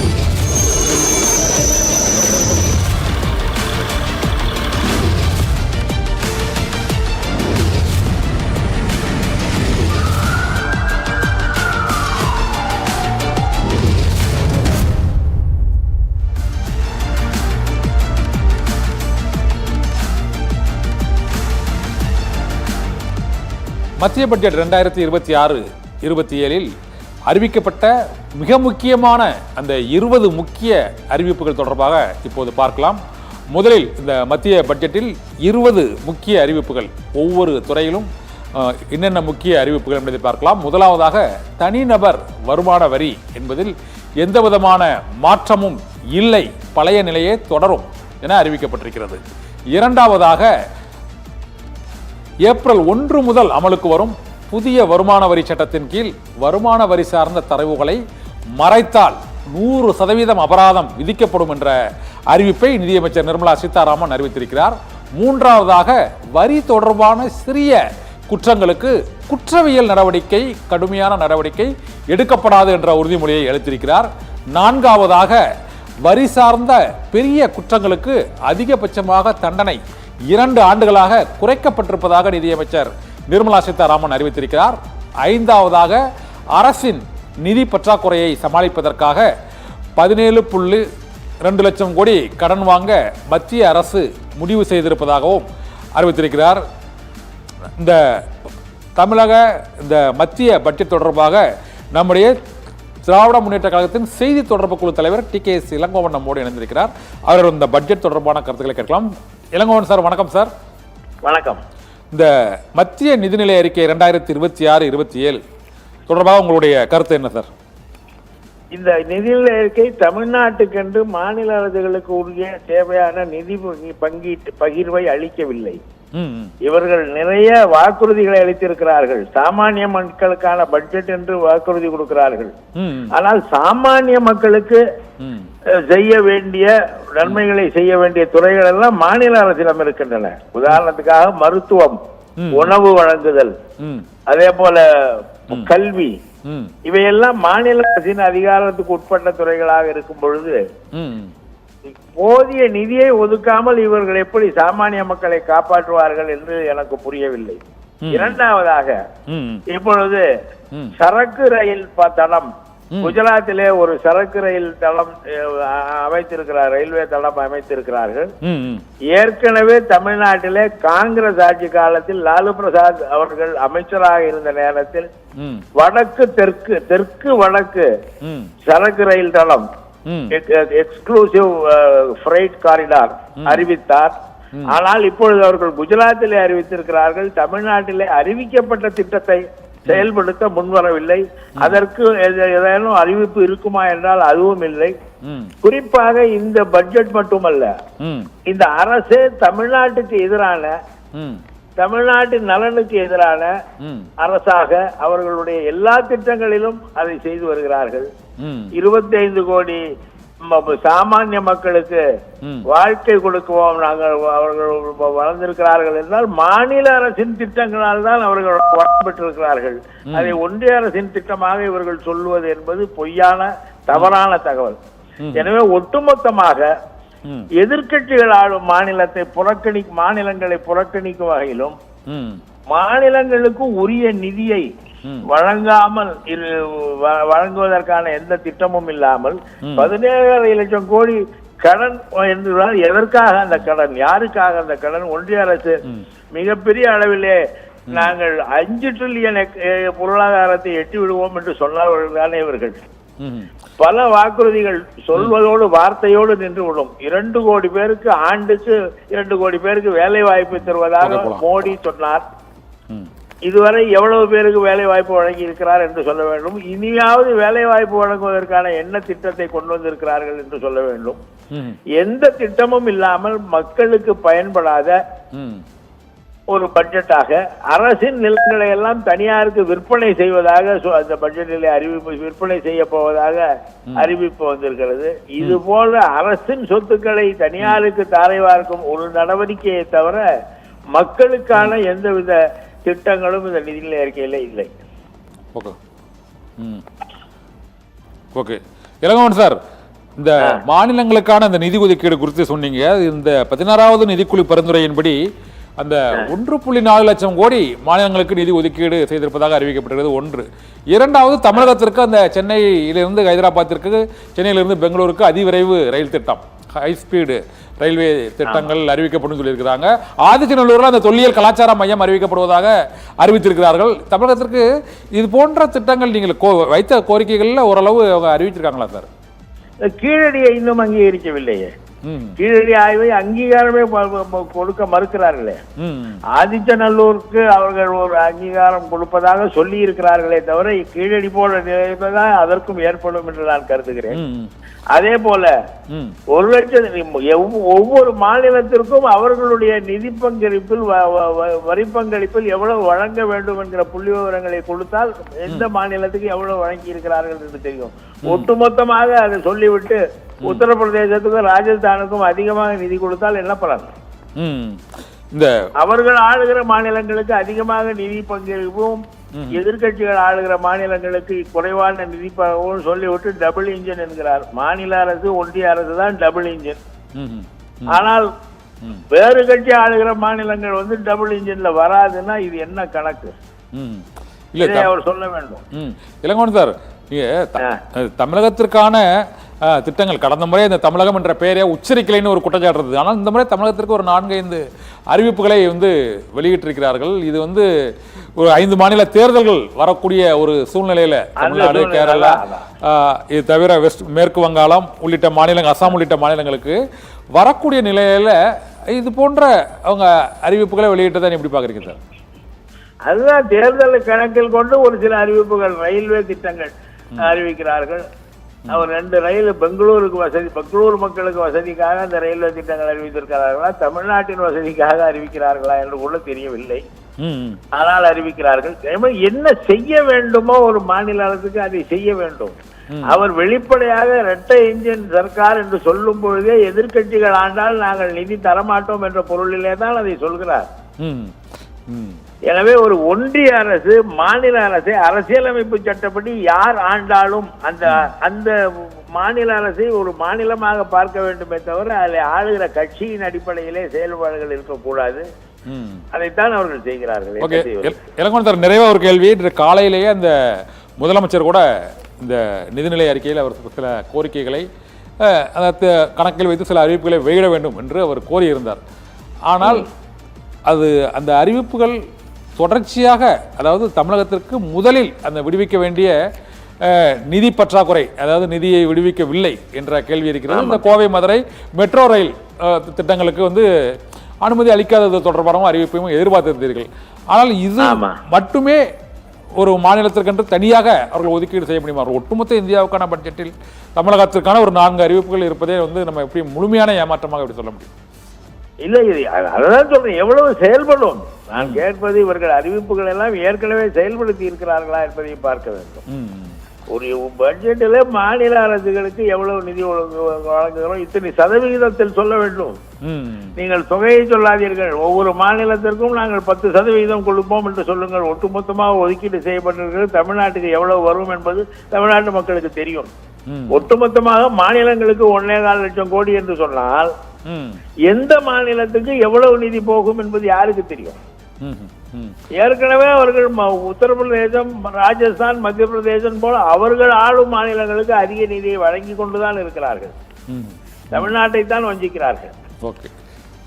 ஓகே இளங்கோவன் சார், ஒட்டுமொத்தமாக இந்த பட்ஜெட் தொடர்பாக உங்க மதிப்பீடு சொல்லுங்க, ஒத்த வார்த்தையில சொல்லுங்க சார். இந்த பட்ஜெட் என்பது பல அறிவிப்புகள் வெறும், ஏற்கனவே பார்த்ததை போல பல அறிவிப்புகள் வெறும் அறிவிப்பாகவே நின்றுவிடும் என்பதுதான் என்னுடைய கணக்கு. ஏனென்றால் 17.5 லட்சம் கோடி கடன் வாங்குவதற்கு அனுமதி வாங்கி இருக்கிறோம் என்று கூட சொல்லி இருக்கிறார்கள். எந்த திட்டத்தை இவர்கள் நிறைவேற்றினார்கள்? தனியாருக்கு அரசு நிலங்களை தாரை வார்ப்பதாக விற்கப் போவதாக சொல்லி இருக்கிறார்கள். அது வேண்டுமானால் நடைபெறும். ஓகே, நன்றி சார். டி.கே. இளங்கோவன் சார் எங்களோட இணைப்பில் வந்து இந்த பட்ஜெட் தொடர்பான கருத்துக்களை பகிர்ந்து கொண்டமைக்கு மிக்க நன்றி. நாம் இப்போது இந்த நிதிநிலை அறிக்கையில் 2026-27 நிதிநிலை அறிக்கையில் நிதியமைச்சர் நிர்மலா சீதாராமன் அறிவித்த அந்த முக்கியமான அந்த 20 அறிவிப்புகள் என்னென்ன என்பது குறித்து பார்க்கலாம். முதலாவதாக இந்த மத்திய பட்ஜெட்டில் வருமான வரித்துறை தனிநபர் வருமான வரி விகிதத்தில் எந்த விதமான மாற்றமும் இல்லை, பழைய நிலையே தொடரும் என அறிவிக்கப்பட்டிருக்கிறது. இரண்டாவதாக ஏப்ரல் 1 முதல் அமலுக்கு வரும் இந்த புதிய வருமான வரி சட்டத்தின் கீழ் வருமான வரி சார்ந்த தரவுகளை மறைத்தால் 100% அபராதம் விதிக்கப்படும் என அறிவிக்கப்பட்டுள்ளது. மூன்றாவதாக வரி தொடர்பான சிறிய குற்றங்களுக்கு குற்றவியல் நடவடிக்கை எடுக்கப்படாது என உறுதிமொழி அளிக்கப்பட்டிருக்கிறது. 4வது, வரி சார்ந்த பெரிய குற்றங்களுக்கு அதிகபட்சமாக தண்டனை 2 ஆண்டுகளாக குறைக்கப்பட்டிருக்கிறது என்ற தளர்வு அறிவிப்பும் வெளியாகி இருக்கிறது. 5வது, நிதி பற்றாக்குறையை சமாளிப்பதற்கு 17.2 லட்சம் ரூபாய் கோடி கடன் வாங்குவதற்கு மத்திய அரசு முடிவு செய்திருப்பதாக அறிவிக்கப்பட்டிருக்கிறது. 6வது, மாநிலங்களுக்கான நிதி பகிர்வு விகிதத்தில் மாற்றமே இல்லை என்றும் 41% தொடரும் எனவும் அறிவிக்கப்பட்டிருக்கிறது. 7வது, சி என்ற பெயரில் பெண் தொழில் முனைவோருக்கு, சி மார்க்கெட் என்ற பெயரில் பெண் தொழில் முனைவோருக்கு புதிய திட்டம் கிராமப்புறங்களில் செயல்படுத்தப்படும் என அறிவிக்கப்பட்டிருக்கிறது. 8வது, வெளிநாடுகளில் வசிக்கும் இந்தியர்கள் பங்கு சந்தைகளில் முதலீடு செய்ய விதிகளில் தளர்வு அறிவிக்கப்பட்டிருக்கிறது. 9வது, தமிழ்நாடு, கேரளா, ஆந்திரா, ஒடிசா ஆகிய மாநிலங்களில் அரிய வகை கனிமங்களை எடுப்பதற்கு புதிய வழித்தட திட்டம் அறிமுகப்படுத்தப்பட்டிருக்கிறது. 10வது, சென்னை, மும்பை, பெங்களூர், ஹைதராபாத் உள்ளிட்ட 7 நகரங்களை இணைப்பதற்கான அதிவேக ரயில் பாதை திட்டம் அமல்படுத்தப்படும் என அறிவிக்கப்பட்டிருக்கிறது. 11வது, மத்திய பட்ஜெட் 2026-27 திருநெல்வேலி மாவட்டம் பொதிகை மலையில் மற்றும் அரக்கு பள்ளத்தாக்கில், இமாச்சல் மற்றும் உத்தரகாண்ட், ஜம்முவில் மலையேற்ற வழித்தட திட்டத்தை ஊக்குவிப்பதற்கு புதிய திட்டம் வகுக்கப்பட்டிருக்கிறது. 12வது, ஆதிச்சநல்லூர் மற்றும் தோலவீரா, ஹஸ்தினாபூர், தூத்துக்குடி மாவட்டம் ஆதிச்சநல்லூர் உள்ளிட்ட 15 இடங்களில் தொல்லியல் கலாச்சார மையம் அமைக்கப்படும் என்ற அறிவிப்பையும் இந்த நிதிநிலை அறிக்கையில் நிதியமைச்சர் நிர்மலா சீதாராமன் வெளியிட்டிருக்கிறார். 13வது, நாடு முழுவதும் பெண் கல்வியை ஊக்குவிப்பதற்காக அனைத்து மாநிலங்களிலும் பெண்களுக்காக தனி விடுதிகள் அமைக்கப்படும் என்ற அறிவிப்பையும் நிதியமைச்சர் நிர்மலா சீதாராமன் வெளியிட்டிருக்கிறார். நாடு முழுவதிலும் உள்ள அனைத்து மாநிலங்களிலும் அனைத்து மாவட்டங்களிலும் இந்த பெண்கள் விடுதி ஒவ்வொரு மாவட்டத்திலும் அமைக்கப்படும், பெண் கல்வியை ஊக்குவிப்பதற்காக என்ற அறிவிப்பை வெளியிட்டிருக்கிறார். 14வது, நாடு முழுவதும் பெரிய ஜவுளி பூங்காக்கள் அமைக்கப்படும் என்ற அறிவிப்பும் இன்றைய பட்ஜெட் அறிவிப்பில் மிக முக்கிய அறிவிப்பாக பார்க்கப்படுகிறது. 15வது, இந்தியாவிற்கென பன்மொழி செயற்கை நுண்ணறிவு தொழில்நுட்பம் உருவாக்கப்படும் என்ற அறிவிப்பும் வெளியாக இருக்கிறது. 16வது, நாடு முழுவதும் 500 நீர்த்தேக்கங்கள் மீன் வளர்ப்பு தொழிலை மேம்படுத்துவதற்காக 500 நீர்த்தேக்கங்கள் அமைக்கப்படும் என்ற அறிவிப்பும் 16வது அறிவிப்பாக வெளியிடப்பட்டிருக்கிறது. 17வது, பாரத் விஸ்தார் என்ற பெயரில் விவசாயிகளுக்கு ஆர்டிபிஷியல் இன்டெலிஜென்ஸ் கருவி உருவாக்கப்படும் என்ற அறிவிப்பும் வெளியிடப்பட்டிருக்கிறது. செயற்கை நுண்ணறிவு கருவி விவசாயிகளுக்கு. 18வது, சர்வதேச கடல் பகுதிகளில் பிடிக்கப்படும் மீன்களுக்கு இறக்குமதி வரி கிடையாது என்ற ஒரு அறிவிப்பும் மீனவர்களுக்காக இந்த அறிவிப்பு வெளியிடப்பட்டிருக்கிறது. 19வது, இந்த மின்சார வாகனங்களை ஊக்குவிக்கும் வகையில் லித்தியம் பேட்டரி இறக்குமதிக்கு வரி ரத்து செய்ய